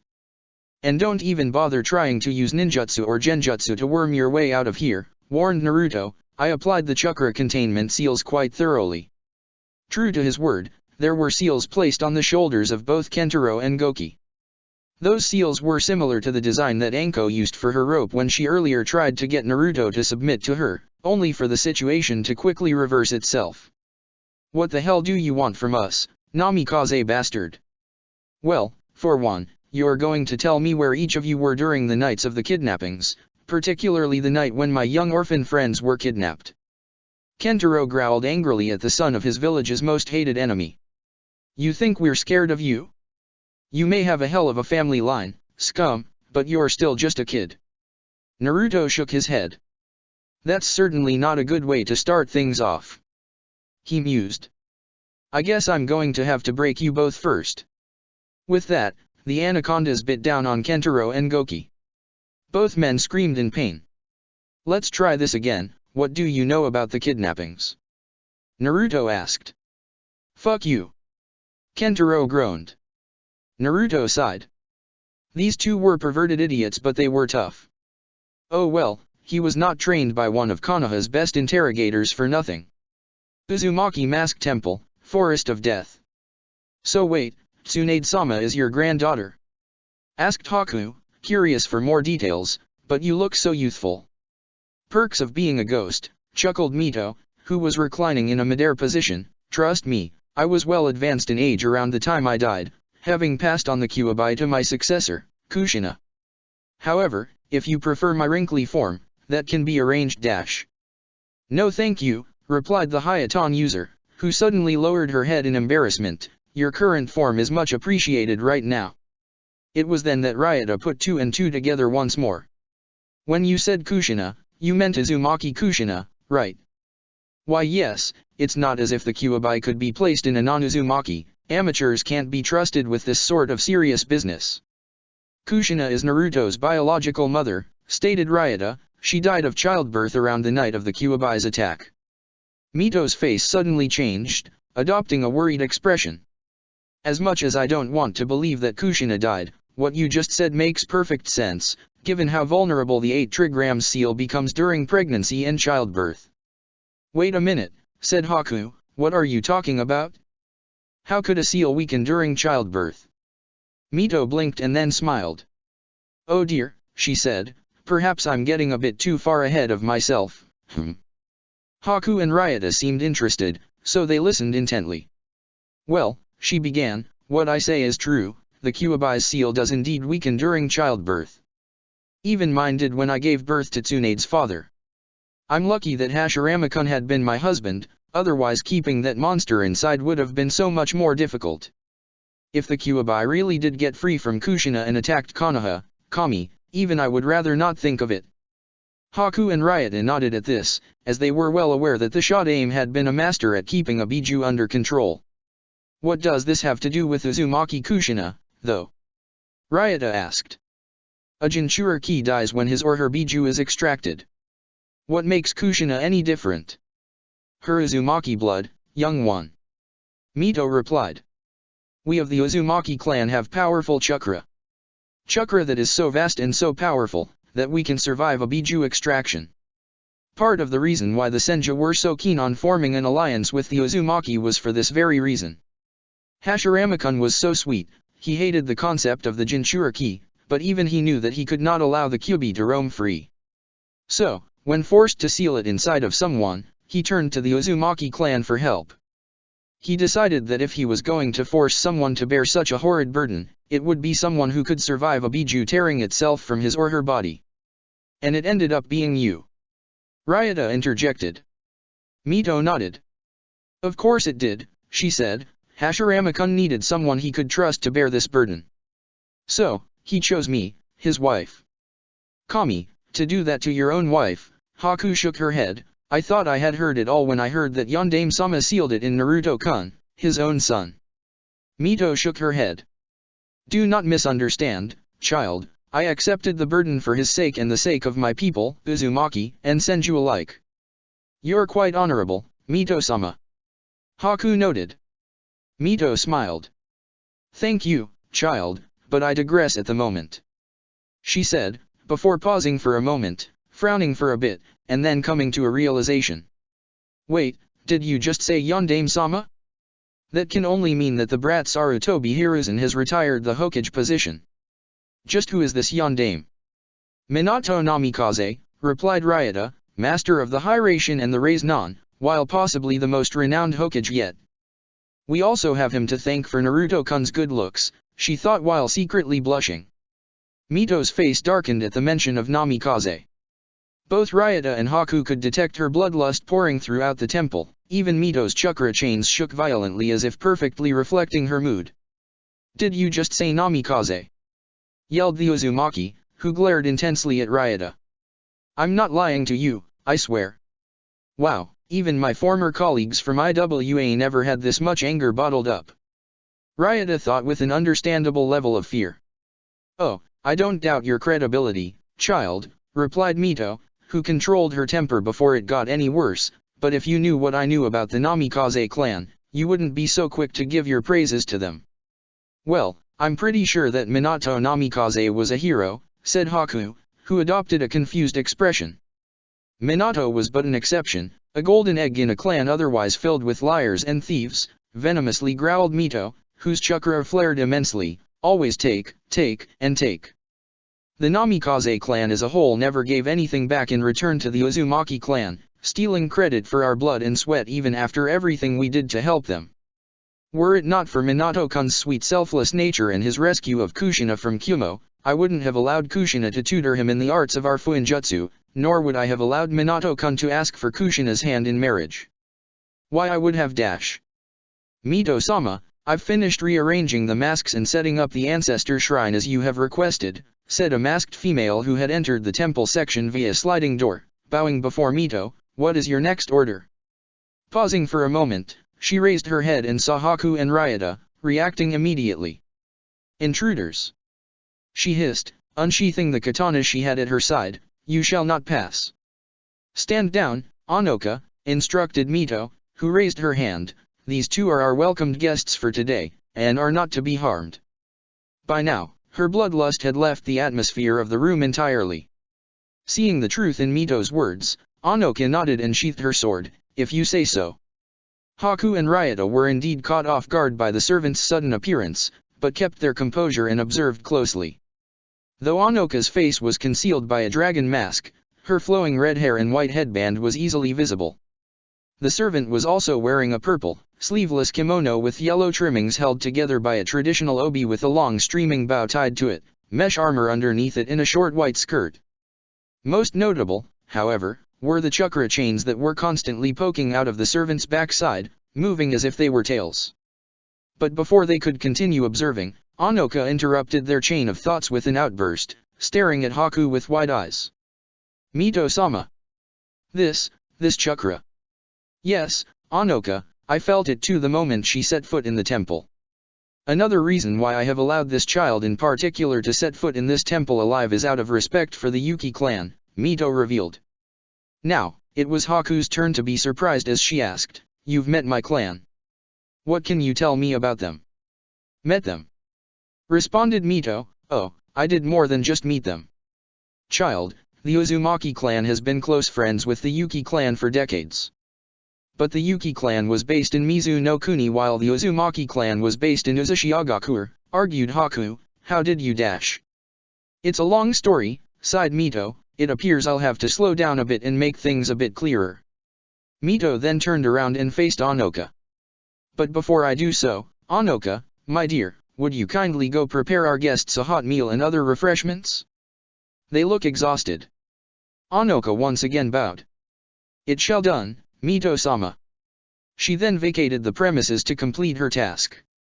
Now, where was I? Grinned Mito, who once again faced Ryota and Haku. Oh yes, I was about to explain the connection between your clan and mine. Do you remember the Tengu mask you two saw earlier? Both girls nodded. Masks such as those confer immense power to the users who wear them, Mito explained. To prevent those powers from falling into the wrong hands, we needed some additional manpower. Keep in mind that the Uzumaki clan's population wasn't exactly impressive to begin with. Anyway, we eventually got the help we were looking for. That help came in the form of a clan almost entirely composed of kunoichi, the Yuki clan. So you're saying that my clan served as your bodyguards? Asked Haku. In every sense, yes, confirmed Mito. They also went the extra mile to serve as our maids and chefs. You'd be surprised how scrumptious their dango and ramen is. I'll be sure to let Naruto-kun know you said that, commented Ryota. And, if any of our Uzumaki female members were deemed to be infertile, we had a tradition of occasionally enlisting a few Yuki members as temporary mistresses for the husbands, Mito revealed. Haku blushed at the mention of that particular detail. Mito then frowned, replying, Don't be so shy, trying producing an heir is always serious business. She then continued, Anyway, once the Yuki clan discovered their Isekeki Genkai, they nicely asked for independence from the Uzumaki clan, claiming that they had a grand destiny to fulfill on their own. Being the grateful, kind souls we are, we granted their wish. So that's why my clan was in Mizu no Kuni, realized Haku. They were immigrants. Exactly, said Mito, but despite our geographical distance, we made sure to keep in touch with them through letters. This continued communication eventually paid off when I married Hashirama. How so? Asked Ryota. Well, you see, explained Mito, before I gave birth to Tsunade's father, I thought myself to be infertile for quite a while. So you repeated tradition once more? Yes indeed, said Mito, but unlike husbands of previous generations, Hashirama protested against the arrangement. He said that I was good enough for him. He truly was indeed a faithful husband to the very end. I'm assuming there's more to the story than that. Surmised Ryota. Yes. Though Hashirama couldn't agree with the idea at first, I was the one who encouraged him to go through with it, grinned Mito. After all, why change tradition? Besides, our recreational evening activities were starting to get stale. Your ancestor made for a perfect addition during love-making. Once again, both Ryota and Haku blushed heavily. I'm starting to figure out which side of the family Naruto-kun got his perverted side from, Ryota mentally commented as she remembered the embarrassing outcomes of her 2 previous fights with Naruto during their days as enemies. Just what exactly was my ancestor's name? Asked Haku. Yuki Yachiro, answered Mito. Not only was she Hashirama's assigned consort, she was a dear friend to both of us. After giving birth to her daughter, Naneo, the agreement was considered complete and Yachiro was allowed to return home to Mizu no Kuni. Once I finally overcame my infertility, giving birth to the male heir the Senju and Uzumaki clan needed, Naneo, too, was allowed to return home, where she could be reunited with her mother. Mito then moved closer to Haku, looking at her face to face.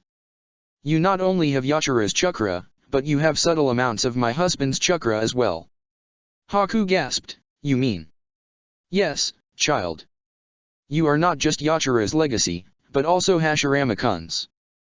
The 2 of us may not be related by flesh and blood, but I consider you as family nonetheless. Mito then inched closer and whispered to Haku, welcome home. Mito then turned her attention to Ryota. And you, I sense something rather familiar in you as well. Ryota briefly forgot about her anxiousness concerning Kushina Uzumaki. What are you talking about? I am a sensor, child, Mito reminded her. I'm also one of the best. I can sense just about anything, including the incredibly rare Kekii Toda. Ryota's eyes widened at this. A Kekii Toda? She asked. I have a Kekii Toda. Mito nodded. You have a similar chakra signature to the Yondaime Hokage, Mu. She told her. Ryota almost fell backwards. She had a connection to the Yondaime. The man who was hailed as the strongest Hokage was connected to her. Does that mean? Ryota began. You have the dust release, just like the Yondaime Hokage. Mito told her. Kami, Ryota said quietly, I have dust release. Judging by your surprise, I'm going to say that you are distantly related to him. Said Mito. As amazing as this was for Ryota, she was starting to get anxious to hear what Mito had to say concerning Naruto's mother. Returning to our earlier topic, why are you so suspicious about Kushina Uzumaki's fate? Ryota asked. As I've mentioned before, the Kyuubi's seal weakens during childbirth. Because of the strain birthing a child it puts on a woman's body, the seal weakens. Great, Ryota thought, giving birth is painful enough to weaken a seal strong enough to hold back the Kyuubi. That certainly makes me look forward to having Naruto-kun's children. What was also certain was the sarcastic tone of her last sentence. But then again, I'm not a Jinhyuriki, so I really shouldn't have to worry about such an ordeal happening to me. If the seal weakens during childbirth, then why was the Kyuubi sealed inside of Kushina Uzumaki in the first place, and inside of you for that matter? Said Haku. As I've mentioned before, Hashirama needed someone he could trust to hold the Kyuubi. Naturally I was that person. Said Mito. But what about Kushina? Ryota inquired. I'm sure you are all aware of the destruction of Uzushiagakuer. Mito answered. Ryota and Haku nodded. After that incident, myself and Kushina were the last of the Uzumaki. There was no other choice but to use Kushina as the second Jinchuriki for the Kyuubi. The poor thing, she shouldn't have been forced to carry such a burden. Mito said sadly. Back to what I was saying earlier, Mito continued, even if the seal weakens during childbirth, she is still an Uzumaki, Mito said with a hint of pride, and one of the strongest ones at that. I met Kushina a long time ago. She radiated power, even when she was in emotional distress over her fate of being the Kyuubi's next Jinchuriki. I simply have a hard time believing she died in childbirth unless she was dealing with an illness of sorts that weakened her body. Haku and Ryota both made mental notes to check Kushina's medical records when they returned to Konoha. Out of curiosity, Mito-sama, what exactly is your theory concerning Kushina's fate? Haku asked. Mito sighed. Obviously you didn't have a resident seal master with you at the time of Kushina's birth, otherwise the Kyuubi would never have escaped. But Minato was a seal master. Ryota interjected. And I know for a fact that he was present when Kushina was giving birth. What kind of parent wouldn't be present for the birth of their child? Mito nodded in agreement at this. However, she still looked disturbed. If Yondaime was present and the Kyuubi still escaped, then there may be more to the story than what you already know. Haku and Ryota's eyes widened when they heard this. Naruto would definitely want to hear this when they returned. If you have any ideas, Ryota said with a serious gaze, then by all means, share them. Haku looked at Ryota, surprised at how demanding she was. If there is any information that you have that might give Naruto-kun answers concerning his mother, then I want to hear them. As one of his lovers, it is my responsibility to gain that information. Ryota said with conviction, though she wasn't physically intimate with Naruto yet. Mito looked at the former Iwa Kunoichi and smiled, you truly do love Kushina's son. My husband had always wanted peace with Iwa and the other shinobi nations rather than war. Seeing such faithful devotion you have towards my young Uzumaki clansmen give me some reassurance that perhaps Hashirama-kun's dreams may one day happen. I'll tell you both what I know about Kushina. Namikaze Mansion, Konoha. Anko Mitarashi downed another bottle of sake as she regaled her sexual escapades with Naruto to her fellow Namikaze 5, who were present at the moment. Ino Yamanaka and Temari were both red-faced as Anko didn't spare a single detail. When Naruto had been with them and Hinata, he had been loving and gentle. It was the type of first-time girls were supposed to have. But when Naruto was with Anko, there was nothing gentle about it. It was like a freaky bondage scene you would see in Jiraiya's Ika Pain, which was arguably his best book for fetish lovers. While Anko continued telling her story, she failed to notice that Ino and Temari were no longer listening to her. They were instead whispering to one another. I can't believe Naruto-kun would do that kind of stuff to. Ino could not finish, she was turning even redder just thinking about it. Sure, the girls had a wonderful time with Naruto, but they were still young. When combining that youth with the fact that they now have a rather intimate knowledge of how he could behave in bed if he wanted to, it was no wonder they were so embarrassed. You sound surprised, Temari said back, this is Anko we're talking about. Ino looked at Anko, who was going on and on how Naruto had dominated her and pounded her into submission. Yeah, she said, I guess you're right. Ino's blush deepened even more at the thought of Naruto doing the same to her. Temari, however, was thinking something completely different, a battle for dominance, huh? I wonder what it would take to get Naruto-kun to try something like that with me? In the cellar of the safe house. Pain was all they felt at the moment. Kentaro and Goki whimpered in pain as they watched their tormentor step back. Naruto looked at them both with annoyance and disdain. Hours of interrogation and neither of these perverted idiots had broken. If you want this to end, gentlemen, Naruto said, now losing his patience, all you have to do is tell me what I want to know about the kidnappings. And we've already told you we don't know anything. Goki shouted, desperately hoping that this time he would believe them and let them go. Wrong answer, said Naruto. Why are you so insistent on finding those brats? Kentaro asked.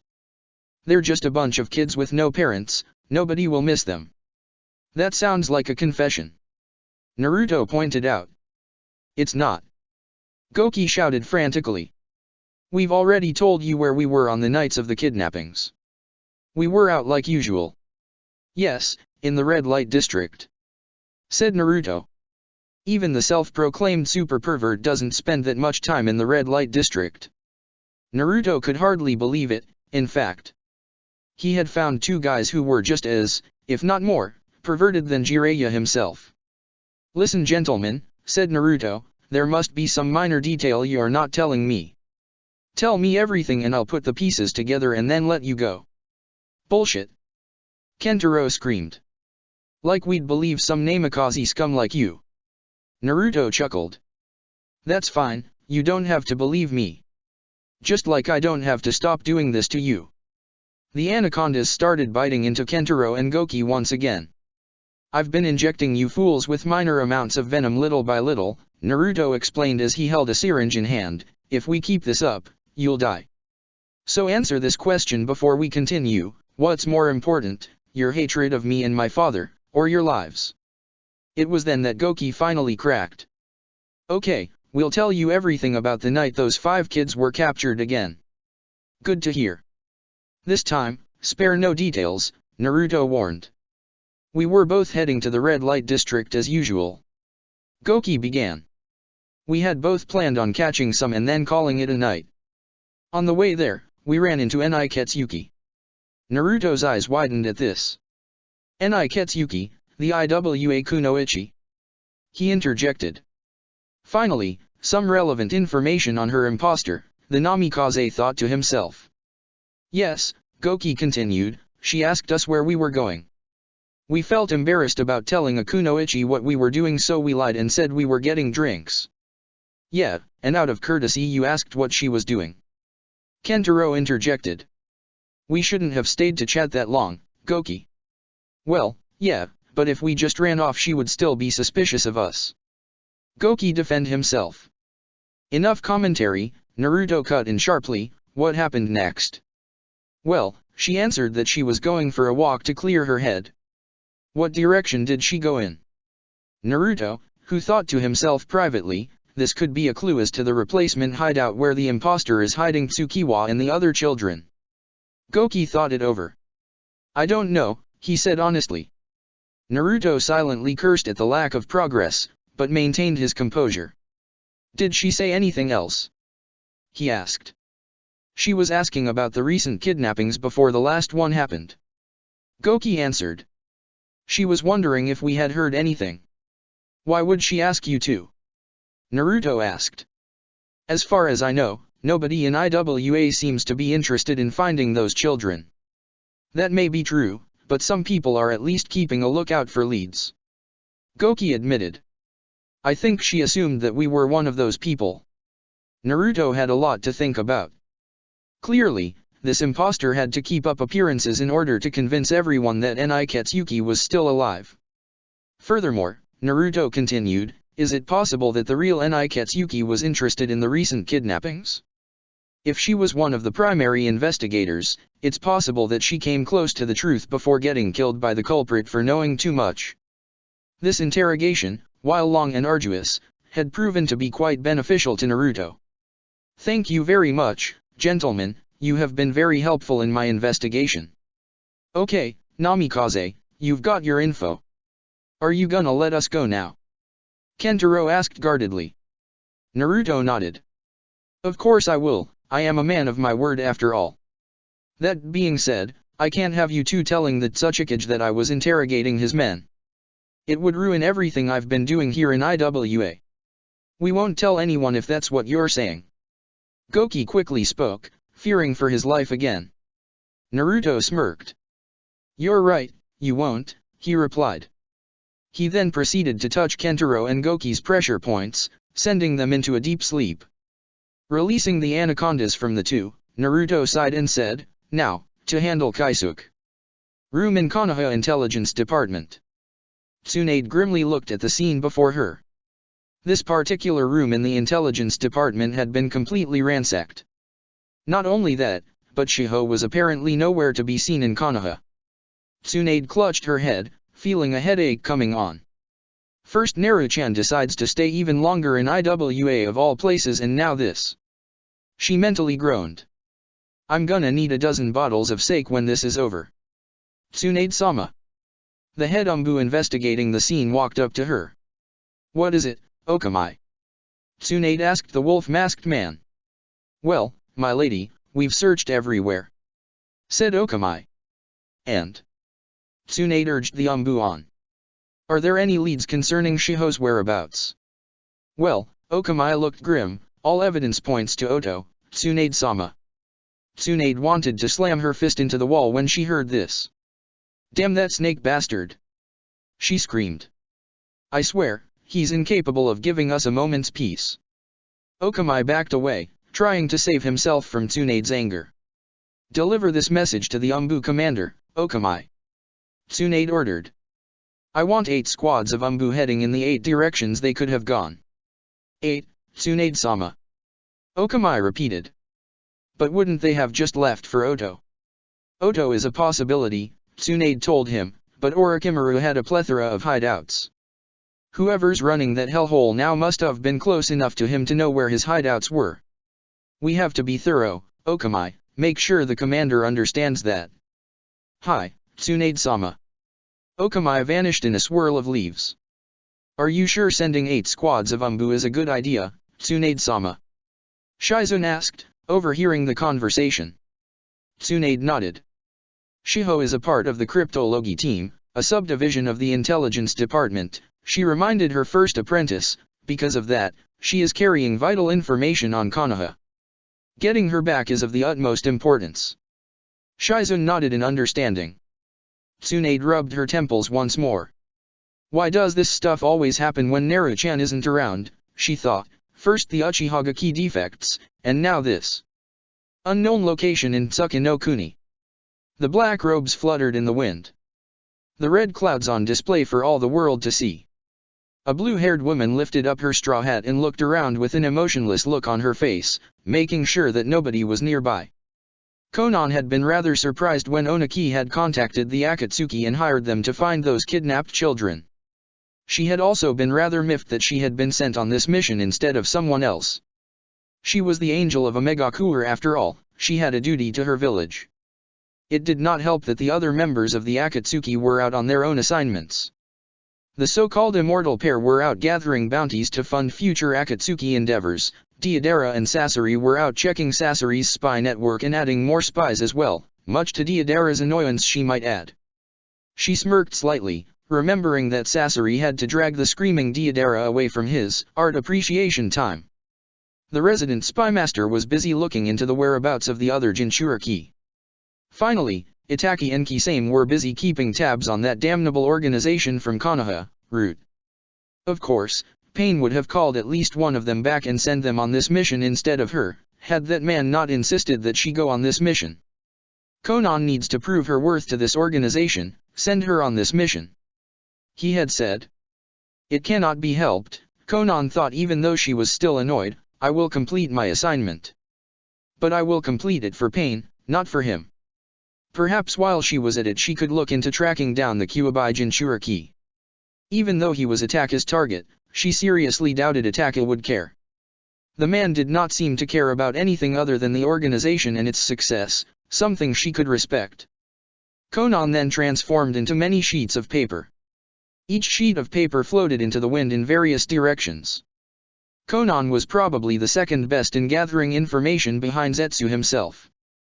It was this particular jutsu that was the reason behind it.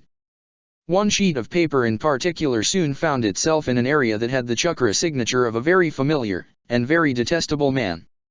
The papers soon converged onto this location and reformed into a scowling Konan. Orochimaru, the lone female of the Akatsuki, spoke his name with venom. What is that traitor doing here? Isn't he supposed to be dead? Konan looked around. If his chakra signature was here at some point, one of my other sheets should have been able to pick it up in another spot. The trail could not have gone cold already. Konan narrowed her eyes in frustration. How is he even alive in the first place? Didn't the Kyuubi Jinchuriki kill him? Calming herself, Konan attempted to think up a reason why Orochimaru's chakra signature was only in one place. She then noticed how it was much weaker on the ground than when she had been in the air. Konan looked up into the sky. He couldn't be, Konan said in awe, there's just no way. Konan transformed into paper again and floated up into the sky. The papers then came across a giant land mass above the clouds. Clearly, Orochimaru had an airborne fortress in the sky. It was a large place. Konan floated around the large mass to see what it was like. It was patrolled by numerous flying shinobi with machine gliders, and dead in the middle of the place was a temple of sorts. Konan floated back down to earth and reformed, scowling once again. So that traitorous snake is alive and here of all places. Konan narrowed her eyes in anger. Him being here can't be a coincidence. He must be involved in the kidnappings of these children. He's not seriously thinking of using them in that detestable Edo Tensei of his, is he? Konan clenched her fists with uncharacteristic anger. If he does, I'll personally cut his head off. It was an empty threat and Konan knew that. She was certainly strong, being Pain's partner after all, but among the Akatsuki, only Pain and Itaki are capable of taking down that snake. Outside of the Akatsuki, however. Perhaps it is time I see just what it is about the Kyuubi Jinchuriki that has attacked us so, wary.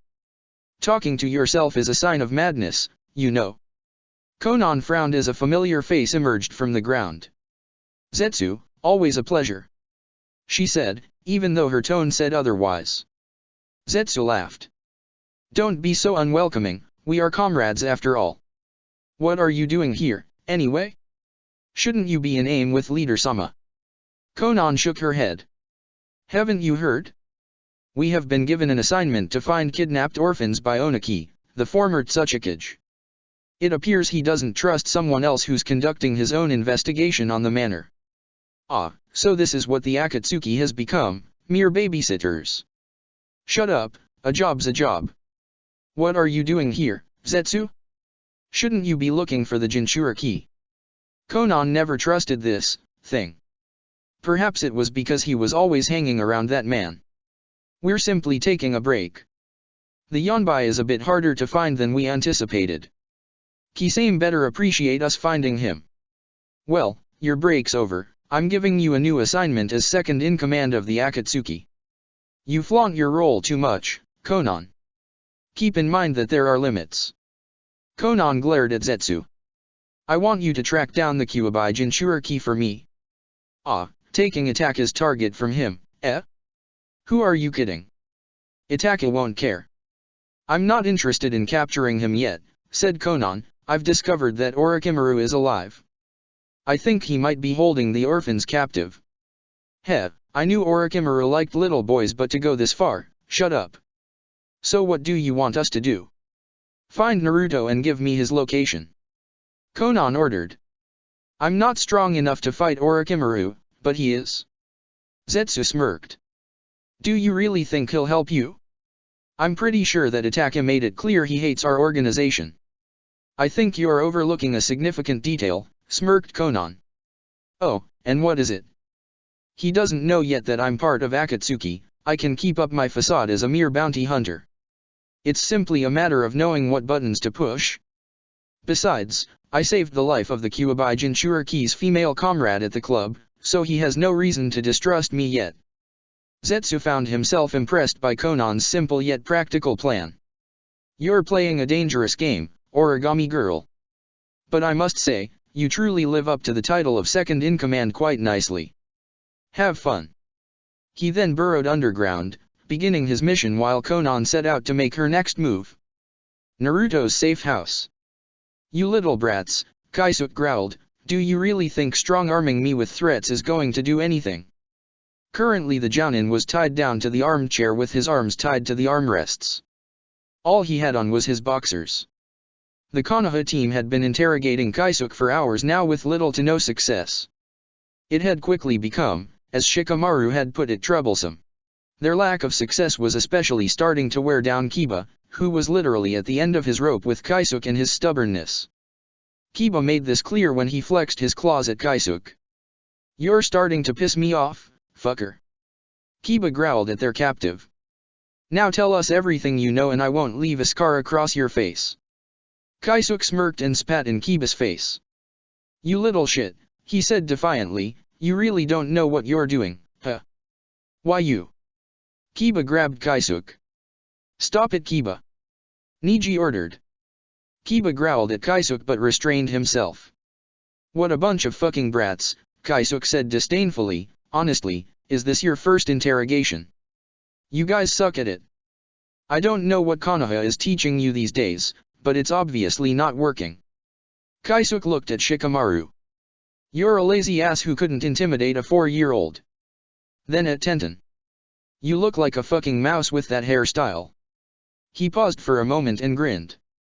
However, you know how to give one hell of a massage and hula dance, so I'm not going to hold anything against you. Tenten was fuming at Kaisuke's comment on her hairstyle as Kaisuke turned his attention to Lee. And what the fuck are you? Seriously, what? Next was Shino. A Barame, right? You aren't going to scare anyone with a bunch of bugs, kid. Next up was Koji. You couldn't scare anyone unless you were stuffing your face in front of them. Niji received a verbal lashing next. Well, you're actually the most intimidating, it's a shame you can't do jack shit other than glare at me. Finally, Kaisuke turned to Kiba. And you're the worst of them all. Just a little gaki who acts tough but doesn't know what he's doing. Maybe I really don't, admitted Kiba, but at least it's better than what you did.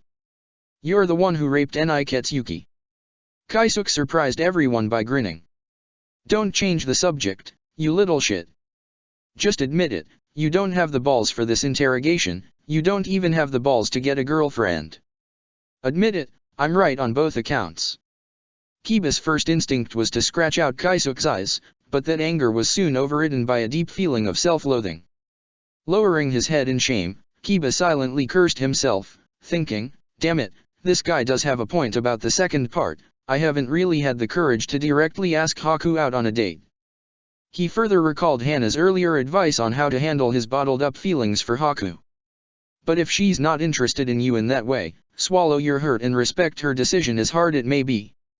Also recalling how enticing Tenten's seductress persona was on the business card he saw earlier, Kiba blushed and thought, no matter how many other fish there are in the sea, I'm sticking with Haku as my choice.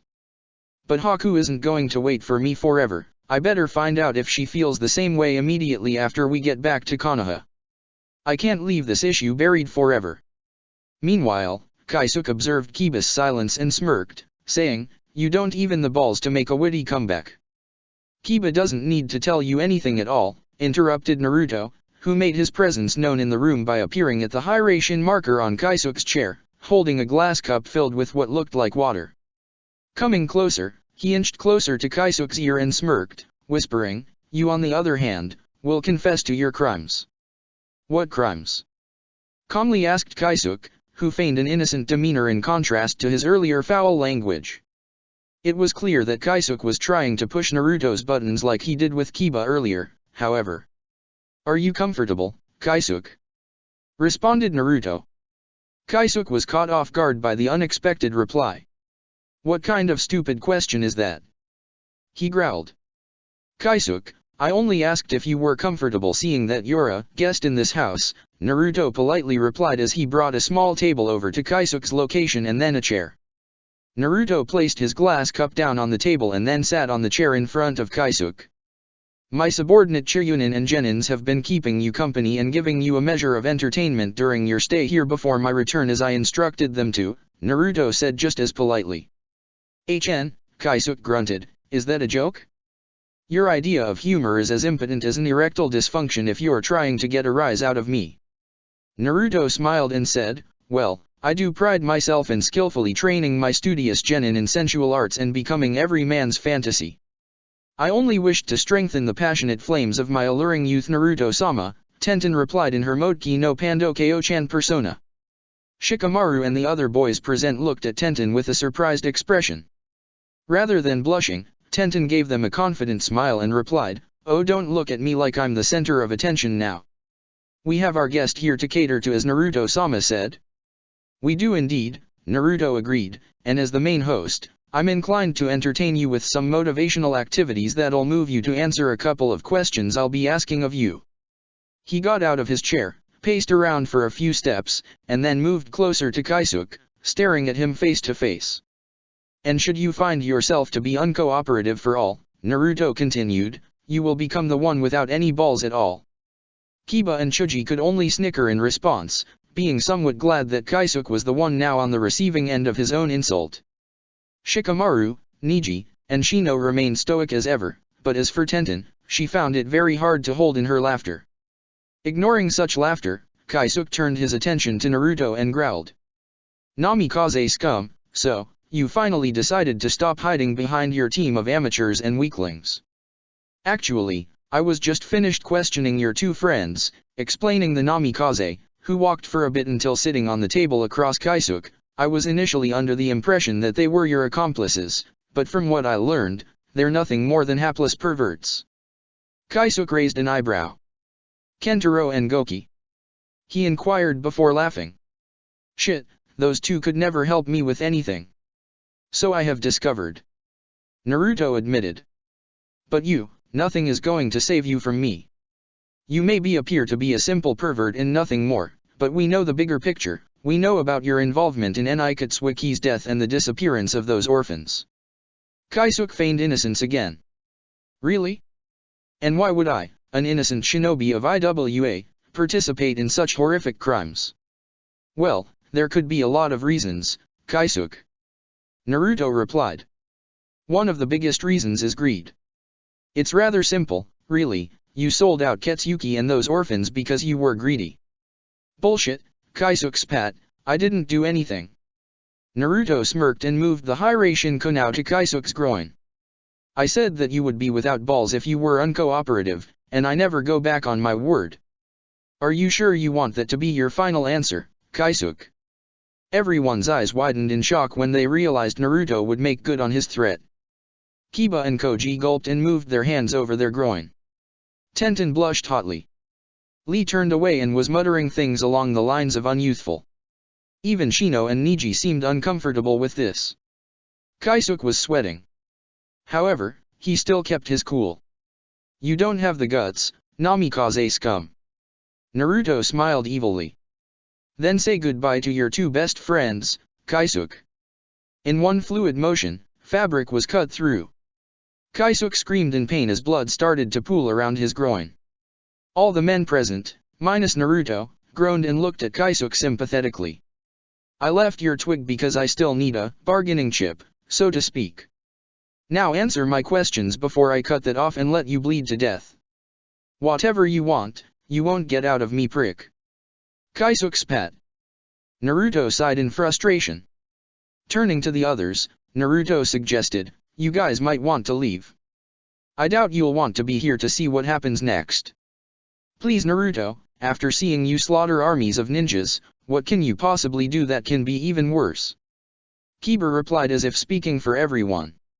Naruto simply shrugged and then pulled out from his pocket a small suction tube. He placed the bottom part of the suction tube into the glass cup and squeezed the top of the head of the tube and sucked into the tube some of what looked to be water from the cup. You're going to squirt water at me now? Kaisuke mocked. Naruto smiled brightly as he moved his right hand holding the suction tube up over the chair Kaisuke was sitting on. He squeezed a small drop of the fluid from the tube and down onto the wooden chair between Kaisuke's legs. When the drop hit the seat, however, it started smoking and sizzling through the wooden as it dissolved its way down through the seat and onto the floor as it continued smoking with a sizzling noise. What the hell? Kaisuke yelled. Kiba and Akamaru covered their noses to keep from smelling the pungent smell from the smoke. Hydrochloric acid, Naruto clarified, it's one of the strongest known corrosive acids, and this concentrated form of that acid is strong enough to melt your bones in under a minute. But the pain with each drop will feel like an eternity. Despite the situation, Kaisuke still held a strong front. The others though thought Naruto was trying to intimidate the man into talking since they never witnessed his methods of interrogation before. You namikaze trash. Kaisuke retorted, if this is to serve to intimidate me then you're just as useless as the rest of the pack of punkus genin you're leading along with that lazy ass over there. Naruto moved his hand from over the chair and squeezed 2 drops of hydrochloric acid down onto Kaisuke's left foot. The reaction from the impact of those drops were instantaneous as Kaisuke's screams was heard by everyone as he rocked and shook back and forth on the chair he was tied down on. The drops dissolved through his foot to the floor and the damage done was clearly visible to the others present as the horrid smell of dissolved human flesh and blood was now present. Lee looked sick and backed away not wanting to witness Naruto's cruelty further. Niji cringed but held himself together. Tenten looked horrified while seeing a darker side of Naruto she never saw before. Chuji looked green and had to hold his stomach in from wanting to vomit. Shikamaru was shocked also but when considered who Naruto's Jounin sensei now turned girlfriend/lover was, it was clear that Anko would have eventually trained him in interrogation methods. Kiba had a look of shock and disgust after seeing what Naruto did to Kaisuke's left foot. Shino outwardly looked as stoic as before but inside he was just as disturbed as the others. Now, Naruto suggested calmly, let's get this game of mine started, and if you answer me honestly you'll live the rest of your remaining days with limbs that weren't melted. There was no bloodlust present with Naruto's demeanor and his tone carried no sense of malice or cruelty. His expression was hard to read and that added to the fear everyone in the room now felt towards him after he took over the interrogation. It's such irony how your people hate and fear me for my background and heritage, and yet, within their own society they have people like you who would betray them to my village's worst traitors, Naruto remarked. Now tell me, please, what moved you rape and murder Niketsuki? The excruciating pain Kaisuke was suffering from was clearly seen through his distorted and cringing expression. Nni, Iwa, Aishi, Kaisuke made out through his strained voice. What? Naruto asked. Her real name is Niwaishi, Kaisuke clarified. That's news to me, Naruto said. Continue. Niwaishi heard about the kidnappings of those children going on through Tsuka no Kuni, but because they were mostly orphans from no prestigious clan or family, not much effort was put into finding them. But Niwaishi was an exception and she went under her alias, Niketsuki, in order to find those children. Why the name Niketsuki? Naruto asked. Why not her real name? The hell should I know? Kaisuke barked. Naruto squeezed another drop of acid, this time on Kaisuke's right foot. The traitorous Iwa Jounin screamed from the severe pain as Shikamaru and the other Konoha genins watched. Does that serve to jog your memories? Naruto asked. Now answer my questions properly or I'll be sure drip this acid on what's left of your manhood. To show that he wasn't joking, Naruto moved the tube and held it up over Kaisuke's crotch right above his bleeding groin. The others watching cringed at the very thought of Naruto carrying out his threat if push comes to shove. Niwaishi was a skilled undercover detective who would use the name Niketsuki as her second identity whenever she was doing her investigating work. She would even change her appearance time and time again to keep from being discovered by those she was tracking. Only the Tsuchikage and her closest friends knew this, Kaisuke explained. Were you aware of this? Naruto asked.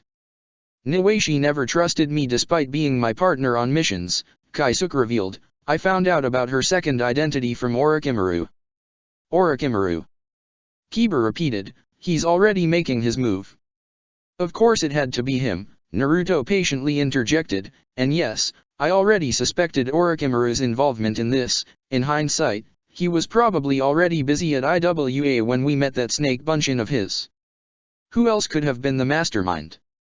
Dryly remarked Shikamaru, who avidly recalled the details of the report that Naruto and teammates submitted to Tsunade concerning their encounter with the rogue Sunin. Sheesh, you cut off the head of the snake, and it still comes back.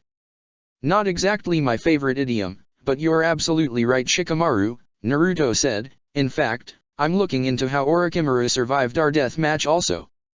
But we'll deal with that later. Right now we know for a fact that Orochimaru is here and is involved with what's been happening to those kidnapped children. But we still have more to dig out from our guest here. Naruto turned his attention back to Kaisuke, looking ready to drop acid on Kaisuke's boxers. You and Niwaishi were partners? Naruto asked skeptically as he hanged a drop of acid over Kaisuke's covered groin. It's the goddamn truth, I swear it. Kaisuke bellowed, I fucking swear it. I always wanted her as my woman, but she wanted nothing to do with me and she couldn't stand the fact that I spend much of my time at bars and brothels. She learned things about me while undercover, which was unknown to me then. In her investigation, she started to suspect me as she began keeping tabs on my actions and whereabouts. She kept tracking me, and in time, Orochimaru saw that she was going to become a problem. She was getting too close for her own good. Naruto glared at Kaisuke. So what did you do? He asked. What the fuck do you think I did? Kaisuke asked. Orochimaru wanted her gone, so he asked me to get rid of her. I did, but not before I had my fun with her. I drugged her and raped her. Tenten had to be held back. You son of a bitch. She screamed. Do you even realize what that does to a woman's psyche? If she had lived, her mind would have been broken. You selfish piece of shit. Calm down, Tenten. Naruto ordered. Naruto turned back to Kaisuke. And the kidnappings. Kaisuke kept spilling information. With the exception of that old man who managed the orphanage, some of the caretakers were in on it. He admitted. It's not like they gave a shit about those brats anyway. They were easy to bribe. What about the most recent kidnapping? Kaisuke hung his head low. That was me, he admitted. I knocked them all out with an arrow laced with sleeping gas and took them all through the underground passage my associates in the orphanage had made. So you were the archer, Niji said in realization. Kaisuke nodded. Naruto gazed disdainfully at Kaisuke. You are nothing more than trash. Or as my Nii-san would say, worse than trash. Think on that while you take a nice long nap, Kaisuke. Naruto karate chopped Kaisuke and knocked him unconscious. Tend to his injuries, Naruto ordered, even if he deserves it, we can't let him die. The group nodded, but then froze when Naruto brought his hands together. Kai. In an instant, the blood around Kaisuke's groin and feet disappeared. Everyone's eyes widened. It had been a genjutsu? Shikamaru smirked, although he was still shaken from watching Naruto's actions. Troublesome, but effective. Naruto smirked back. Figured you'd find out, Shikamaru. Wait, you knew about the genjutsu? Koji asked. What the hell, man? Kiba asked angrily. Watching the acid thing was bad enough, but did you have to leave us in the dark while Naruto faked cutting off a guy's balls? Of course, said Shikamaru, part of making it believable was putting us all under the genjutsu, right Naruto? Naruto nodded. Kaisuke was arrogant, I doubt he would have suspected a genjutsu at that level. Everyone looked at Naruto for a while before Niji spoke up. Naruto-sama, why didn't you just castrate him for real? For the first time, perhaps ever, they saw Naruto look uncomfortable. Honestly, I'm too squeamish. Nanny. Everyone was shocked. I never was able to do that. When Anko-chan realized this, she taught me the genjutsu herself. She uses it to punish perverts that were peeping on her. I think she might have used it once on Ero-jisan. So you would never actually castrate someone? Koji asked. Of course not, Naruto said while feeling disgusted, it's a fate I wouldn't even wish on my worst enemies. It is probably a fate worse than death. Kiba muttered. So, Shikamaru said, deciding to get back to the task at hand, now what? Naruto narrowed his eyes in determination. We're going snake hunting. Root HQ, interrogation room. Still in her chains, Shiho was struggling right now to reach for the paper clip in her pocket, while also trying to avoid detection from Sai. She thought, it may or may not work at picking the lock, but it's all I have left to work with right now. She then flinched, momentarily grasping her right hand in pain. Meanwhile, Sai was across the other side of the table, smiling and calmly sipping from a tall glass of water. While you may be a girl, I applaud you for having the balls to survive Suzume's interrogation. Trust me, it's no easy feat, I speak from personal experience during training days. Shiho ignored him and remained silent, continuing to try and grab her paper clip. You know, Danzo-sama did leave behind the crossword puzzle on the table for your benefit. Open it. Even a hard-working girl like you needs to relax every once in a while, right? Still, no response. Sai then got up from his chair, walked a bit, and twisted the desk lamp's head right in front of Shiho's face. Even with her glasses on, Shiho cringed and closed her eyes instinctively at the abrupt presence of light. You know, it's really rude when a person doesn't give an answer to a question the other person just asked, sweetly explained Sai, who still maintained his ever-present smile. Have I made myself clear? Crystal clear, gulped Shiho, who nodded as quickly as she could. Now, could you already dash? Of course, replied the root agent, who twisted the lamp head back again, making it face the direction of his glass of water. By the way, you should take off your glasses, you look more beautiful without them. Shiho blushed at the unexpected comment, replying, do you always say that to every female prisoner who is kidnapped and brought here? Only the pretty ones, shrugged Sai. You know, if it weren't for fact that Danzo is tasking you to watch over me and prevent me from escaping, continuing the crypt analyst, I'm sure we could have been good friends outside of these walls. Who says we can't be friends right now? Questioned Sai, but you have a point, a job's a job. I apologize for not meeting you under more fortunate circumstances. It was then that Shiho's attention was drawn to the glass of water Sai drank from earlier, due to the overbearing light from the lamp being pointed in the glass direction. Examining the glass closer without actually touching it, Shiho noticed several strands of ink on the side of the glass gradually coming together to form legible letters. Once the sentence was complete, Shiho interpreted it as, don't worry, I'm going to get you out of here very soon. She reflected, thank God I was allowed to keep my glasses on. Glancing at Sai, Shiho could have sworn that he winked. That fortunate circumstance should happen around 3, 2, and 1. Counted Sai, whose smile was wider than usual. Boom. Route HQ, lobby, and main corridors. It was then that smoke bombs and explosive tags exploded all over the place. Every root shinobi and kunoichi present for duty suddenly found themselves under attack by shinobi who had all the common trait of wearing a very familiar ONI mask. The hell is going on? Suzume furiously asked. We're under attack. Fu replied, it's those cursed Prajna assassins. Damn it, how the hell did they find us? Suzume was clearly angry. There's no time to find out, said Toruin, who was currently trading blows with the enemy. We can't let them roam free in here and ruin Danzo-sama's work. Route HQ, interrogation room. I don't understand. Shiho said as they walked out of the interrogation room, watching several root ninja run towards the battle. Why are you helping me? Sai's wide smile was still there. Let's just say for now, that I'm under different orders. He replied. The sounds of battle continued to sound out through the halls. There's no time to explain. Sai made some hand seals. Just follow my lead. First, Sai took out the green vial of sedative that Danzo gave to him earlier. He threw the vial at the corner of the room, smashing it completely. Sai then formed a few hand seals, with the result of forming an ink clone of Shiho. It was then that Sai killed the clone with a slash to the throat. Interestingly enough, Shiho observed that the ink clone in front of her did not dispel, a behavior not typical of the usual clone. What in the world are you dash? She inquired, but Sai cut Shiho off.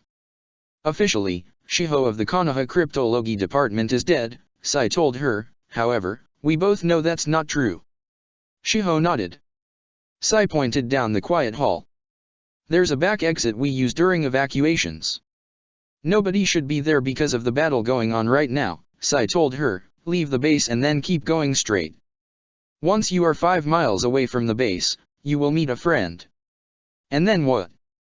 Shiho asked. Sai smiled.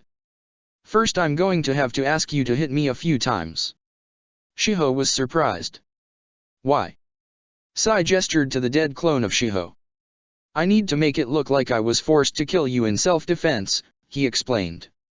Okay, I hit you a few times, I run straight out of here for 5 miles and then meet with an ally of yours, Shiho ran through her instructions. Sai smiled, that about covers it. Sai leaned his face in. Now then, let's get the painful part over with, shall we? Shiho nodded and threw a punch straight at Sai's face. Sai barely recoiled, but the mark was there. She hesitated for another few moments, but then put aside her fear as she threw several more punches. Despite Sai's pale face becoming eventually bruised and bloody, he still managed to smile at her. Stay safe, Shiho-chan. He said. Shiho blushed again, this time surprised at the new honorific she had received. But regardless of her shock, she saw it necessary to return the favor. You too, Sai-kun, she replied, embracing Sai in a sudden hug. This time, it was Sai's turn to be surprised. He commented, that was rather bold of you. Says the man who came up with the insane escape plan, giggled the crypt analyst. She paused for a moment before further commenting, it's weird, really. You shroud yourself in darkness and secrecy, yet you act like a knight in shining armor. That's a rather interesting label you've got, remarked Sai. And you've certainly earned it, replied Shiho, thank you, Sai-kun.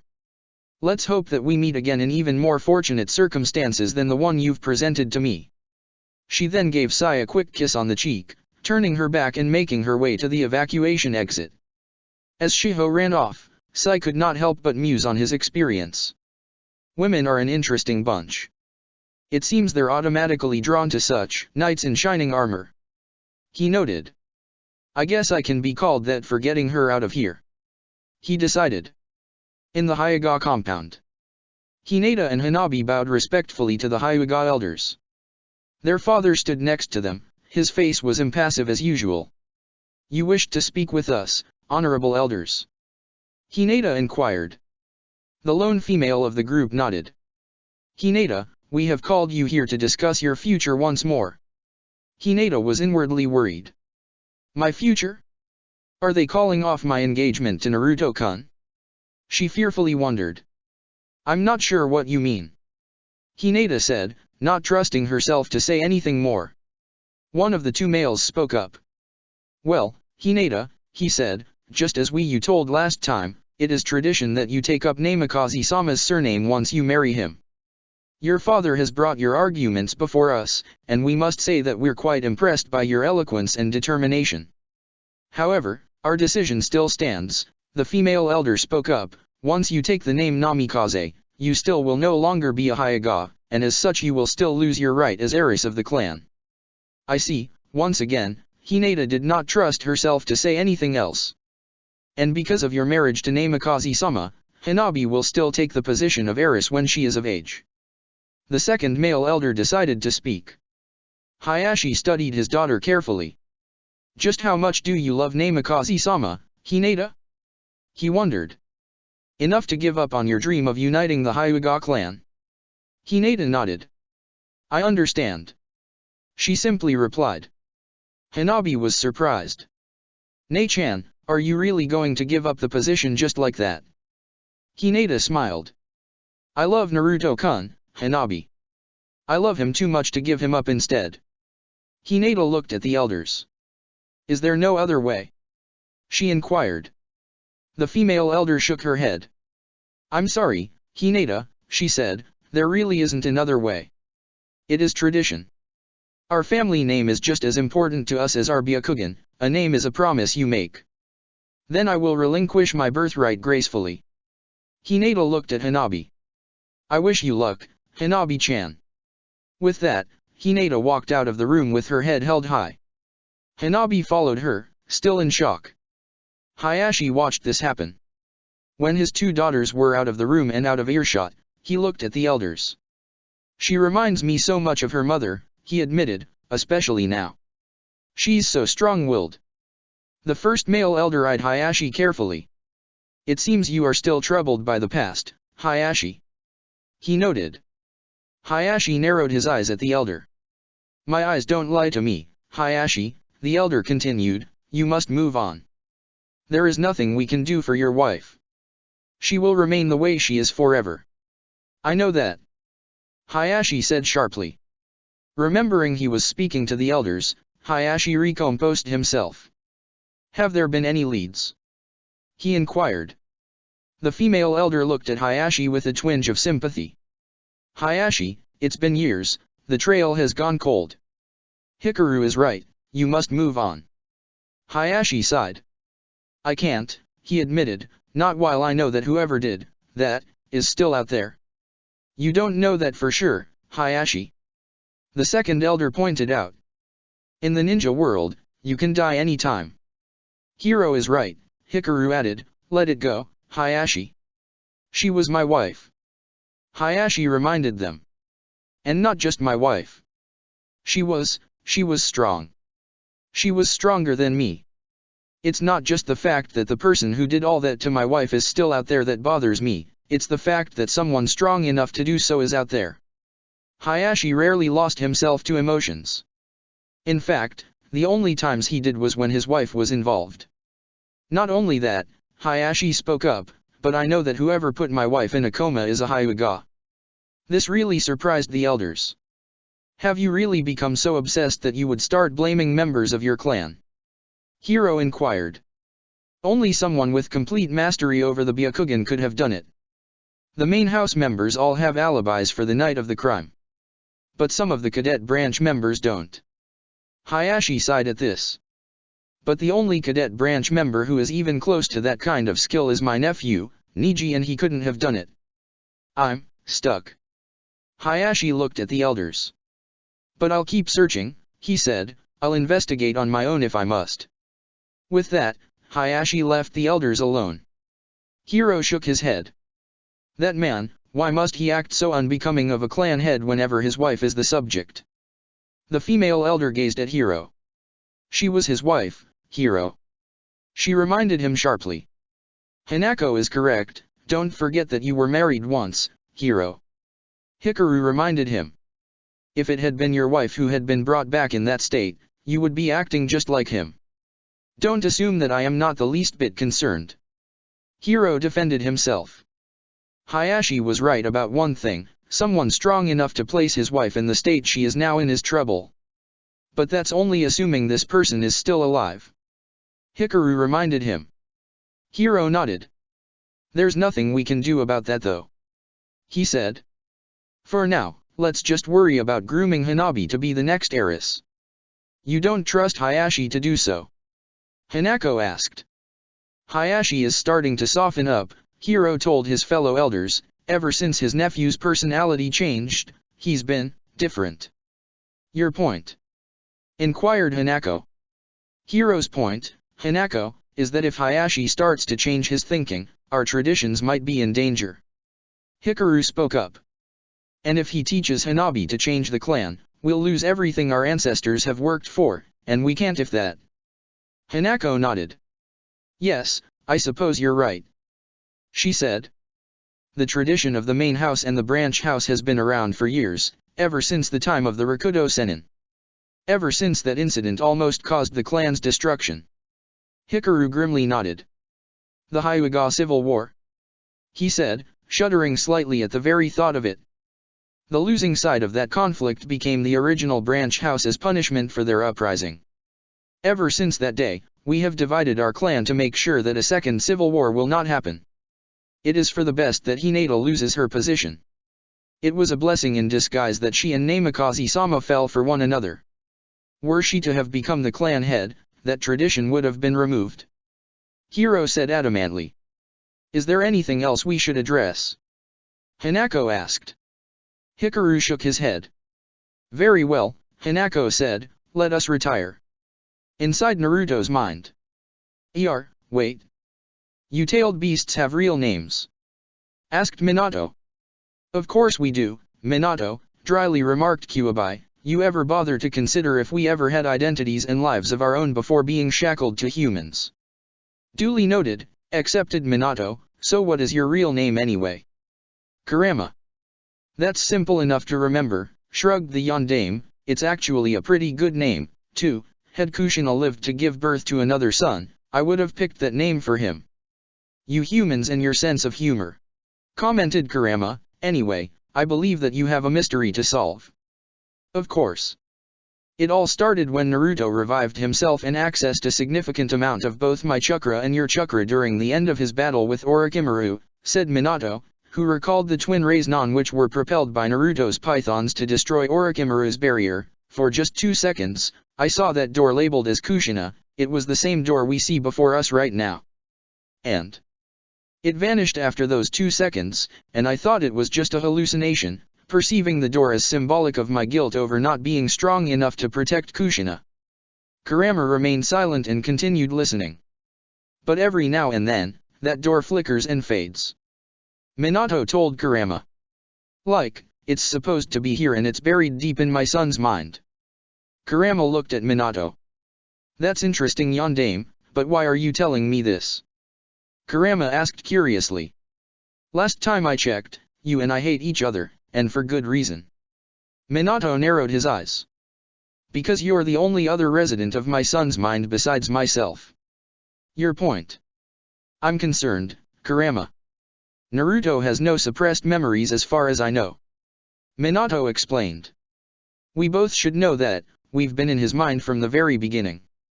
Kurama nodded. It is a rather interesting situation, Kurama admitted. While I normally could care less about you humans and your dilemmas, I myself am rather curious about something that may concern my previous Jinhiriki. Wait, Kushina was your previous Jinhiriki? Yelled Minato as his jaw dropped. We at Konoha thought you were roaming mindlessly from across the country to our village. We prepared several days ahead of time for your attack. Weren't you feral? Kurama, too, shared Minato's confusion, saying, I thought you already knew of my previous history with Kushina, and I never really talked about it much. If Naruto's memories aren't the ones being suppressed, are you sure that your memories and the rest of Konoha's memories weren't the ones that were altered? Minato snapped, I know what I saw. Yet here you are, eagerly discussing your doubts with me, pointed out the kitsune. Make up your mind already. Kurama was also curious about one other thing. Anyway, do you intend on telling the kid about this? Minato shook his head. Not until I know what we're dealing with. He replied. Before I tell Naruto anything, I want to find what this is all about. Especially because it concerns my wife. Che, whatever, Kurama scoffed. Do what you want, Minato, just make sure you tell me what it's all about when you've figured it out. It was then that the door labeled Kushina started flickering in and out until it finally solidified. When it did, it started to thump repeatedly, as if someone was knocking on it.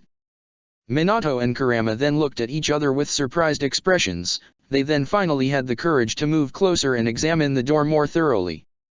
Well, it's see who's on the other of Naruto's mind, Minato suggested as he reached for the doorknob and twisted it, surprised to have actually found the door to be unlocked.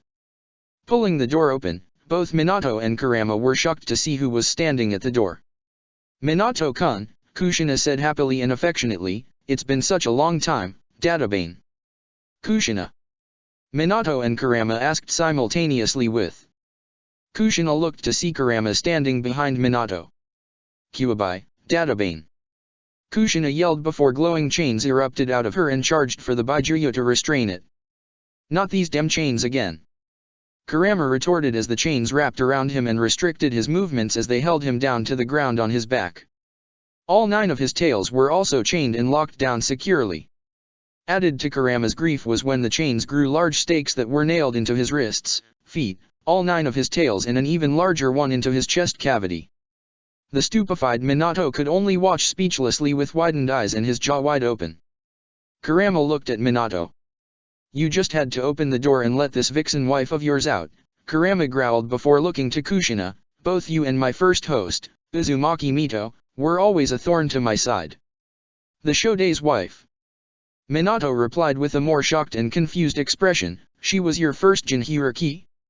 It can't this be so? Kushina turned to Minato with a concerned and confused look, and asked, Minato-kun, she was the Jinhiriki of Kuwabai before I was. How could you forget so easily? It's not like I forgot on purpose, Kushina-chan, Minato explained, but Kurama and I have been discussing how certain events Naruto and I, along with many others believed to have happened isn't adding up. Kurama. Kushina asked with a perplexed look, who's that? That would be me, Vixen. Kurama remarked, it was quite peaceful here before you showed up and attacked me for no reason. Minato-kun, what's going on? Kushina inquired. It's a very long story, Minato replied. Hopefully in our in-depth discussion we can figure out why I and many others aren't able to correctly recall what happened years ago before the 3 of us were sealed away into Naruto's body. How could you not remember correctly what happened to us? Kushina asked before looking and pointing to Kurama, especially after he tried to kill our son the same night I gave birth to him. We used ourselves as shields to protect Naruto from being killed, Databane. It was nothing personal against Naruto, but it wasn't like I wanted to sealed away again, Kurama retorted, and being sealed into you was no paradise either. As confused as Minato was, he had to get both his wife and Kurama to stop arguing. Listen both of you. Minato spoke up, we're not getting anywhere disputing like this. We'll understand everything in clearer light if we stop fighting and actually talk things out. This coming from a man who only won one argument with his wife, Kurama mocked. Kurama, do you want to stay chained and nailed to my wife while reliving the old days with her as you said? Minato retorted. Kurama snarled, but he got the point. Now, please, let's talk things out and start trying to make sense of what really happened years ago, Minato said. At the Tsuchikage Tower. Tsuchikage was currently in a meeting with Oniki, Tsuchiko, Akatsuki, and Kuratsuki. They were discussing the events that took place the previous night. So, Naruto lived up to his name as the second Flash, after all, the Tsuchikage remarked. All of the culprit ninjas inside the cave were found dead by Naruto's hands alone by the time we arrived there, Kuratsuki said, though his genin team handled the guards outside. However, those men were nothing but mere low-class bandits. I will add though that Naruto was very angry when he saw that his 5 young friends weren't there among the children he found. He must have really became attached to those orphans, much to my own surprise, further commented the kunoichi. And speaking of those children, Onaki inquired, how's their recovery at the hospital progressing? The rescued children are doing much better, Tsuchiko replied. The doctors have been working round the clock to replenish the children after seeing how malnourished they were. A moment later came a knock on the door. Sir, Naruto-san and his party wishes to see you, the secretary said. He said it's very important. Send them in, the Tsuchikage replied.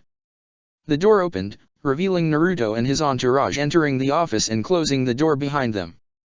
They walked over to where the others were and stood before them. Naruto, the Tsuchikage greeted, you've been doing us a huge service these past couple of days.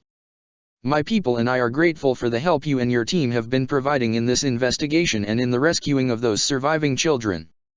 I'm grateful for your appreciation, Naruto said and added, but I regret to inform you that not everyone in IWA wanted those children found in alive. What are you talking about? Onaki replied. Naruto took out a scroll from his cloak and opened it, revealing the kanji for IWA no Gomi, rock trash, written in the center of the scroll. He poured chakra into the scroll and released and dumping the contents that were in the scroll down onto the floor in front of the Tsuchikage, Onaki, and the 3 IWA jounins. These contents were the unconscious and tortured forms of Kaisuke, Kentaro, and Goki. Besides Sujiro and Deidara, Naruto sneered, here's more trash my team and I had to find and drop at your feet.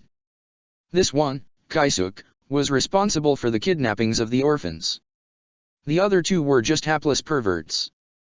Seeing the horrid conditions of the traitorous IWA ninjas, it was clear that Naruto tortured and interrogated them personally. Kuratsuka was about to say something, but the Tsuchikage raised his right hand as a signal for her and the others to remain silent. This is a very serious accusation, Naruto, the Tsuchikage warned gravely. What proof do you have? Plenty, Naruto answered before took out a large folder from within his cloak filled with investigation and medical documents and photos. Where do I start? Calmly said Naruto, oh yes, we'll focus first on the kidnappings. Our initial progress was sped up when I asked Tsukiwa and her friends to pass out surveys to as many IWA shinobi and kunoichi as possible. A traitor within Iwa's ranks would have the most opportunity to perform the kidnappings without arousing suspicion, so the surveys were a quick and cheap way of narrowing down our suspects. And for some reason, you couldn't pass these surveys by yourself with an army of Kage Bunshin. Mocked Kuratsuki, we all know how large your chakra reserves are, so I'm having a hard time believing that you had orphan kids do the grunt work for you. Naruto turned his attention to her. Both my father and I are the subjects of hate in IWA. Do you honestly believe that I would gain any useful answers if I tried to ask my questions face to face in front of your colleagues? Because I instead sent the orphans, Iwa's shinobi became much more cooperative, with some even giving their names willingly, assuming that the children were playing an innocent game instead of performing an investigation. Kuratsuka was about to retort, but she was shushed by Tsuchiko, who gestured Naruto to continue. What happened next?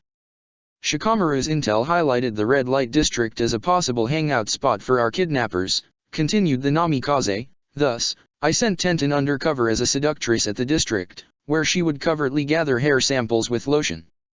Am I right to assume that you matched one of the crime scene samples with Kaisuke's collected hair? Inquired Onaki. Indeed, affirmed Naruto, out of all the suspects in the club Tenten served it, Kaisuke's hair was the sole match. I'm assuming that you have more than just this hair for evidence. Asked Akatsuki, your case sounds rather circumstantial for the most part. Maybe if you just shut up, angrily interrupted Kiba, Naruto would be able to finish his explanation sooner. The gathered IWA group all frowned in response to the insult.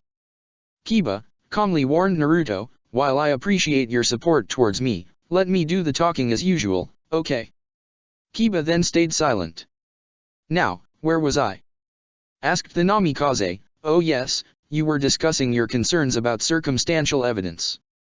Once Tsukiwa and her friends were kidnapped, we realized that time was growing short. You left out the part where Tsunade issued us that inconvenient time limit, inwardly commented Niji. Honestly, I don't blame you, Naruto-sama. As upset as I was about those orphans becoming the next victims, continued Naruto, Kaisuke left behind a crucial mistake. And what was this mistake? Asked Tsuchiko. Kaisuke was able to snipe my Kage Bunshin with an arrow from a vacant apartment, commented Naruto, an apartment which was rather far away from the orphanage. And that's when the orphanage workers seized the opportunity to grab Tsukiwa and her companions. Asked Tsuchiko, who subconsciously flinched at the memory of being backstabbed by a reanimated worker. Yes, affirmed Naruto, Kaisuke also did the kidnapping after having received a massage from Tenten. I know this for sure since we found Tenten's business card dropped at the vantage point in the apartment. Also, there's the matter of him leaving behind blood at the crime scene. In order to fire his arrow in the first place, he had to open the window, accidentally cutting his finger in the process and letting a few droplets fall. That proves nothing, challenged Kuratsuki, who decided it would be fun to try playing devil's advocate. Kaisuke could have visited the apartment way before the night of the kidnapping. And you can't prove when exactly he dropped the business card. Naruto sighed and nodded to Kiba's direction. Kiba, now's your turn to talk. Kiba grinned and wasted no time in explaining his point. Right. Apparently you guys forget how powerful the nose of an Inuzuka clan member is. We not only can match scents, we're pretty good at estimating how old these scents are. I can't believe I'm actually going to say this, but, grumbled Kuratsuki, I stand corrected.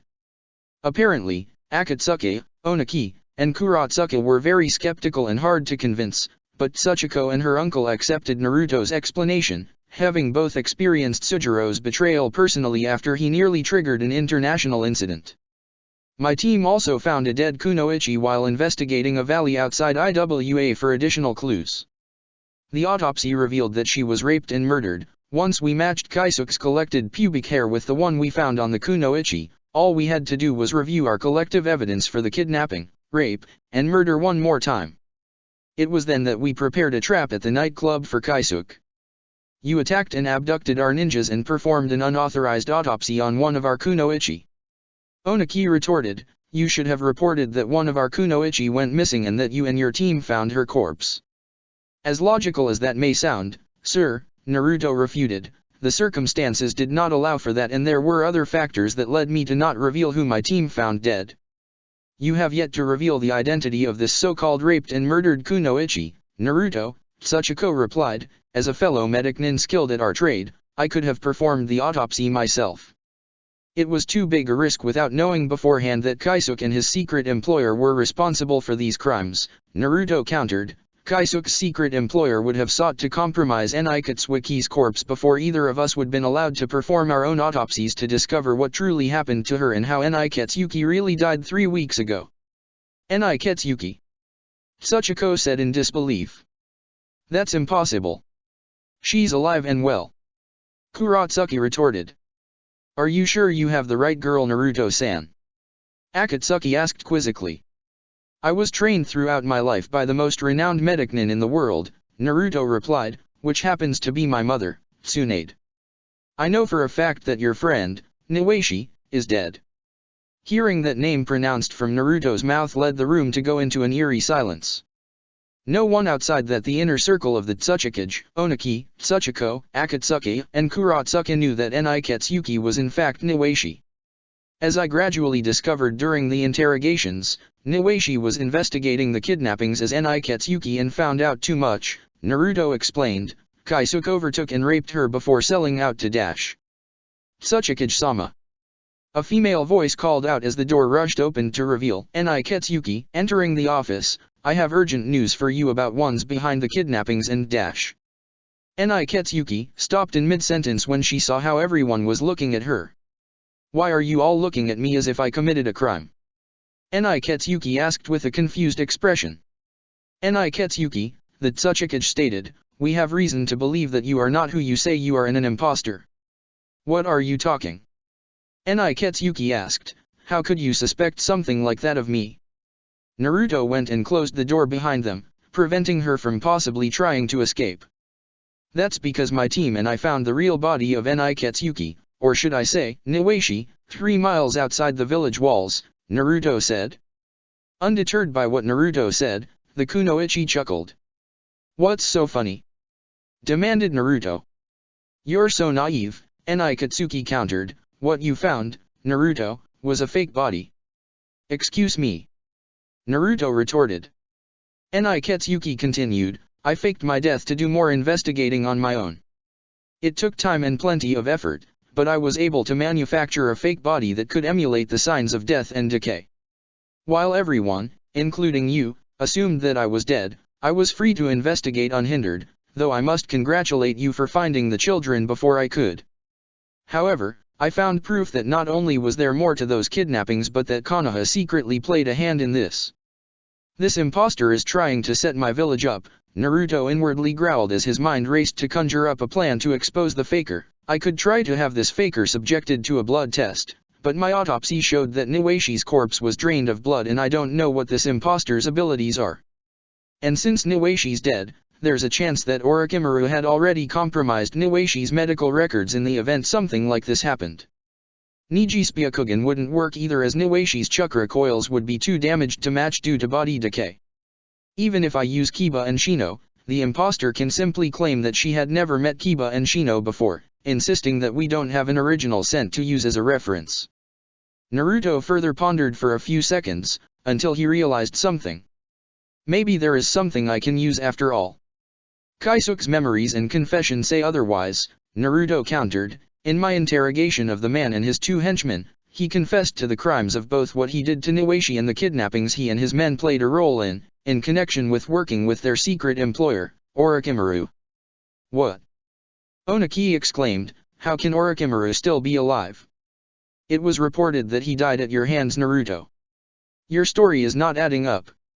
All the more reason why Naruto's testimony and Kaisuke's confession can't be trusted, especially since Kaisuke was known for his problem with alcoholism, Niketsuki added, we don't know how trustworthy Kaisuke's confession would be. Damn it. Cursed Naruto, I'm running out of options here. But before the argument could escalate and make things further worse for Naruto, Tsuchiko started coughing and breathing in an unusual way that caught Naruto's and everyone else's attention. Tsuchiko, Akatsuki asked with concern, are you okay? Perhaps you ought to see a doctor. And once again, your concern is misplaced, considering that I'm a medic ninja, Tsuchiko replied with a frustrated tone, it's just this illness with lung cancer I've been battling against for a good while now. What?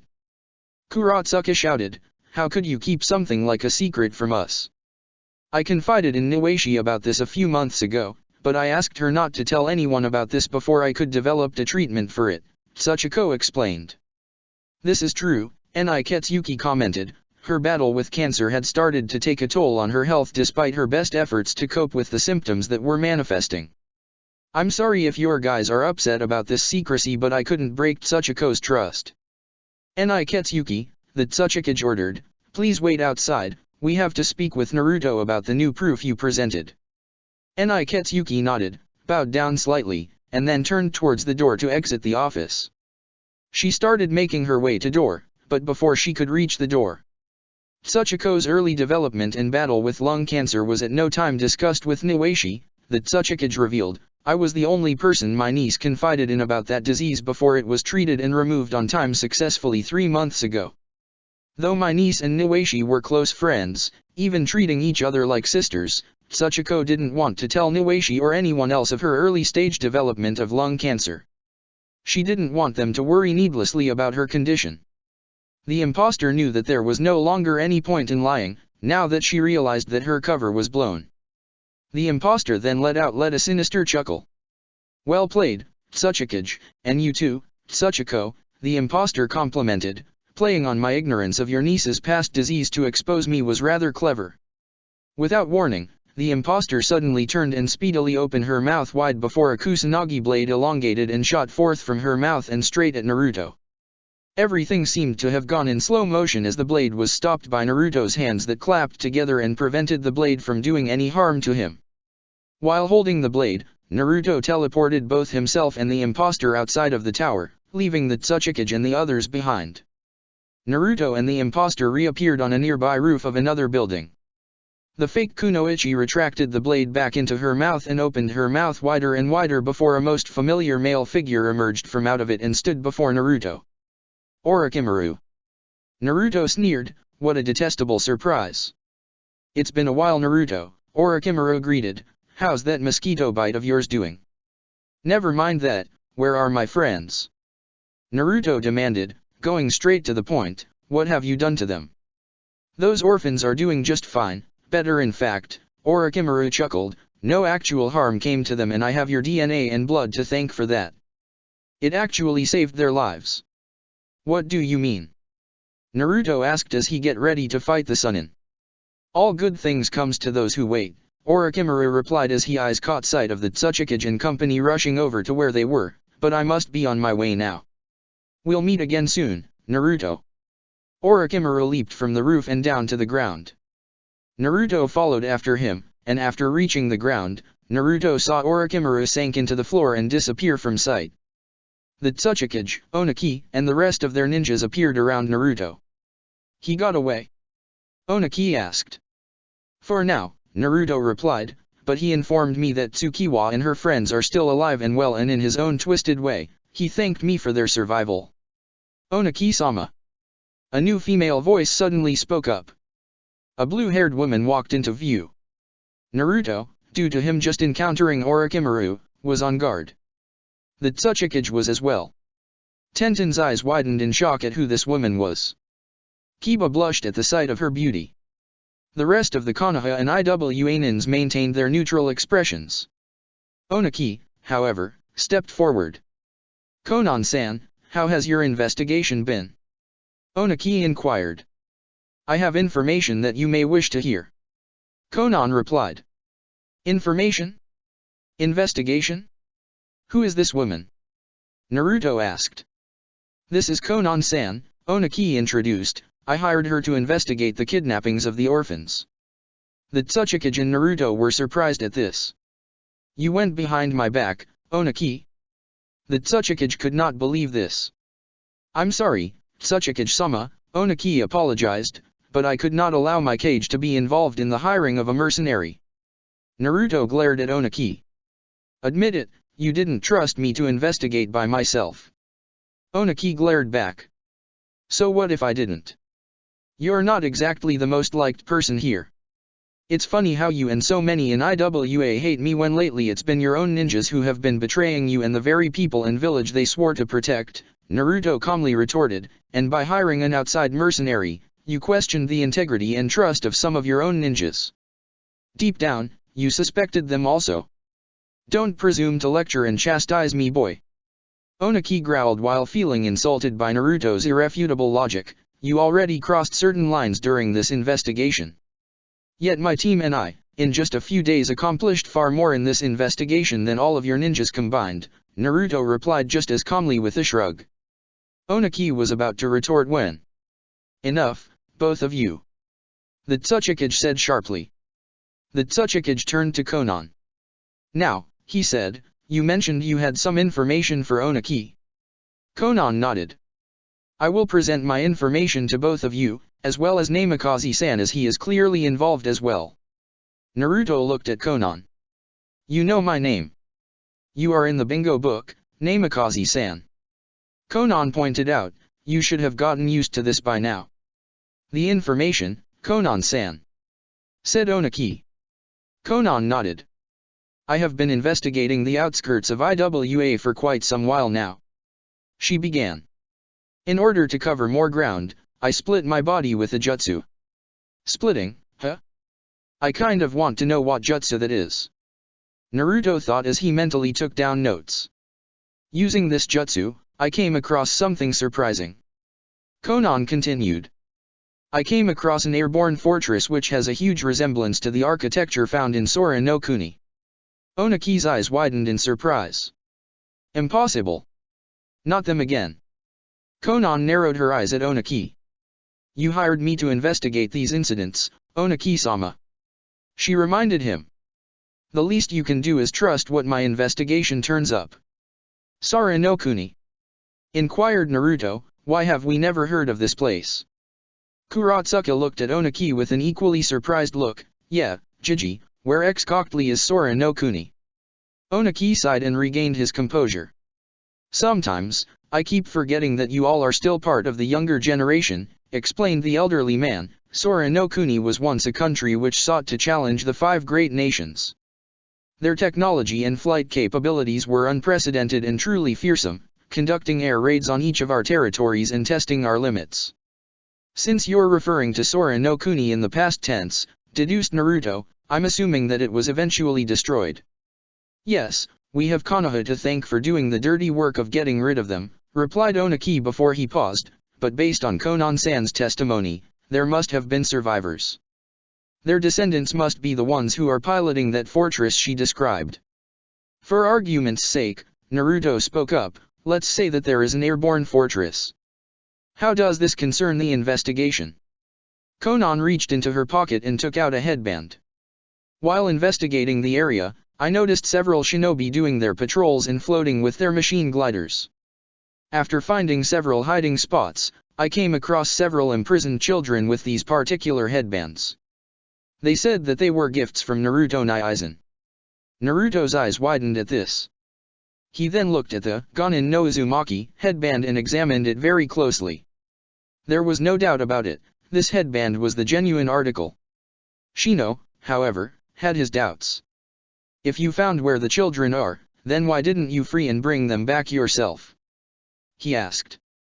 The lock has a seal on it and I'm unable to remove the seal, Konan explained, and even if I was able to, I would be up against not only an army of ninjas, but also Kabuto and Orochimaru himself.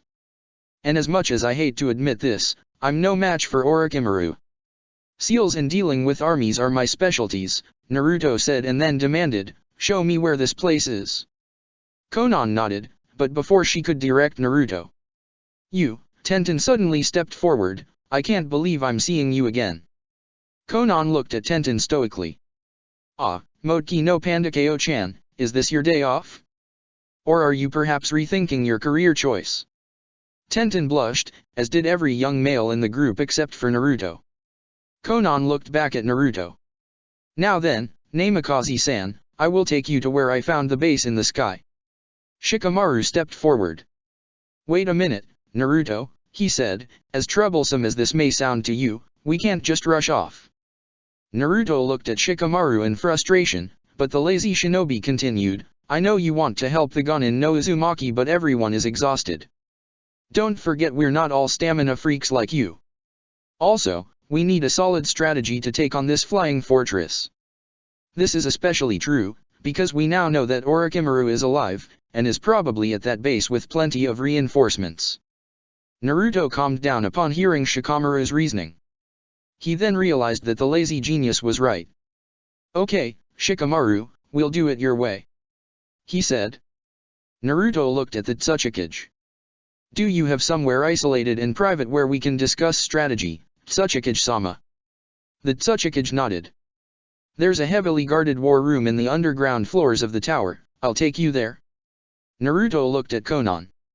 Konan-san, you should join us. You've been to this fortress in person, your intel would prove very valuable. Konan nodded. I'd be honored, Namikaze-san. This may also give me the chance to learn about the Kyuubi Jinchuriki. She thought, looking at Naruto. Iwagakuer War Room. As Konan finished giving her report on the base in the sky, Shikamaru, the Tsuchikage, and Naruto all found themselves in deep thought. After several minutes, not surprisingly, the lazy genius was the first to speak up. The first problem we have is obviously figuring out how to get up there. Shikamaru pointed out. Obviously, Konan-san's flight jutsu can't take us all. Even if it could, I doubt it's at once, am I right, Konan-san? Konan nodded grimly.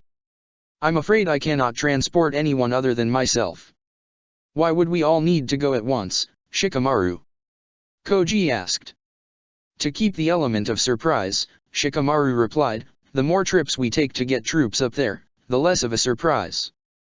Time is not exactly our friend in this situation, that's why if we're going to do this we need to do it with speed and ferocity.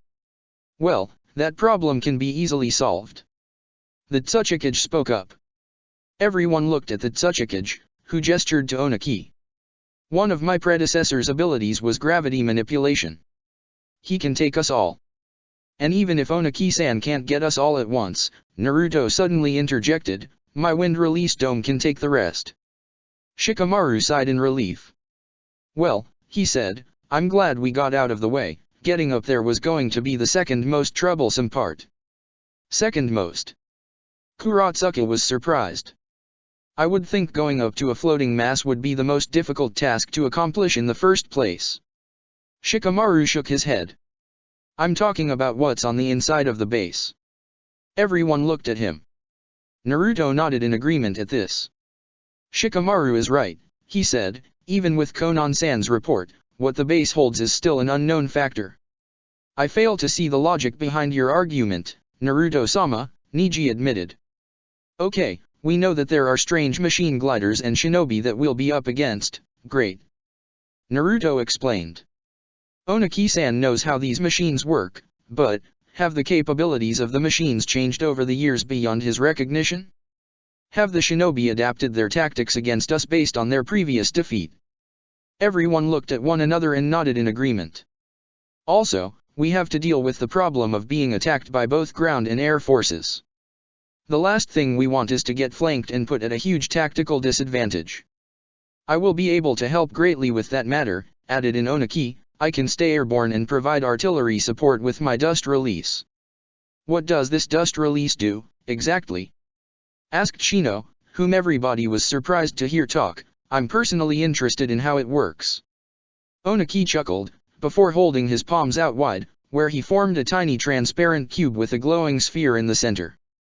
But instead of releasing it as a projectile, the elderly shinobi then collapsed the cube immediately, letting everyone feel a tiny knockback from the unfinished technique. Hehehe, chuckled Oniki, still got it. Interesting technique, Naruto commented, but even with artillery support, we have another problem, Orochimaru. Everyone shivered at this. By all accounts we must assume that he has gone to the base and is probably waiting for us, specifically me. Hell, going back to the element of surprise, I'm not entirely sure we'll have it because he might warn his men ahead of time. Then again, it is Orochimaru and I wouldn't put it past the sick bastard to keep his men in the dark just for his own entertainment. The Konoha ninja could not help but agree with this. But for argument's sake, let's say we do have the element of surprise, Naruto continued, if we're going to keep it, we cannot afford to have an army. At most, we can only rely upon a specialized task force. The Tsuchikage nodded. A wise choice, he said, aside from my entourage in this room, I will set to work immediately in assembling a handful of Iwa's elite. If you don't mind, Tsuchikage-sama. Naruto suddenly interjected. I would also like to bring my team along for this. Kuratsuka scoffed at this. Really? She said. I can understand, but to bring the others would be sending them to their deaths. Kiba wanted to retort but Naruto held up a hand to silence him. Do not forget, Kuratsuka-san, Orochimaru is an S-class traitor to Konoha, it is our responsibility to stop whatever madness he is involved in. The Tsuchikage looked at the young Konoha ninja. Do you share Naruto's belief? He inquired. The Konoha ninja nodded at this. Besides, Naruto continued, they won't have to worry about Orochimaru because I will take care of him personally. They will handle his lackeys and will do so commendably. Nobody argued with that, because if Naruto beat Orochimaru before, he can do it again. In the bingo book, it's stated that you never lost a fight, Naruto-san, Konan remarked. I'm interested in seeing you live up to that claim. Especially since it rivals Pain's reputation for never losing a fight. Naruto looked at her carefully and replied, for the sake of my 5 kidnapped friends, losing this fight is not an option here. Tsuchikage-sama. Naruto inquired. Yes, Namikaze-san. Which additional elite people do you intend for us to work with during this mission? Naruto asked. I'm thinking that you already have an idea as to who you wish to be assigned to this mission, correct? The Tsuchikage nodded at this. Well, as you already know, Oniki, Kuratsuka, Akatsuki, Tsuchiko are coming with us, said the Tsuchikage as he gestured to his entourage. I also intend to assign 3 other elite shinobi of mine. And they are Kuratsuka's father, Kitsuke, a jonin named Itten, and a prominent member of our explosion corps, Gari. How strong are they? Kitsuke, in some ways, can literally move heaven and earth itself. Every now and then, he makes quite the sandwich, the Tsuchikage confidently told Naruto. Itten is one of our best when it comes to stealth and traps, and Gari is the strongest member of the Explosion Corps ever since. Everyone affiliated with IWA went silent as the Tsuchikage trailed off. Since Deidara, correct? Naruto asked. The Tsuchikage nodded. Oniki looked solemn. Yes, the Tsuchikage said grimly, Deidara.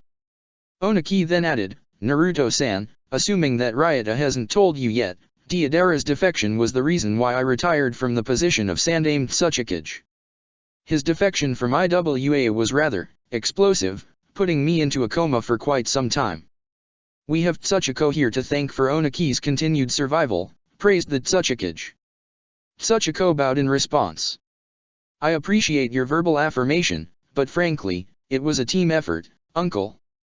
Anyway, I was but a substitute leader back then. Once news of his awakening got to me, I was going to let Oniki resume his duties as the Sandaime, explained the Tsuchikage. Naturally, I was surprised when he formally announced his retirement. Displaying an uncharacteristic moment of insecurity, Oniki continued, 6 of my best Boulder Black Ops, along with many other casualties, needlessly died because of my weakness and failure to deal with Deidara. How could I possibly retake the position? Out of pity for Oniki, Naruto held a moment of silence before moving on to his next point. I don't care if he is your greatest traitor, Naruto said. Speaking his name should not be taboo.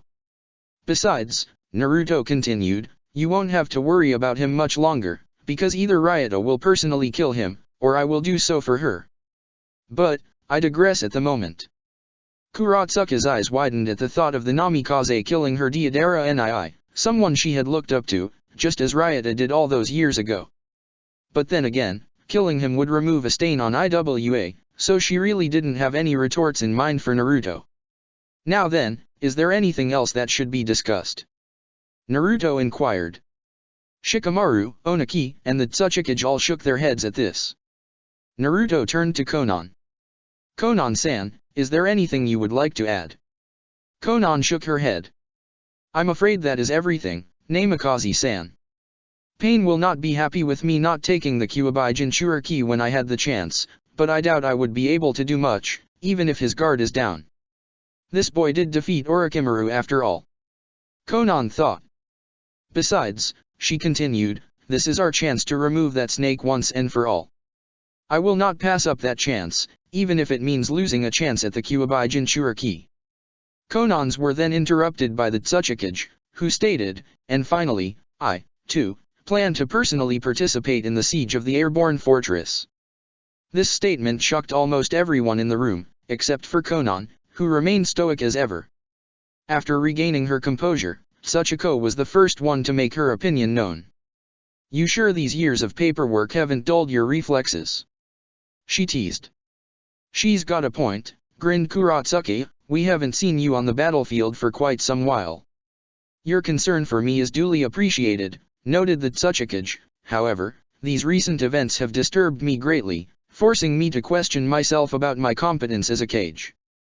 Uncle, we talked about this already earlier, you did the best you could with your leadership, reassured Tsuchiko, you shouldn't blame yourself. And my best wasn't enough.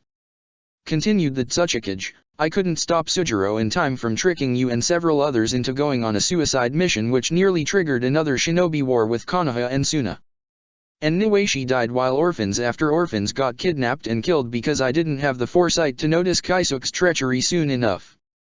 How many more traitors in my ranks will keep arising before I pass the mantle of Tsuchikage to my successor? How many more people have to suffer because of my mistakes? It's shameful that the son of the late Yellow Flash our people hate most has done more for us than I have for my own people. Naruto was in awe as he saw a more vulnerable side to the Tsuchikage. Clearly, the investigation holds as much of a weight on his conscience as it does to mine, he pondered, we have much more in common than I thought. My point being, said the Tsuchikage, is that I want to take personal responsibility for this whole fiasco. I'm going with the task force, whether you like it or not. He looked at Naruto, saying, you can have Orochimaru's head, but I'd like to have the pleasure of punching a hole through him first before you finish him off. Alright then, Naruto spoke up, time to go up to the sky. Meanwhile at the airborne fortress. Orochimaru-sama, did the plan to frame Naruto work? Kabuto inquired. I managed to poke several holes in his investigation, but I didn't expect that Tsuchikage and his brat of a niece to get the better of me, Orochimaru explained. Clearly, Naruto's ability to gain resourceful allies is going to be troublesome in the long run against us. I'm sorry to hear that, Kabuto replied and then asked, by the way, how does your head feel? Gesturing to his neck, Orochimaru answered, decapitation of the soul is never a pleasant experience. I wouldn't imagine so, Kabuto agreed. Thankfully, Naruto didn't expect for you to use the blood double backup plan. Kabuto sighed and pushed his glasses up a bit. I knew what I had to do as soon as I saw Naruto deal the final blow to you. Kabuto was referring to how he went back to Oto to get Orochimaru's DNA and a cursed seal prisoner to easily revive Orochimaru. Indeed he didn't, Orochimaru remarked before changing the subject. Anyway, how goes the experiment? We're waiting for you to join us for the finalization of Project Star, Yomi said as he entered the chamber Orochimaru and Kabuto were in. Everything else has been done according to your specifications, Orochimaru. In that case, let's proceed to finish things up, Orochimaru said with a toothy smile before the three of them made their way to the examination chamber where Tsukiwa and her friends were being kept. Upon their arrival into the chamber, Orochimaru found the 5 children lying on examination beds unconscious. Well then, let's proceed, Orochimaru said. The 3 men began examining the 5 children with careful precision and care. They were running a full series of tests and evaluations on them and found no ill-fated life-threatening side effects to worry about. The children were completely healthy and in good shape. There were visible alterations with the children though. First was the change in their hair color going from their original dark brown, black and in Tsukiwa's case silver to red, with Tsukiwa's now red hair having streaks of her original silver flowing down her hair. The second change was that they all now have blue eyes.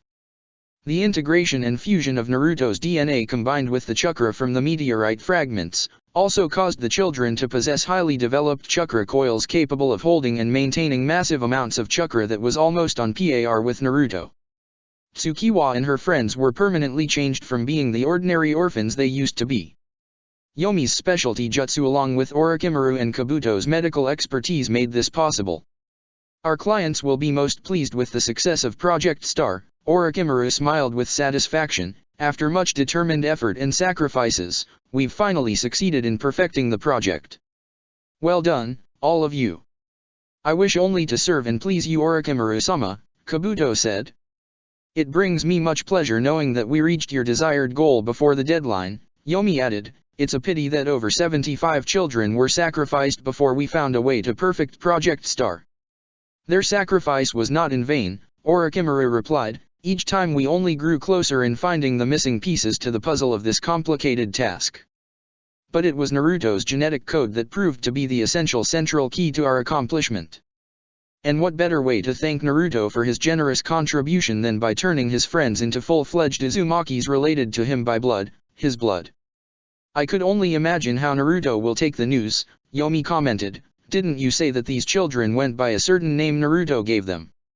Gonin no Uzumaki, Orochimaru reminded, we just made it official through his blood. A moment later, there came a knock on the door. Yes. Orochimaru asked before the door opened to reveal a young red-haired female entering the laboratory through the door. Ah, Karen, how nice of you to join us, Orochimaru greeted. I'm reporting as scheduled, Orochimaru-sama, Karen said. You said both you and Kabuto have news for me. We do indeed, Orochimaru said. We have new Uzumaki brothers and sisters for you as promised. Really? Karen asked excitedly, you really mean it? Oh yes, but you'll have to fight to keep them as one particular Konoha elite Jounin will wanted to take them from you, Orochimaru replied. Not without a fight will I let that happen. Karen declared, that man will have to go through me first. I waited too long to have my Uzumaki brethren revived. I won't let anyone take that from me.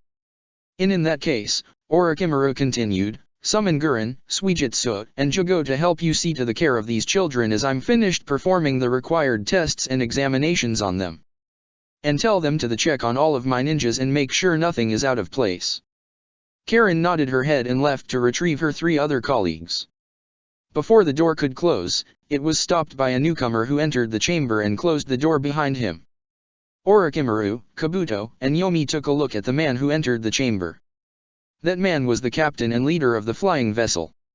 Shino, Orochimaru greeted, what do I owe the honor of your presence?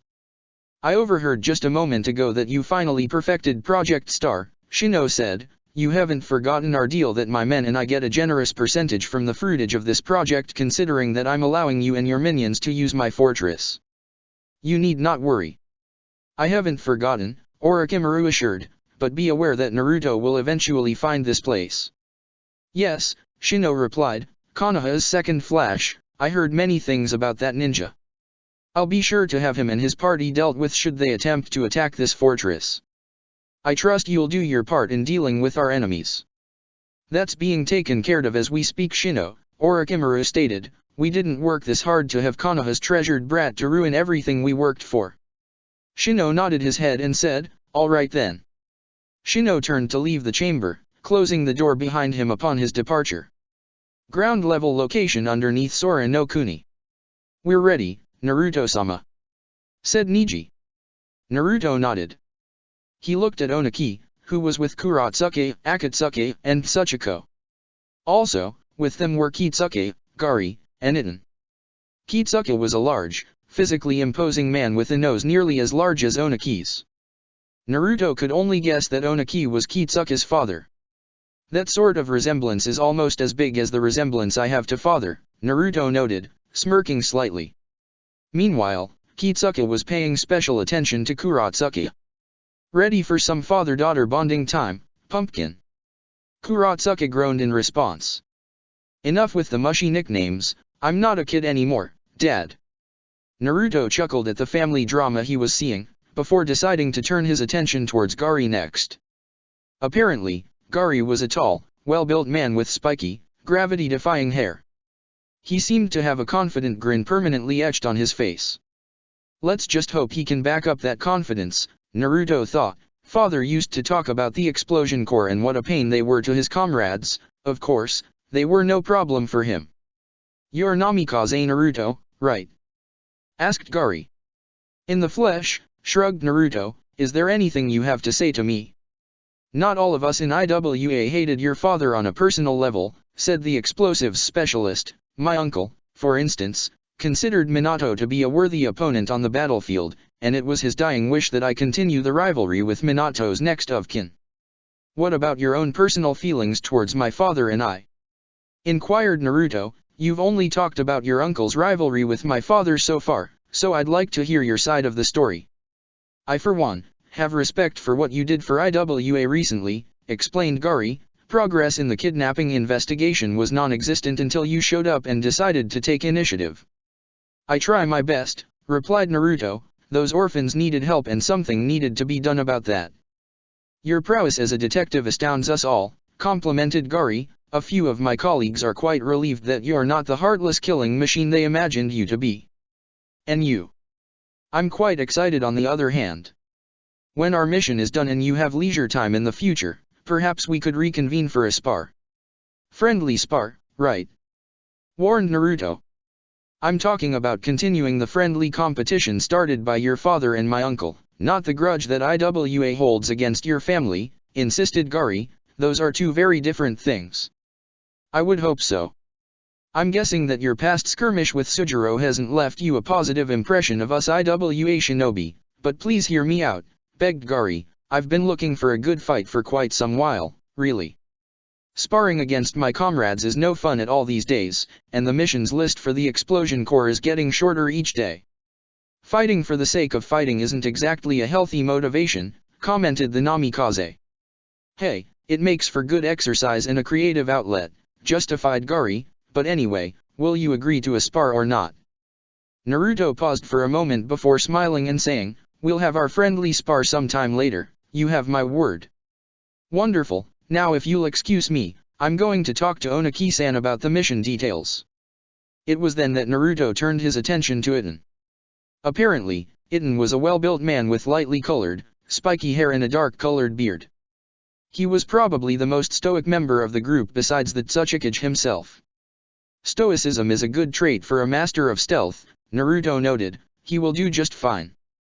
Naruto went through the appropriate hand seals, causing a wind dome to start kicking up around the Konoha team, lifting them all into the air. "Are you ready, Onaki-san?" Naruto asked. Onaki nodded and went through his own hand seals, tapping several of his colleagues on the shoulder along the way. Akatsuki childishly cheered as Onaki's gravity-based ninjutsu then came into play, letting the IWA group suddenly levitate. Konan, meanwhile, split her body into hundreds of sheets of paper. Naruto watched this feat in amazement.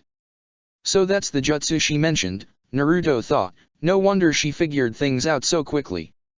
Imagine the possibilities of spreading out like that, gathering information must be so easy for her. Naruto looked up at the sky and watched as the invading force broke through the clouds. His eyes widened in surprise as he came face to face with an enormous landmass. Konan noticed the look of surprise on Naruto's face. "Welcome to Sora no Kuni, Namikaze-san." Onaki shook his head in disbelief. "Unbelievable," he said, mostly to himself, "I can't believe this place still exists. It probably isn't my place to say, considering I wasn't alive at the time, Onaki-san." Naruto spoke up. "But if Sora really was a threat, then you all should have been more thorough." Onaki could not argue with this, so he simply nodded.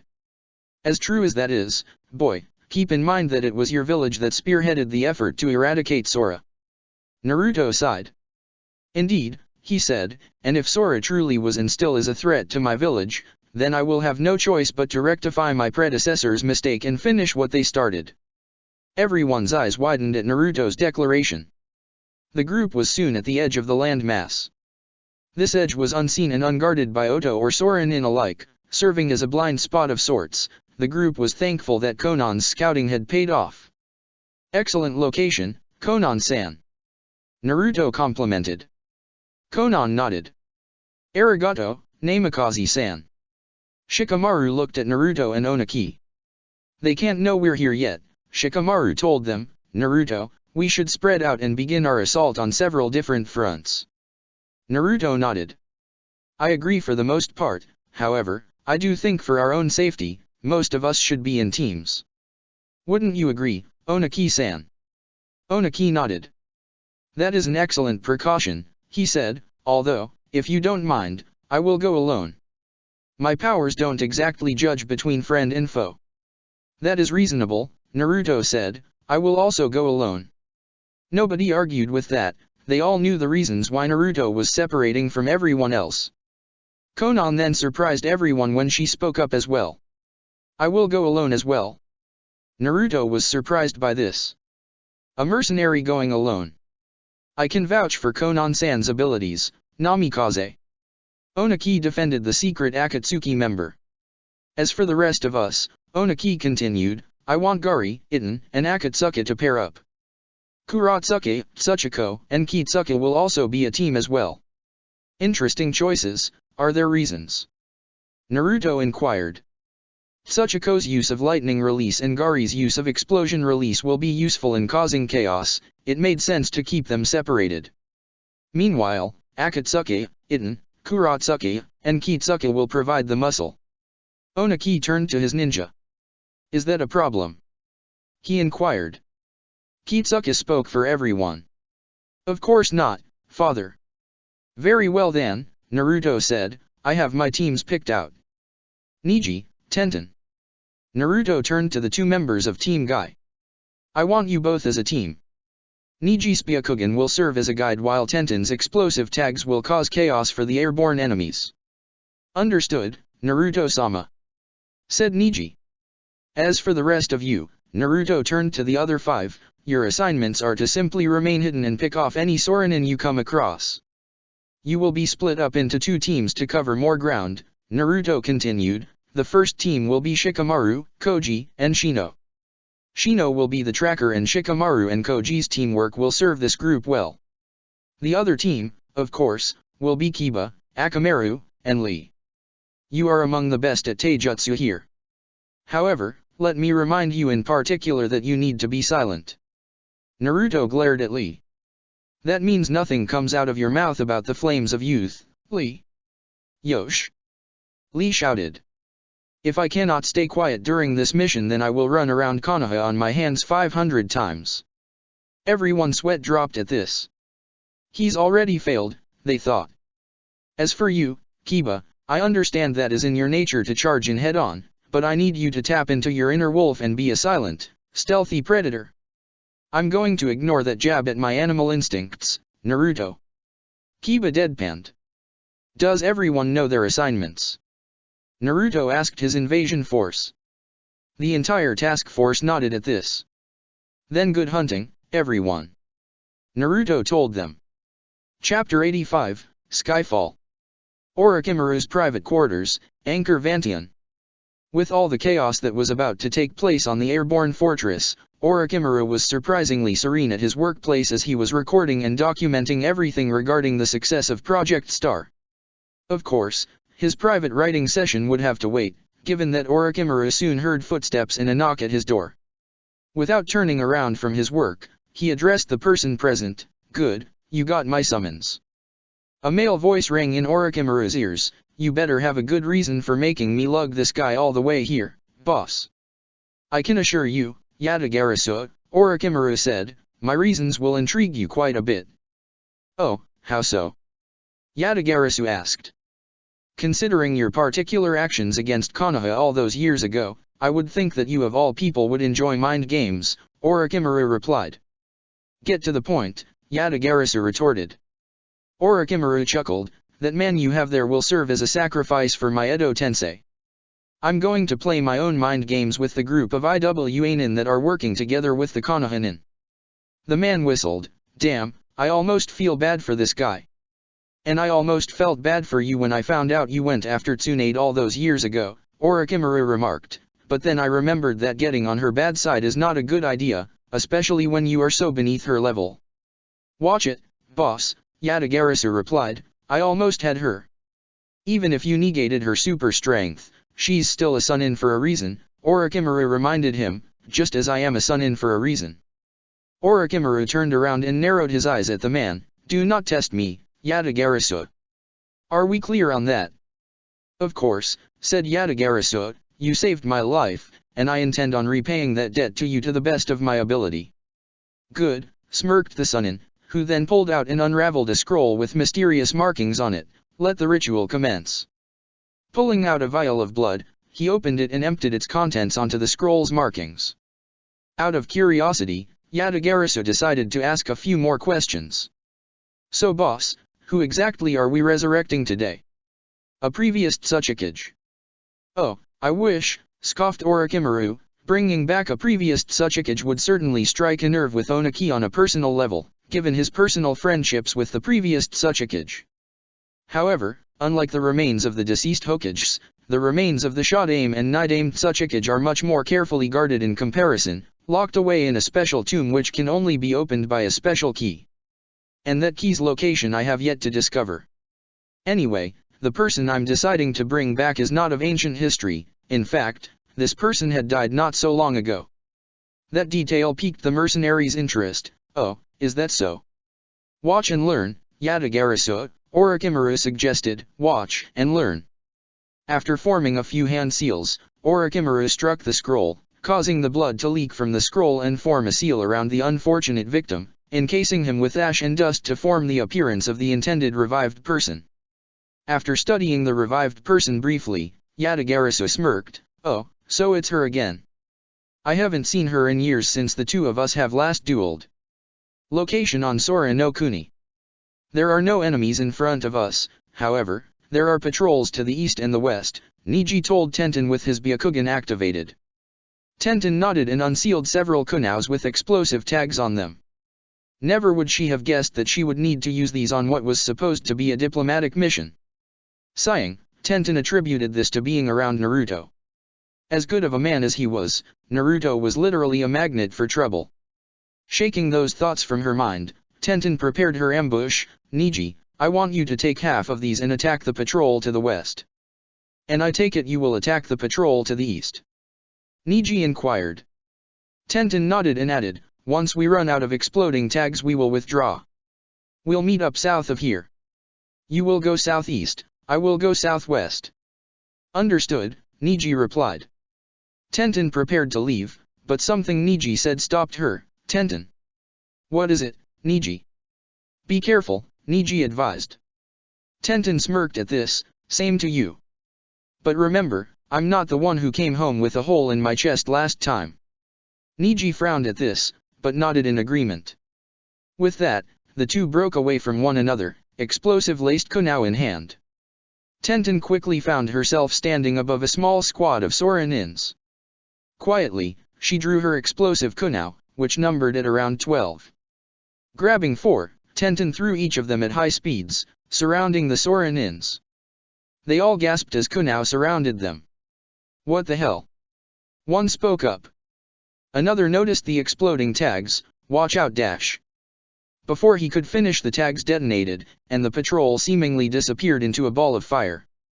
Unfortunately, 6 out of the 12 shinobi managed to emerge from the ball of fire unharmed, having used their machine gliders as improvised shields. However, it was clear that the gliders themselves suffered at least some minor structural damage. The shinobi who appeared to be the team leader of the patrol survivors glared at Tenten, saying, "You'll pay for that, you wench, and you'll regret deciding to take on a squad all by yourself." The 6 patrol members then proceeded to take to the skies with their gliders, proceeding to ruthlessly retaliate against Tenten with their mechanical bombs, along with the usual paper bombs. Shit. I should have been more thorough, cursed Tenten as she kept moving across the roofs, dodging one explosion after another. I guess it's true when they told us at the academy that no plan survives first contact with the enemy. She eventually found a huge pile of debris to take cover at, pausing for several moments to evaluate her remaining resources while also planning her next move. While she was a bit frustrated that she no longer had Niji Spyakugan support to rely on, she had no room to complain. She was the one who had suggested they split up after all. Explosions started to sound off in the west. That could only mean that Niji was doing his job. But what about the others? Never mind about that. Tenten reminded herself, they'll do just fine. I need to focus on the urgent problem in front of me right now. Remembering her backup plan, Tenten pulled out a familiar-looking seal from her pocket. It was the special seal on Kaisuke's arrow that she had been trying to comprehend during her studies at Naruto's safe house. Well, this should come in handy, she commented. In a different part of Angkor Vatian, Karen stood as she looked at the 3 before her. While she did not enjoy being near any of them for various reasons, they were still Orochimaru's loyal subordinates, so she had to put up with them if she wanted to continue remaining on Orochimaru's good side. The first was Gurren of the Crystal Release.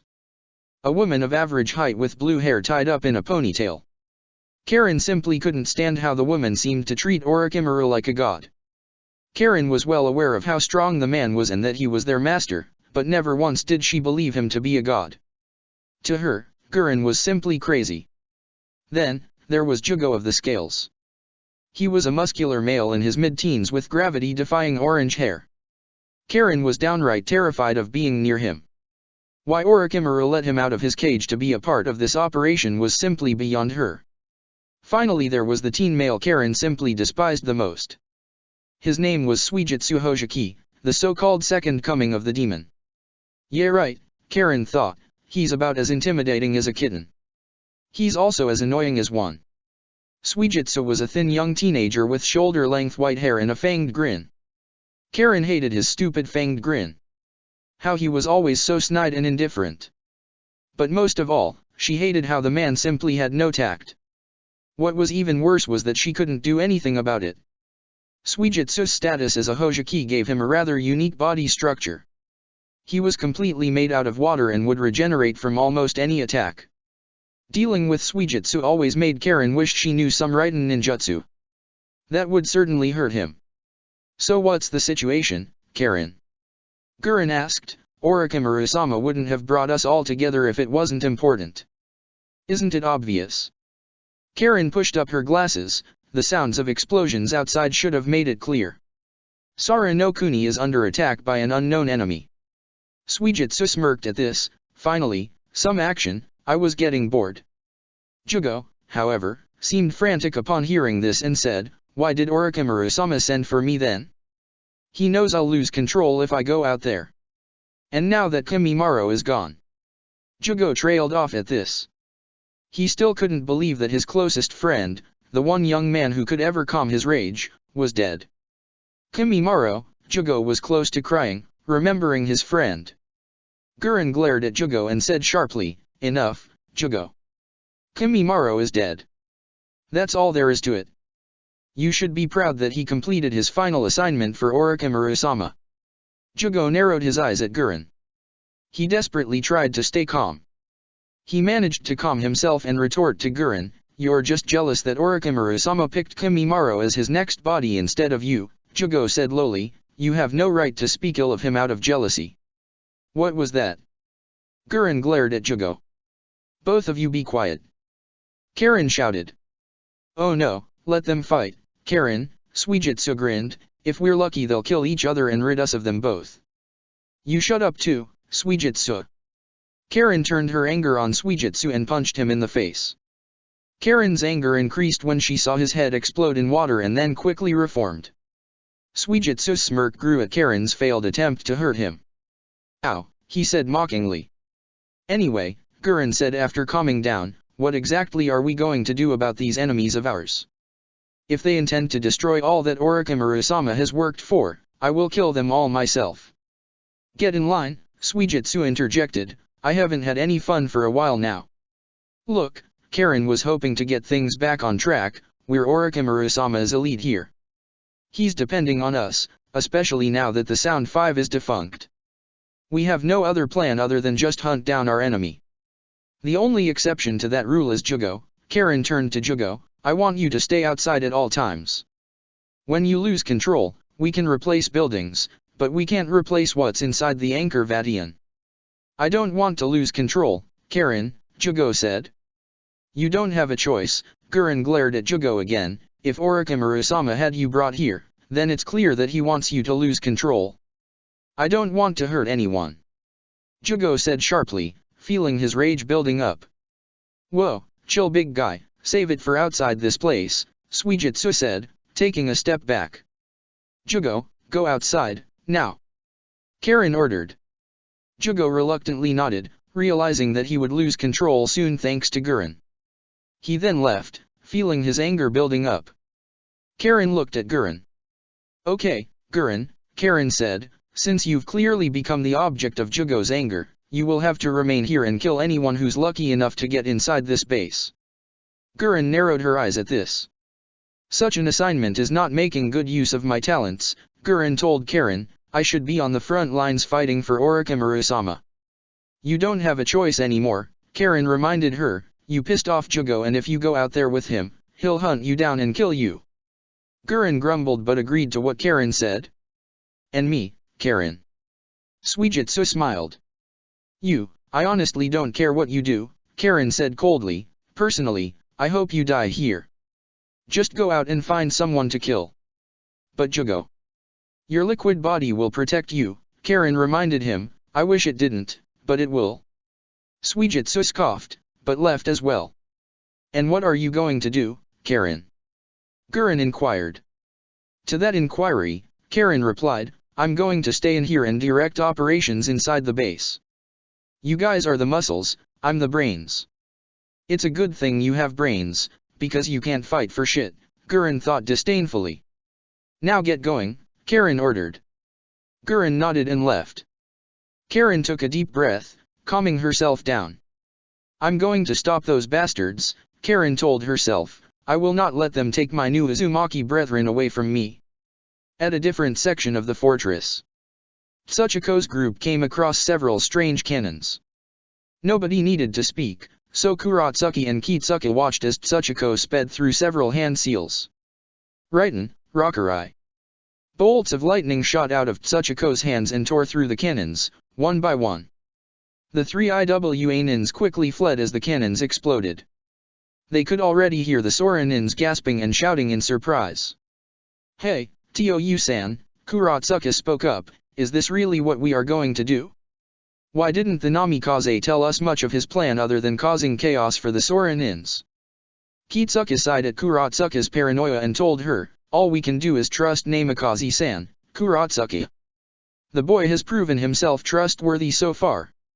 Yeah, but still, Kuratsuki argued. I'm sure Namikaze-san has thought further ahead, Kitsuki added. This is more of a rescue mission and an assassination mission than anything else. Tsuchiko nodded in agreement at this. Yeah, he's rescuing the orphans and in the middle of hunting down Orochimaru. Both are pretty tall orders when you really factor in all the variables. Kitsuki grunted at this. Like I said, all we can do is trust in Namikaze-san. I can't believe I'm saying that. I think we all can agree with that, Kitsuki-san. Tsuchiko admitted. As hard as it still was to believe for Tsuchiko, she had to admit that the Namikaze was quite genuine in what he claimed he wanted to do, namely to end the hatred between Iwa and Konoha. I can't believe I'm actually admitting this, thought Tsuchiko, but Ryota couldn't have picked a better future husband. Gathering chakra in her palms as she hurled another bolt of lightning, Tsuchiko found both her thoughts and her projectile attack interrupted by a spear shaped from wind. That nature manipulation. Gasped Kuratsuki, no, it can't be. When the smoke cleared from the collision of the two projectiles, a figure emerged. She had long black hair, light purple eyes, and a very familiar face. But what was noticeable about this woman was her sclera taking on a gray coloring while the rest of her body showed cracks and other signs of decay. I'm so sorry, Koai, mourned Niwashi, who was currently in Edo Tensei form. I don't want to have to fight you, but the jutsu that brought me back from the dead prevents me from resisting.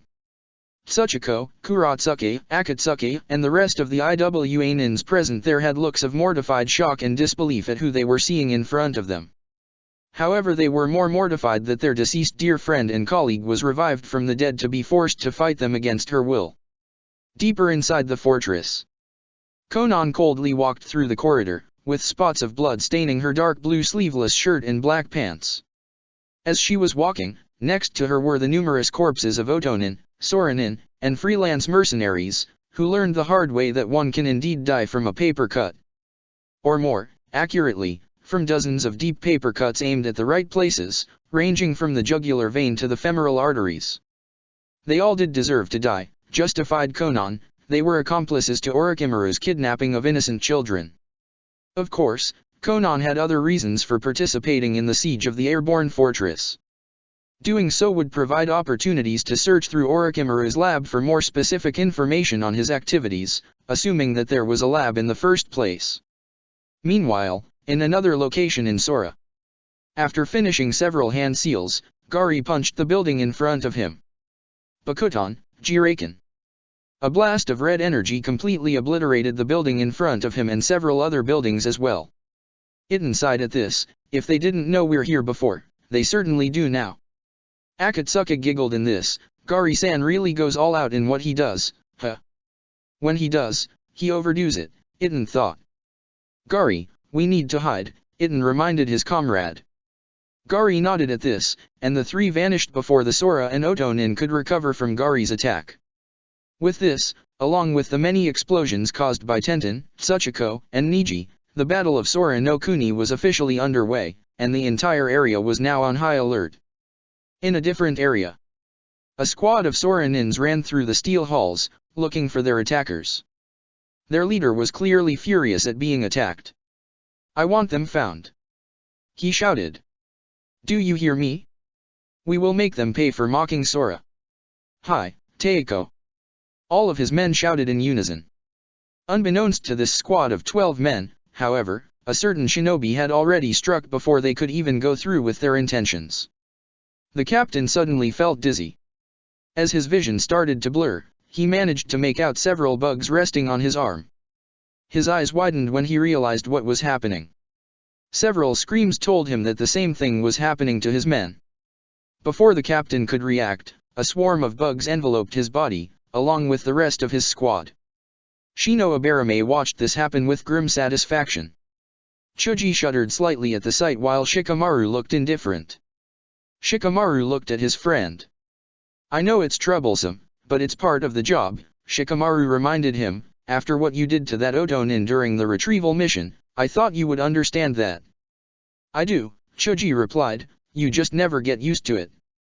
Choji watched as the bugs left the incapacitated men and returned to Shino. Choji then asked out loud, I wonder how Naruto copes with killing. It's not our place to ask, Shino interjected. Why you ask? Because everyone has different ways of coping. Keep in mind that Naruto-san has to cope with many things, and not just killing. Therefore, it is logical that how he copes is different.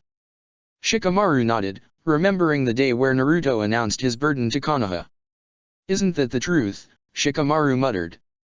Meanwhile, two squads of Otonin confronted Oniki, who had foregone subtlety after the explosions.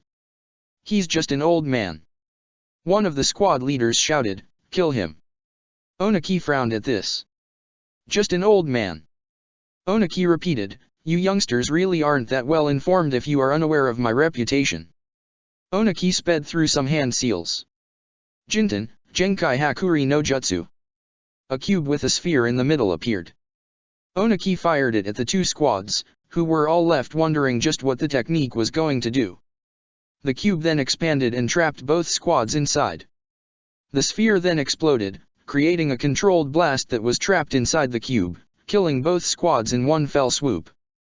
Oniki smirked at the carnage he had just created. I may be an old man, but I'm still Oniki of both scales. Meanwhile, utilizing the stealth skills that his beloved Anko had taught him, Naruto effortlessly snuck inside the Anchor Vatian. Naruto had a determined look on his face as he moved through the shadows. All of you hang on, Naruto thought, referring to the Gonin no Uzumaki, I promise I will save you all. Hokage Mansion, Konoha. Tsunade took a sip of her sake and looked at her guest. She studied her, hard, looking for any changes from her old personality. Tsunade could certainly understand why. Nobody was the same after spending an extended period of time with Danzo and his flunkies. That about sums it up, Shiho. Tsunade told her. While physically Shiho had been healed up by Tsunade, she was still mentally hurt, especially when Suzume of all people had tortured her. Because of her mental injuries, along with Tsunade's ludicrous idea, Shiho could not bring herself to respond to Tsunade. I understand if this is all overwhelming to you, believe me, I do. Everyone feels overwhelmed when they are dealing with Danzo. Sarutobi-sensei was always so frustrated after every meeting with him. He almost always took it out on us. Tsunade frowned at the memory of Hiruzen always upping the training regime after talking with Danzo. But listen, Shiho, Tsunade continued, you need to understand that I need an answer now. You may be officially dead, but I don't think Danzo will ever be fully convinced, even if one of his best operatives reported it. Shiho nodded at this. I will repeat the offer, Tsunade said, I will hand you over to Jiraiya, who will train you in spying, espionage, and information gathering. You are one of the best workers in the cryptology department Konoha has had in a long time.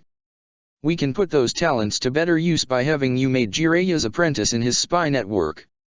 Tsunade then heard Shiho spoke. What was that? Tsunade inquired. My parents, Shiho said, what about my parents? Tsunade gave Shiho a sympathetic look. I'm afraid they will have to believe you are dead as well, Shiho.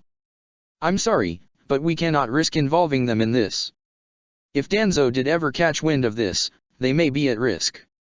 As long as they believe that you are dead, they are safe, and Danzo will not have any leads. Shiho wanted to cry, but she was almost completely broken. Too broken to cry. Isn't Jiraiya-sama a pervert? Hell yeah he is. Tsunade said. But I've made that idiot promise that he'll tone it down when he's training you, and just about all the other times he's with you. A promise he'll probably forget and then break, Tsunade thought, oh well, gives me an excuse to beat the crap out of him. Tsunade looked at Shiho with a calculating gaze. Now then, Shiho, do you accept the offer, or not? Shiho looked at Tsunade with set eyes. I don't have a choice, she said softly, if I say no, he'll find me for sure. Tsunade nodded, angry at Danzo for his actions. If that bastard didn't cover his tracks so well, she would have dealt with him a long time ago, something Sarutobi-sensei never could. Very well, Tsunade said, I'll contact Jiraiya and have him reverse summon himself back to Konoha. Tsunade got up from her seat. Now where was that damn messenger toad? Meanwhile in Naruto's mindscape, Kurama was still chained and nailed to Kushina with Minato standing between them, relatively speaking. Now, Kushina-chan, as I was saying, Minato said, Kurama and I have been discussing in depth how past events and reports that so many in Konoha and other places were made to believe don't add up, as we found discrepancies one after another. Minato-kun, Kushina replied, I remember as clear as day what happened days before and less than a few hours after Naruto's birth. So should I explain first how I remember things? Well, Minato said as he thought about it, I have a much longer story to relate, so I suppose it would be better to hear the shorter one first. Shorter? Kushina retorted. You have been missing in action and in suspended animation for over 13 to 14 years, Kushina-chan, so it's only realistic to say that your story will be shorter. Whatever, Kushina replied before she went into detail to explain her version of what she remembered. Minato and Kurama listened closely to her explanation as the giant fox found no loopholes or discrepancies in her explanation. Before long, Kushina was done explaining what she remembers, leaving a silent but meditative Minato contemplating on her story. I can't help but believe how your story adds up and makes more sense than anything, Minato confessed. I'm trying to figure out how I and so many others were made to believe something entirely different. Speak for yourself, Kurama retorted. What do you mean by that? Minato asked. What I mean is that I wasn't affected by the jutsu that led you and everyone else to believe what you all believed before hearing the truth of Kushina's story, Kurama revealed. You mean you knew all this time? Minato asked in disbelief. Of course I knew, Kurama replied. While sealed in here and watching what was taking place outside, I knew something was completely off. I said nothing about this because I knew that neither you nor your brat son of yours would believe me, plus I hate you, and your wife even more. Nice to know your hate of us isn't held against Naruto, Minato remarked. Shut up, Kurama retorted. Ignoring the fox, Minato turned to Kushina and asked, Kushina-chan, tell me everything you know about the Uzumaki, their history, their ties, whatever enemies they had, everything. Perhaps something from my memories might be triggered from your explanation. Kushina nodded and replied, I'll tell you everything I can remember. With Tenten. Tenten looked down at the streets and surveyed the damage she had caused, from the dead and wounded Soranin, to the burning buildings. Combining these seeker arrows with exploding tags was a stroke of genius on my part. If he wasn't such an asshole, I'd thank that Kaisuke for designing such a brilliant bow and arrow. Tenten thought. Tenten leapt across several buildings, looking for new victims to strike down. However, she suddenly froze, her eyes widening. Sitting on the other end of the roof she was currently on was a young man with shoulder-length white hair and shark-like teeth. He was casually drinking a bottle of water. Suijutsu Hoseki noticed Tenten and frowned. Damn, he muttered, taking the straw out of his mouth, and I wanted to enjoy this for a bit longer. Suijutsu then noticed the headband on Tenten's forehead. He smirked. A leaf nin? Well, I'll be damned, never thought they'd come right to me. You're going to wish I hadn't. Tenten shouted, taking out several kunao. Tenten tossed the kunao at Suijutsu, who simply sat there and smirked at his opponent. What the hell is going on? Why isn't he dodging? Tenten wondered. Tenten soon got her answer, and it made her worried. Tenten watched in shock as the kunao simply passed through Suijutsu's body. Her mouth gaped as the supposed wounds became water that quickly reformed. But how? I'm a part of the Hoseki clan. Suijutsu explained. We are able to liquefy our body at will. If that's all you can do, then I'm afraid that I am the worst possible enemy for you. Yep, Tenten thought, I'm in deep shit. Suijutsu stood in and gripped the hilt of his sword that was tied around his waist. He then retrieved his sword from his sheath, and swung it around a few times to get a feel for his weapon of choice. My older brother was a master swordsman, Suijutsu commented. I'm seeking to follow in his footsteps in mastering the art of the swords and being a skilled killer. I think I'll start by taking your life. Tenten took out a sword and released one of her katanas that was sealed inside of it. He's going to be a dangerous opponent, Tenten decoded in an undertone. I'm going to have to find a way of hurting this guy, if I can at all. Suijutsu didn't wait a minute longer as he rushed at Tenten. Tenten retorted by charging forward with her kakuna in hand. With Jugo. I'll kill a man next, no a woman, no a man, no. In an alleyway was a hulking young boy. Marks were starting to form on his skin.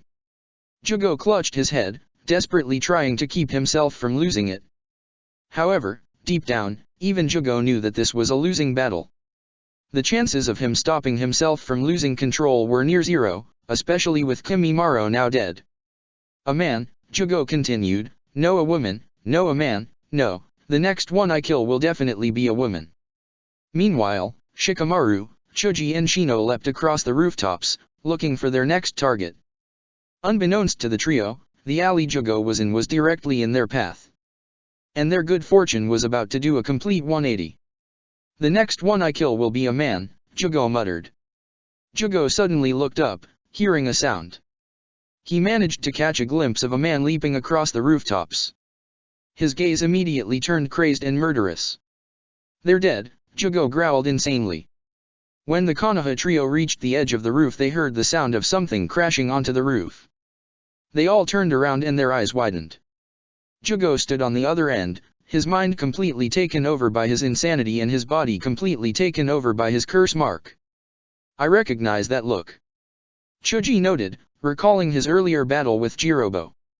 Shikamaru nodded and said, this guy's got a curse mark like those Oto guys who escorted Sasuke during the failed retrieval mission. You're all dead. Jugo shouted. I'm gonna kill you. Jugo charged them and swung his fist downwards. The trio leapt out of the way and barely dodged the attack. Shikamaru then heard the sound of men approaching. Something happened on the rooftop. A man shouted. Let's move. Jugo noticed the men approaching and glared maniacally at them. He hissed, more lambs to the slaughter. A Sorenin saw Jugo and gasped, that's Jugo of the scales. Oh shit, you're right. Another shouted. Let's get out of here before he kills us. Most of the Sorenins ran. You fools. The leader shouted, don't run. Our enemies are right there. I'm gonna kill you first. Jugo roared. The leader turned around and gasped. Jugo grabbed him by the throat. What are you doing? The Sora group leader wheezed. Die. Jugo shouted, crushing his throat. The three Konoha watched in stunned silence. He killed his own comrade, Choji muttered in shock. It's clear that he's not alright mentally, remarked Shino who was disturbed by this. Kami, Shikamaru too, what the hell did Orochimaru do to that poor guy? All three were broken out of their thoughts when Jugo leapt back onto the roof. They all leapt out of the way and dodged his next attack. Shikamaru quickly retaliated. Kage main no jutsu. Before Jugo could react, he was fully ensnared. Shikamaru smirked in victory and declared, Kage main complete. Jugo growled in anger when he realized he could not move. Roaring in anger he managed to move, and break Shikamaru's hold over him in the process. Shikamaru's eyes widened at this. No freaking way. Jugo ran towards Shikamaru in anger and screamed, die. Choji, however, intervened. He moved in between Shikamaru and Jugo and punched him with an enlarged fist. You aren't touching Shikamaru. Choji shouted. Choji, Shikamaru found himself having flashbacks to the retrieval mission. Continue the mission without me, Shikamaru. Choji ordered. What, no. Shikamaru shouted. I'm not abandoning you again. Your Kage main is useless against this guy. He managed to break through it with nothing but sheer power. Choji reminded his best friend, leave this to me, I can take him. Before Shikamaru could respond, Shino stepped in and offered, allow me to fight by his side. Shikamaru. Why you ask? Because it is the least I can do after missing the retrieval mission. Shikamaru did not want to abandon Choji a second time. But Choji did have a point. With his shadow possession jutsu useless, Shikamaru could not do much against Jugo. Be careful you two. Shikamaru said, leaving before he could change his mind. Jugo recovered from Choji's fist and glared at him. You're dead for that. Jugo growled. You ready for this, Shino? Choji asked. Of course I am. Shino responded. As the two charged Jugo, a saddened Shikamaru moved across the rooftops. Why do I always end up being so useless? Shikamaru thought. With Naruto. Naruto, looking to save time, bit his thumb and raced through a set of hand signs before slamming his hand to the ground. "Cookie Yos no Jutsu," Naruto said before a burst of smoke appeared. When it cleared, 2 foxes stood in front of him. "Tails, Rina, it's been a while," Naruto greeted. "It sure has," Tails replied with his childish smile. "What do you require of us?" Rina asked politely. "We're presently in a flying battle fortress armed with advanced technology, weaponry, and flying machines. I figured Tails would be best in studying and dismantling this fortress's systems and weapons, and hopefully find a way to destroy this fortress." "Leave it to me," Tails assured. "Should you find a way to destroy this fortress," Naruto continued, "wait till I gave you the okay to do so, as I have my comrades moving through this fortress looking for fighting the enemies responsible for the problems and kidnappings I'm dealing with in Iwagakure." "Got it," Tails before he started spinning his 2 tails and flying off to search for the fortress's main systems. Turning to Rina, Naruto said, "I'll need you to track down where 5 of my young friends are being detained." Naruto retrieved Tsukiwa's white headband and allowed Rina to smell it. Once she memorized the scent, she nodded her head. "I understand my mission," Rina said before running off to find the children. With the 2 foxes leaving to perform their tasks, Naruto took off to find Orochimaru. As he was running through the corridors and up a flight of stairs, he came into a large opening and was nearly impaled with a poison-laced spear that he narrowly dodged. "Impressive," a voice said. "Every other target I went after never saw that coming and died." Naruto looked up to see a figure standing in the shadows on one of the platforms. "Who are you?" Naruto asked cautiously. "A person your mother Tsunade owes a huge debt to," the figure answered as he stepped out of the shadows, "a debt she will pay with your life." "I'm afraid I don't follow," Naruto remarked. "Your mother and I have an old score to settle," the man said, "and so that you know, I'm Yatagarasu." "I heard of you from Kaa-chan," Naruto recalled. "You're one of the people she fought a long time ago." "Honestly, I thought she beat you to death." "She almost killed me, I admit," Yatagarasu said, "but thankfully I had allies in high places that didn't want to see me dead. And what better way to repay the Slug Princess than having her live with the fact that her only son was killed by the man she nearly killed? You lost to my Kaa-chan in a one-on-one fight and now you seek revenge against her by seeking to kill me," Naruto stated coldly. "You're a true coward."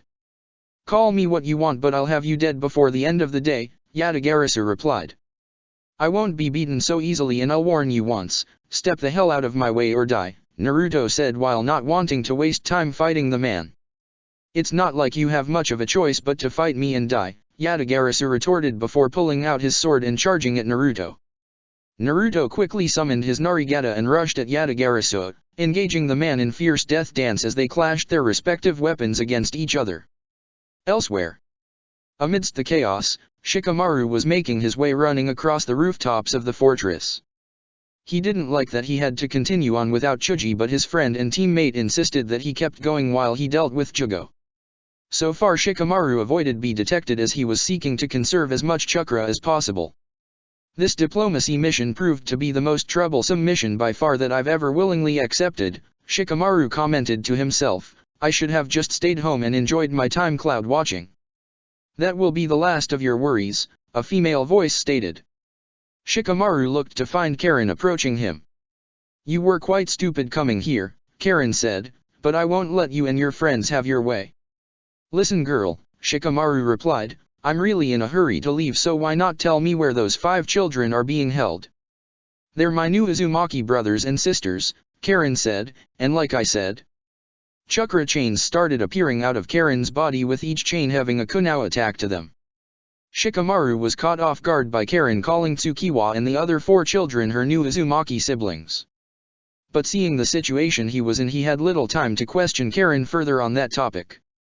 "You won't have your way," Karen yelled out as she launched one of her chains at Shikamaru. "Why do I always get the crazy females to fight?" Shikamaru groaned in dismay. With Konan passed the corpses of the Sora ninja she slayed with her paper release technique. Not a single one was spare from her wrath. At the same time though, she was still intrigued by the stories she heard about Naruto. Wanting to satisfy her curiosity and see Naruto in action for herself, she turned heels and made her way to find him. This will be my only chance to ascertain Ataka's story about the boy before we'll have to seal the Kyuubi that resides inside him, Konan thought. Though she knew Ataka was a trusted member of the Akatsuki, however, the fact that he engaged Naruto twice and on both occasions Naruto gave Ataka a good fight intrigued her, considering how strong Ataka himself was. Added to her fascination of Naruto was that, like Pain, he never lost a fight. As she was making her way to find the ninja of interest, a young female in her late teens appeared in front of her. This teen wore a teal short kimono with a gray turtleneck and short sleeves with a jade green rope belt around her waist, and red shorts, light purple wristbands and navy blue sandals. Also, the strands of purple hair that framed her face were short. "I'm Gurren and I won't allow you to go further beyond this point," Gurren stated. Konan looked at the young female with disinterest and replied, "I have neither the time nor patience with you, child. Step out of my way or die." "You and your team interfered with Orochimaru-sama's plans far enough," Gurren added, "now face me in combat." Konan was already taking steps to prepare to deal with the kunoichi in front of her. However, the older woman was surprised when she saw Gurren crystallize a nearby pole at a molecular level and then causing it to shatter into crystalline dust as a result. "I see," Konan realized with narrowed eyes despite her calm expression, "you possess the rare crystal release bloodline. And with it," Gurren declared, "I'll use it to be rid of you and the rest of your team." "I have neither the time nor patience for you," Konan warned, "step out of my way or suffer my wrath." By using her crystal power, Gurren summoned and freely manipulated her crystal constructs to create crushing walls around Konan. Not wanting to waste time fighting the young girl, Konan burst into a sea of flying paper, shocking Gurren. "What the?" was all Gurren could shout before Konan wasted no time in rushing to cocoon the young kunoichi. Making quick haste, Konan, while holding Gurren in her paper cocoon, brutally slammed the girl several times into the steel pipes, wall, and floor, effectively injuring the girl and knocking her unconscious. She then threw the unconscious girl out of her cocoon away from her like an unwanted pile of trash. Gurren, bleeding from the head and mouth, rolled on the floor a couple of times before coming to a complete stop while lying on her back. She had sustained a concussion, 2 broken ribs and a fractured left arm. Her crystal walls dissolved and melted away. Konan then reassembled herself and continued on her way to find Naruto without giving Gurren a second glance or word. Meanwhile, Rina was stealthily running through the fortress in search of the 5 orphans she was sent to find. The golden yellow fox managed to avoid being spotted and detected by the ninjas aboard the fortress as she was hot on the trail where the children were being detained. Soon, she came across a steel door where Tsukiwa's scent originated. "I finally found the source," Rina said in an undertone. Upon examining the door, she found that it was locked with a seal of some sort.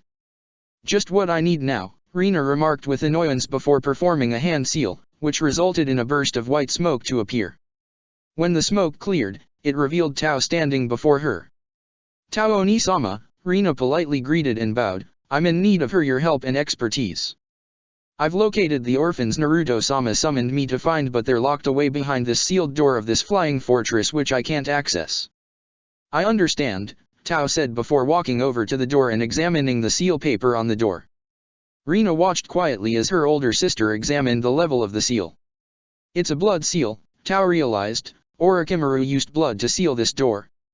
"Can you still override the seals?" Rina asked. "Only with the blood Orochimaru used," Tao stated. "However, Orochimaru cleverly didn't use his blood to seal the door." "Then whose blood did he use?" Rina inquired.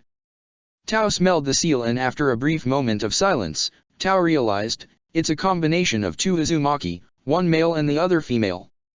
"I'm assuming that the male is Naruto, which lead us to wonder who's the female," Rina stated. "I thought the Uzumaki clan was wiped out with the exception of Kushina. From the smell that particular female is somewhere here in this fortress," Tao deduced. "We have to find and get a sample of both her blood and Naruto's." Rina nodded and took off with her sister to find the girl and Naruto. In part of the fortress, Yatagarasu and Naruto clashed the blades of their respective weapons of choice against each other. Both ninja were going at it fiercely in their death battle. Yatagarasu found that Naruto wasn't as easy to fight as he had assumed he would be. True, he heard stories of Naruto's exploits from Orochimaru himself, but the older man still, though Naruto wouldn't too much to handle on his own. So far he was finding out for himself why Naruto wasn't one to be crossed. Damn you! Yatagarasu cursed, why won't you just die? I did that already after I killed Orochimaru the first time, Naruto remarked, I just refused to stay dead like that snake bastard. Then I'll give you an incentive as to why you would have been better off remaining in your grave, Yatagarasu replied. I'm losing time fighting this guy and he's hell-bent on wanting to kill me instead of Kaa-chan, Naruto thought, as he got ready to retrieve his tri-pronged kunai. I'll just kill him now and be done with it. As Naruto was about to pull out his tri-pronged kunai, a loud explosion was heard that rocked the chamber he and Yatagarasu were in. A moment later, Kurotsuki, Akatsuki and Tsuchiko were blown through the metal wall of the chamber and slammed hard into Yatagarasu, effectively knocking the man to the ground unconscious. Naruto looked to see what it was that knocked the three IWA ninjas along with Yatagarasu off their feet. It was the resurrected Niwashi who leaped through the hole in the wall made from her last attack fired at them. Iten, Kitsuki, and his team hurried and arrived on the scene. And from their appearance, Naruto saw clearly that Niwashi was giving them a hard time. But that was to be expected when fighting a resurrected ninja that seemingly can't die. I'm so sorry. Niwashi cried through she wasn't able to shed tears, I don't wish to do any of this but I don't have control of any of myself. We know Niwashi, Kitsuki assured, this Orochimaru's doing not yours. Naruto's eyes widened upon hearing that name spoken while realizing what was going. This is bringing back a lot of hurtful and painful memories, Naruto thought as he felt and understood their dilemma. I don't know how they're going to stop the revived Niwashi and I doubt any of them would like to resort to the method I last used. Tsuchiko, Kurotsuki, and Akatsuki groaned in pain as they made the effort to stand back up after the vicious beatdown Niwashi inflicted on them. Niwashi-senpai hasn't lost her edge, Kurotsuki groaned. Even dead she's still giving us a brutal ass-kicking, Tsuchiko added. Considering that you've been ambushed and stabbed by reanimated dead people twice already Tsuchiko, I figured you out of all of us would be used to it, Akatsuki remarked. Shut up. Tsuchiko retorted while resisting the urge to smack him across the head. Under different circumstances Akatsuki, Naruto commented, I would have considered that dark-humored remark comical. Niwashi looked to see the person who just spoke. Her eyes widened upon recognizing the person she was seeing. It's you. Niwashi said, You're Namikaze Naruto-kun. Naruto-kun. Kurotsuki asked in disbelief at how Niwashi addressed Naruto just now. The other IWA ninjas were just as puzzled as they watched Niwashi walk over to Naruto as if she forgotten they were in the chamber with her. Interesting way of addressing me with such familiarity, Naruto said, Ryota-chan did the same thing when she first met me. Ryota-chan. Niwashi repeated after hearing how Naruto addressed the former IWA Jounin, so Tsuchiko was telling the truth about you after she related to me what happened in Nami no Kuni. What did she say? Naruto asked. That you took one of our kunoichi to be your girlfriend in spite of the fact she was originally sent to deal with you, Niwashi replied, while I was alive, I found it amazing that you were willing to disregard Ryota's past and ties to IWA and make her yours. It couldn't be helped, Naruto remarked with a blush, though I will admit that I actually offered her dinner and a movie the second time we fought each other if she agreed not to fight me and desert the mission she was originally sent on. Are you serious? Kurotsuki asked with widened eyes and her mouth dropped wide open in disbelief. Her sadistic and violent temper along with that monstrous earth-summoned strength reminded me of my Kaa-chan and my sensei Anko-chan, Naruto remarked, if they both were fused as one person that is. You mean to say that despite the fact Ryota was sent after you that you really actually liked her and you offered Ryota a date if she abandoned her mission and deserted IWA for Konoha? Kurotsuki asked. So that's how Naruto influenced and charmed Ryota into deserting IWA for Konoha. Akatsuki exclaimed at what he thought was a shocking revelation, what an ingenious tactic. It took one more fierce battle with me and some hidden sensual incentives before she decided to abandon her mission in order to stay and live with me instead, Naruto added. Are you for real? Niwashi asked quizzically. Is this bizarre situation we're seeing for real? Kurotsuki asked in confusion while watching and listened to the awkward conversation between Naruto and the resurrected Niwashi. It got Niwashi to temporarily stop fighting us, Kitsuki stated, what Naruto is doing should buy us some time to figure out a way to stop Niwashi. Stop her. Akatsuki asked. Niwashi-senpai keeps regenerating regardless how hard we hit her.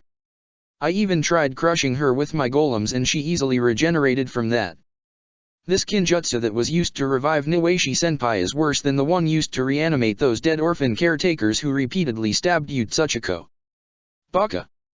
Tsuchiko retorted before she finally smacked him across his head. Must you keep bringing that up? Tell me something, Naruto-kun, Niwashi asked. There's something I always wanted to ask you personally. Aside from your comical way you see Ryota-chan, why were you willing to take a girl from a people who hated you and your father? What was it about Ryota that led you to like her to the point that you wanted to make her yours? How were you able to get her to fall for you? For one thing, Naruto started off, Ryota and I had something in common. We were both hated and scorned by IWA for something that was never our fault. We were looked at as living reminders of two ninjas who your people hate. For me it's my father, but in Ryota's case, it was Deidara, her former sensei turned traitor. But what disgusted me more is the fact that long before I killed Sujiro and exposed him to have sold all of IWA out to Orochimaru, everyone in IWA pardoned Sujiro for drugging and nearly raping Ryota, as if what he did and tried to do to a fellow comrade was of no concern, all because of her past ties with Deidara. And then there's you Niwashi, who I'm sorry to say, was betrayed, drugged and actually raped by a fellow IWA shinobi before being murdered by Orochimaru. You were getting too close for Orochimaru's liking in your investigation of the kidnappings, so he wanted you dealt with. I investigated your tragedy and exposed the truth to your cage and people, and I just wanted you to know that through the combined efforts of my team, myself along with the aid your fellow ninjas gave me, we completed your mission and found the kidnapped children while bringing your betrayer and rapist to justice and being properly punished. And as we speak we're dealing with Orochimaru and his minions aboard this fortress who kidnapped and experiment on 5 young orphans from IWA who became like family to me just as Ryota-chan did. Niwashi took in everything Naruto told her and meditated on it. The other IWA ninjas stood there wondering what was going to happen next after hearing Naruto's speech. After a period of silence, it was soon broken by your son of the Yellow Flash, the man my people always hated. Yet we were betrayed, shamed and humiliated by our own ninjas, and on both occasions the son of the Yellow Flash came our aid, Niwashi said. You're nothing like so many of my people believe you to be, and truly we don't deserve the help and the self-sacrifice you've given us. You have a kind and understanding heart, Naruto-kun, and now that I met you. Niwashi paused for a moment. Everyone in the chamber waited for her next words, which came a moment later when she said, I'm happy that I was brought back and that I got to meet you, Naruto-kun. I only wish that I was still alive and met you first before Ryota-chan. Everyone understood the underlying meaning behind those words, which was surprising to say the least. The IWA nins never expected that Niwashi secretly had that kind of admiration and attraction to Naruto. Soon everyone started seeing Niwashi's body turning paler before more cracks all around her body started forming. In the process, she started losing color all around her body, which was now disintegrating into dried out mud and dirt particles. What's happening to her? Tsuchiko asked. Her body is falling apart, Kuratsuka stated. Naruto-kun, Niwashi thanked with a smile, thank you. Thank you for completing my mission and rescuing those children. Thank you for having justice for the crimes committed against me carried out. Thank you for not hating us as a people in spite of the fact that we as a people hated you. Thank you for loving Ryota-chan and those orphans. Thank you for letting me leave this world in peace. Moments later her body completely disintegrated into a pile of dried out mud and dirt particles before revealing the missing nin used to be the host of Niwashi's essence. So that's one way to dispel Edo Tensei, Naruto carefully noted. I wish I knew this in advance before the invasion of Konoha happened. It would have saved me a great deal of grief. You stopped Niwashi-senpai and sent her away in peace without the use of your fists or any jutsu, Naruto, Kuratsuka said as she approached Naruto, who snapped out of his train of thoughts after hearing her address him. Standing in front of him, Kuratsuka gave a respectful and humble bow to Naruto. Naruto, I'm sorry for my rude behavior since the time you arrived in IWA and thinking so poorly of you up to this point, Kurodoji apologized. You're a better ninja than any of us combined, Naruto. Please accept my most humble apology. Akatsuka came and followed Kuratsuka's example and bowed humbly to Naruto. You may not be an IWA ninja, Akatsuka said, but after today and what you did for Niwashi-senpai, I'd be honored to call you my friend, Naruto. Yatagarasu gradually stirred and opened his eyes to see that he was completely outnumbered by IWA ninjas besides Naruto standing there. Not good, Yatagarasu thought as he tried to devise a distraction of some sort to buy him some time to escape and rethink of a way to ambush Naruto. A moment later, an explosion rocked the flying vessel, momentarily knocking everyone off their feet. Seeing his opportunity, Yatagarasu hurriedly got up and ran out of the chamber. Naruto saw this but decided that now wasn't the time to go after him. Naruto, Tsuchiko suggested, we'll deal with that guy that just ran out from here. You go find Orochimaru and your 5 friends. Naruto nodded and said, got it. That being said, Naruto took off from the chamber to find his target and captured friends. Elsuhira, Rina and Tao were both running through the fortress in search of the female Uzumaki whose trail they were both hot on. Soon though, they found their target who was engaged in combat with Shikamaru. Currently he was hard-pressed fighting against her chakra chains. We'll need to immobilize and knock her out quickly before she sees us, Tao advised. Her chakra chains will give us serious problems if we're captured by them. Even Kurama-sama himself isn't a match against those Uzumaki chakra chains, Rina recalled. All the more reason to take her out fast, Tao stated. We'll have to distract her long enough for one of us to knock her unconscious. I'll do it, Rina volunteered before she left Tao's side and stealthily made her way to where Karen was. The yellow fox moved through the shadows seemingly undetected when Karen sensed something approaching her without turning to where it was coming from. Without warning, she shot out chakra chains straight into Rina's direction. She's a sensor type. Rina realized before narrowly evading getting captured by the chains. Rina jumped and flipped around through the chamber as the chains quickly followed and pursued her while almost catching her with every turn. If this keeps up, I'm bound to get caught, Rina acknowledged only seconds before her tail was caught and held tightly by one of the chains. Damn it! Rina growled as she tried futilely to free herself of the chains. You're not going anywhere, Karen said. Actually, Rina countered, I was merely the distraction. Karen wasn't able to process her words when Shikamaru quickly attached his shadow to hers. Seeing that Karen was standing next to a steel wall, Shikamaru rammed his head to his left while Karen's body imitated his movements, which led Karen to unintentionally collide her head into the wall, effectively knocking her unconscious. She fell to the floor before her chakra chains dispelled and freed Rina. Tao went over to Karen and made a small cut on her finger before taking a sample of her blood with a seal paper. Shikamaru made his way over to the 2 fox summons. I take it that you both are reinforcements Naruto summoned, Shikamaru remarked.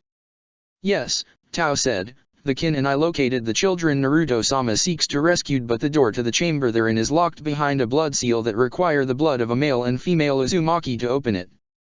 Troublesome, Shikamaru commented, and this crazy red-haired ninja is an Uzumaki.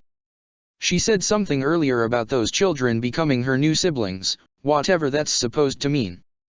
We'll find out more, later, Tao said. Right now we have to find Naruto-sama and get a blood sample from him. But seeing that this girl is an Uzumaki like Naruto-sama, we'll have to take her with us. Tao made quick works in tying Karen up and putting seals around her to prevent her from utilizing her chakra. Putting Karen over her right shoulder, Tao, Rina, and Shikamaru left to go find Naruto.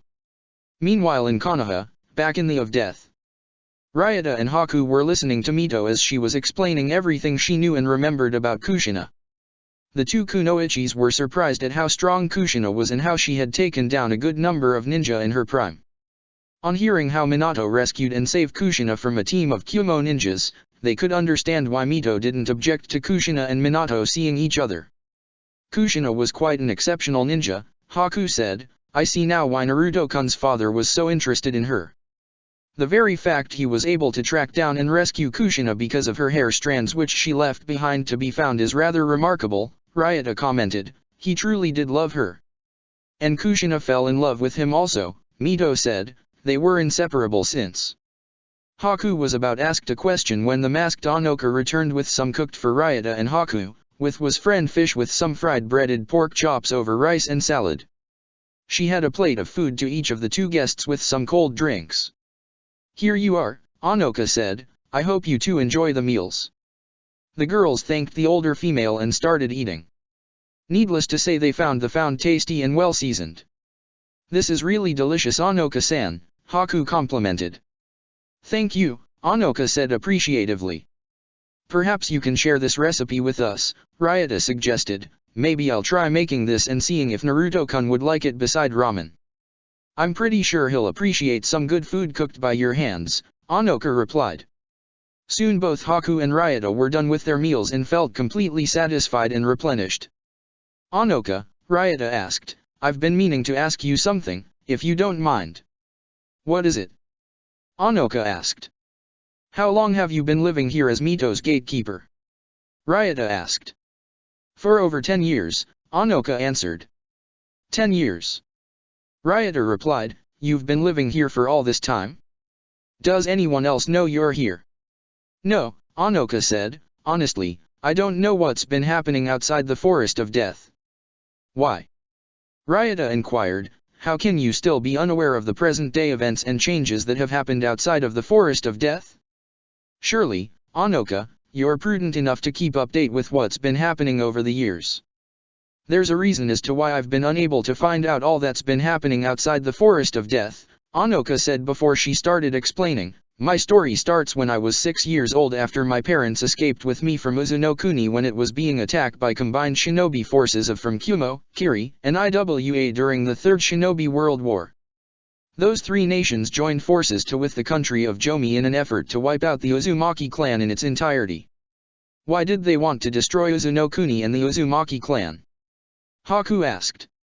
"The Uzumaki clan was known for being a clan of unrivaled seal masters and grand seal masters," Anoka explained. "The country of Jomi sought to establish a rival status of having seal masters of their own.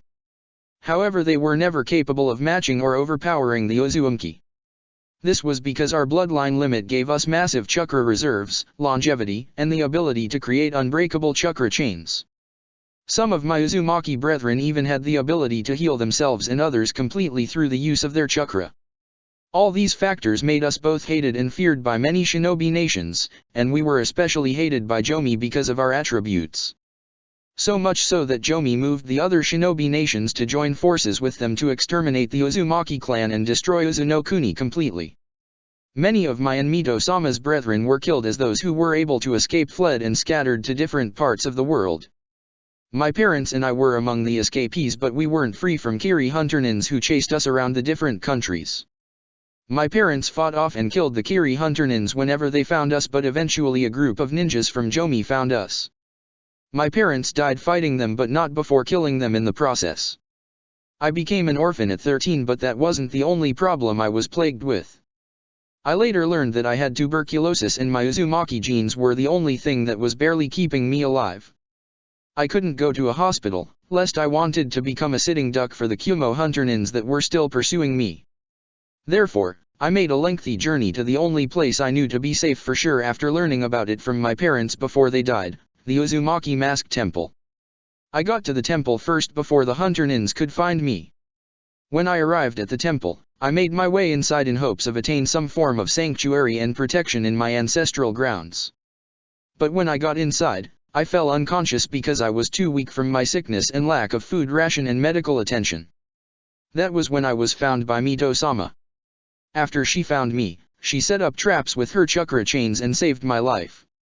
After learning in deeper details my clan's history and heritage from Mito-sama, I gratefully pledged my life to Mito-sama, becoming the gatekeeper we know as of today. However, 7 years ago, I was about to succumb to the tuberculosis, and there was only so much that my Uzumaki biology could accomplish on its own without medical attention. It was then that Mito-sama pulled a desperation move to save my life. She attached chakra chains between me and the temple itself. As it turned out, the temple is not just a mask storage vault, it's also a fountain of natural energy, where Hashirama-sama secretly practiced his sage mode during his prime. The Senjutsu chakra which from the temple cured me of my disease, but it came with a heavy price. I'm now bound to the temple, becoming dependent on its natural energy just to stay alive. If I were to ever sever my chakra chains from the temple, I would exhibit withdrawal symptoms of my terminal illness returning. Therefore, I've been staying isolated at the temple all these years, fulfilling my duties as gatekeeper. I'm now in the same boat as Mito-sama, bound to the temple and cut off from the rest of the world. What a heavy price you carry, Ryota said sympathetically. It's as though you're a prisoner in this very place, even though this was never Mito-sama's intentions. I understood that she was trying to save my life and I wanted to live and be at Mito-sama's side as long as I could, Anoka said. It was because I wasn't able to get my illness treated that forced Mito-sama to resort to attaching my life force to this temple. I'm sure if Tsunade-sama were to examine and treat your sickness you'd be as good as new and be free to leave the temple freely, Haku suggested. After all, Tsunade-sama is the most renowned medic, with Naruto-kun coming in at a close second when compared to her. So my granddaughter has become that skilled of a medic, Mito remarked with a smile of approval. I've always known that girl had promises for great things. Mito smiled then turned to a frown of disapproval. Other than gambling like my late husband Hashirama. I tell you, that man used to spoil our granddaughter rotten, and he passed down his bad gambling habits to Tsunade as well. I suppose you hearing that Tsunade passed down that same trait to Naruto-kun will sadden you, Ryota remarked. The only difference is that he doesn't have her bad luck streak. Mito sighed and shook her head. Were Hashirama alive here to see that, he'd probably be moved to tears and laugh joyously before seeing me smack him across the head. But in any case, I'll need you both to find and bring my granddaughter here to this location so she can examine and cure Anoka's illness. Plus she needs to hear everything Anoka and I explained to the both of you. It'll take some convincing to get Tsunade-sama to follow us here, Ryota commented. We'll need proof of our story in order to convince her. Mito nodded her head and turned to Anoka. Anoka, retrieve and give of the temple mask to these two kunoichi. They'll use the mask as proof of their story. I understand, Anoka complied before quickly making her way to retrieve one of the masks. Back at Anchor Vantian, Naruto was moving fast through the fortress after coming in contact with Tao and Sakia. While on the way they briefed him about Karen's ties with the Uzumaki clan, the people his birth mother is from. On hearing this, he had Rina take Karen back to his safe house to have her detained there for questioning later. He told Rina clearly to make sure nothing happens to Karen and to watch her until he returns. Rina made it was priority to make sure her mission was carried out. Soon, Naruto, Shikamaru and the two fox summons arrived at the sealed door detaining Naruto's 5 friends. Tao retrieved the seal paper having a sample of Karen's blood and now Naruto's blood after he was told that his blood was also required in order to drop the seal over the door. Tao channeled chakra into the seal paper and pressed it onto the seals on the door. A glow of chakra appeared over the door and a force field of some sort dropped, granting access of the 4 standing in front of the door. Excellent, Naruto said as he wasted no time opening the door. Upon entering the chamber, he and the others came across a sight they weren't at all expecting. It was an elaborate medical and experimentation chamber with equipment Naruto had never seen as a medic. There were test tubes, vials, and other sophisticated electrical and electronic equipment abound in the chamber. What he saw next shocked him to the core. It was his 5 friends, all unconscious and lying on top of recovery bed with equipment monitoring their vitals and 4 needles injected into their arms. What he and the others also saw was that all of their hair was now red, with Tsukiwa's now red hair having streaks of her original silver hair. Are you taking this all in, Naruto? Orochimaru asked as they appeared behind the curtain that separated the chamber Naruto and his team were in from the examination section. Your friends were bestowed with a special gift from yours truly. What have you done to them? Naruto asked. I made them part of your family, Orochimaru replied, though it was done through medical and experimental means. They're now full-fledged Uzumakis related to you by blood. For a long time I've been working on perfecting this prized experiment of mine known as Project Star. 75 children were used before realizing that your very blood, your Uzumaki DNA, was the essential key needed in order to truly perfect Project Star. That was why I had Kabuto acquire blood samples from you through the use of those reanimated mosquitoes that stung you several times. What? Naruto replied after finding out why those mosquitoes stung him a few days earlier. Now I see now why you asked me about my mosquito bites. You stole my DNA for your twisted experiment. I had to keep a promise to a certain Uzumaki girl under my charge who so badly wanted Uzumaki siblings, and I had to prove to be a man of my word who delivers what he promises, Orochimaru countered.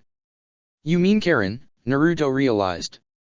Orochimaru smirked and said, so you and your team came across her earlier. What became of her? Don't worry about that Orochimaru, Naruto said as bloodlust starting leaking out of him, you'll pay for what you did to my friends against their will.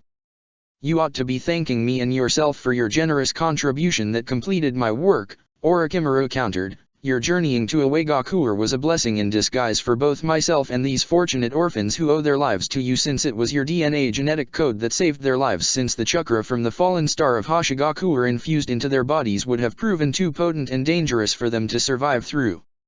They're more than orphans now, they're Uzumakis with unknown potentials for greatness. You inconceivable bastard. Naruto cursed with fangs grown after his once blue eyes turned red with black cat's eye slits in them. He got ready to fight the snake Sunin, however Orochimaru retorted, if you're smart, you'd focus on getting these new Uzumaki children as far from this flying vessel as possible. It would be a sad waste for them to die here after all the trouble I went through just to ensure their survival of Project Star. Orochimaru turned and started walking off casually when Naruto was about to charge at him. The blonde elite Jounin stopped when the Sunin turned halfway to face him. My task here is done. Please take good care of these children, Naruto. They'll need you, Orochimaru remarked with a twisted smile before bursting into a cloud of smoke. Troublesome, Shikamaru remarked, he was a cage bunshin all along. Damn him. Naruto roared angrily, seeing how Orochimaru outwitted him. Naruto had to take a moment to calm himself down before he went to check on his 5 young friends turned Uzumaki. Making 4 other clones, he dispatched them to check on the others when he went over to Tsukiwa. While examining her, he found nothing life-threatening or alarming to be concerned with. Soon though, Tsukiwa opened her eyes with her vision gradually returning. When it came to, she smiled happily when Naruto was the first person she saw. Naruto Nyakan. Tsukiwa said happily with a few tears running down her face, you came. I knew you would rescue us. We never lost faith in you. I'm going to get you guys out of here. Naruto said with a determined voice before he summoned another clone and had the clone scoot and carrying Tsukiwa into his arms while the other clones did likewise with the other orphans. Bring them back to the safe house while I and the others finish things off here, Naruto instructed, run a full examination on all of them before I return. The 5 clones nodded their heads before teleporting with the children to the safe house. Naruto then turned to Shikamaru, Sakia and Tao. He was about to say something when Tails suddenly appeared in front of Naruto and the others via Shunshin. However, Tails fell to his hands and knees as he was bleeding from both ends of his mouth and that he multiple bleeding injuries. Tails. Tao and Sakia cried out as they along with Naruto and Shikamaru quickly went to his aid. Naruto-sama, Tails said weakly as Sakia lifted and carried him into her arms, I'm sorry I wasn't able to wait for your signal. What happened? Naruto asked worriedly. Orochimaru summoned 3 large snakes that found and attacked me while I was disabling the vessel's main control systems, Tails explained through a strained tone. I fought the snakes but they managed to keep with my pace and in time they overpowered me, they almost killed me too. But I managed to stun and immobilize them long enough to allow me to quickly shut down and crash the central cooling units. The vessel's system core is overheating fast to dangerous levels. At any minute now it'll dash. Tails was cut off when the flying vessel suddenly shook violently with a series of explosions that suddenly occurred. Naruto and the others managed to keep themselves from falling to the flying when alarms, sirens and the alert systems throughout the flying fortress went into motion. Warning! Warning! Warning! System core critical failure. System core critical failure. T-10 minutes until imminent system core meltdown. Please abandon ship through the nearest escape hatches. I repeat, system core critical failure. T-10 minutes until imminent system core meltdown. Please abandon ship through the nearest escape hatches. You did what you had to, my 5 young friends were found and rescued and you've returned back to us safely, so I say mission accomplished, Naruto assured before another explosion rocked the vessel violently. We haven't much time, Naruto-sama, Tao informed while stating the obvious, we best make haste to regroup with the others. They're scattered all throughout this colossal flying fortress, Tails reminded, how will we regroup with everybody before this entire vessel blows up? Like this, Naruto said before Shikamaru, Sakia who was still holding Tails and Tao held on to Naruto. Through the use of Hiration, Naruto teleported with the four of them and reappeared in an instant in front of worn-out and beaten-up Chuji, who clearly had seen better days as his body size shrunk down to a considerable smaller and leaner size. "Chuji!" Naruto called out as he ran to his aid, "Are you alright?" "Behind you!" Chuji warned when Jugo rushed from behind them in an attempt to ambush and kill them. Naruto however suddenly turned on his feet and delivered a solid monstrous strength-induced punch to Jugo that sent him flying through the iron walls of the fortress one after another. It was anyone's guess how far Jugo was sent flying or if Jugo survived that attack that carried the force of a freight train. "Could have saved me the trouble dealing with him if you were here fighting him instead," Chuji remarked humorously despite his injuries. "Save what strength you have left," Naruto advised as Shikamaru went to Chuji's aid and pulled him up off the ground while giving his support by having Chuji's left arm wrapped over his shoulders. Naruto encased the group in a wind-manipulated air bubble, and while holding it, he used Hiration again, and this time he reappeared in front of Team 9, Kiba and Shino. At the opposite end of the chamber was the unconscious Jugo, who crashed directly into Suijutsu, who took the full brunt of the impact that resulted from Naruto's punch. Suijutsu, never seeing the collision coming, was knocked unconscious alongside Jugo. "Your timing is as impeccable as ever, Naruto-sama," Tenten remarked while not realizing the honorific she reflexively used with Naruto's name. "Thank me later." Naruto replied, "We have to go, now." After gathering the remaining genin into his air bubble, Naruto teleported to where Oniki and the rest of the IWA ninjas were and found that their Tsuchikage was badly wounded and unconscious, with the captain of the flying vessel lying on the ground dead at their feet. Tsuchiko was doing everything she could to save her uncle. "What happened here?" Naruto asked worriedly. "Orochimaru is what happened." Tsuchiko answered with anger and hate in her tone, "He and my uncle battled each other and that reptilian coward had his summoned pythons ambush him. Like my small fox friend here," Naruto said, "but we can't treat their wounds here. This vessel is going down dash." "And clearly the captain went down before it did after Orochimaru double-crossed and killed him," Kuratsuki remarked while pointing to the dead leader of the Sora ninjas. "What did you expect after he made a pact with the deadly viper? But that's beside the point. Let's go," Naruto advised before large explosions started tearing through the fortress, destroying everything and killing everyone caught by them. Encasing the IWA ninjas in another air bubble, Naruto was about to leave with them when Oniki realized someone was missing. "Where's Konan?" Oniki asked. Just then, Konan appeared in front of them. "Forgive my lateness," Konan requested after joining the IWA ninjas. "How did you know where to find us?" Tsuchiko asked. "I have my methods," Konan replied, "but we need not worry about that." Nothing further was said before Naruto, while holding both air bubbles, used Hiration to teleport himself and everyone off the self-destructing fortress. In an instant, everyone was back in Uegakuer in front of the hospital. "We're back in the village that fast," Kuratsuki marveled. "Naruto used his father's Hiration as our salvation and not as our damnation," Akatsuki remarked. "I'll take that as your way of saying, thank you," Naruto replied. "Tsuchikage-sama." A team of medic nins called out as they rushed out of the hospital and quickly went to the aid of their Tsuchikage and fellow IWA nins who were also wounded. "Help Naruto's friends also," Tsuchiko sternly instructed and then warned, "and so help me if I find out that any of you did little to nothing to help Naruto's friends or that any sort of medical malpractice was done on them, I will personally kill you." The medics knew not to take Tsuchiko's warning threat lightly and made it their aim to help them to the best of their power as they also went to aid Naruto's team. "Thanks," Naruto said. "After everything you've done, I'm no mood for any bullshit from my people," Tsuchiko commented. "More than enough of my own people betrayed us and IWA, and honestly I have more reasons to trust you than anyone else. By the way, how will we know that Sora no Kuni is destroyed?" "I have clones watching its destruction from the surface as we speak," Naruto assured. "They'll be sure to kill whoever survives." Oniki turned and found that Konan was nowhere in sight. "Your mercenary is gone," Naruto said. "She aided us in our battle and saved your female teammate's life," Oniki countered. "What reasons do you have not to trust her?" "I'm grateful for her help in saving Tenten's life," Naruto retorted. "I'm just disturbed by her immediate desertion after our return." Naruto said nothing further as he followed his team and the rest of the IWA ninjas into the hospital. While on their way inside, Naruto, Sachiko realized with worry, what about the orphans we were supposed to rescue and bring back? They're someplace safe, Naruto assured. I found and sent them to a safe haven before the vessel's destruction. Orochimaru experimented on them with the use of my DNA, permanently altering their genetic makeup. I'll explain more inside.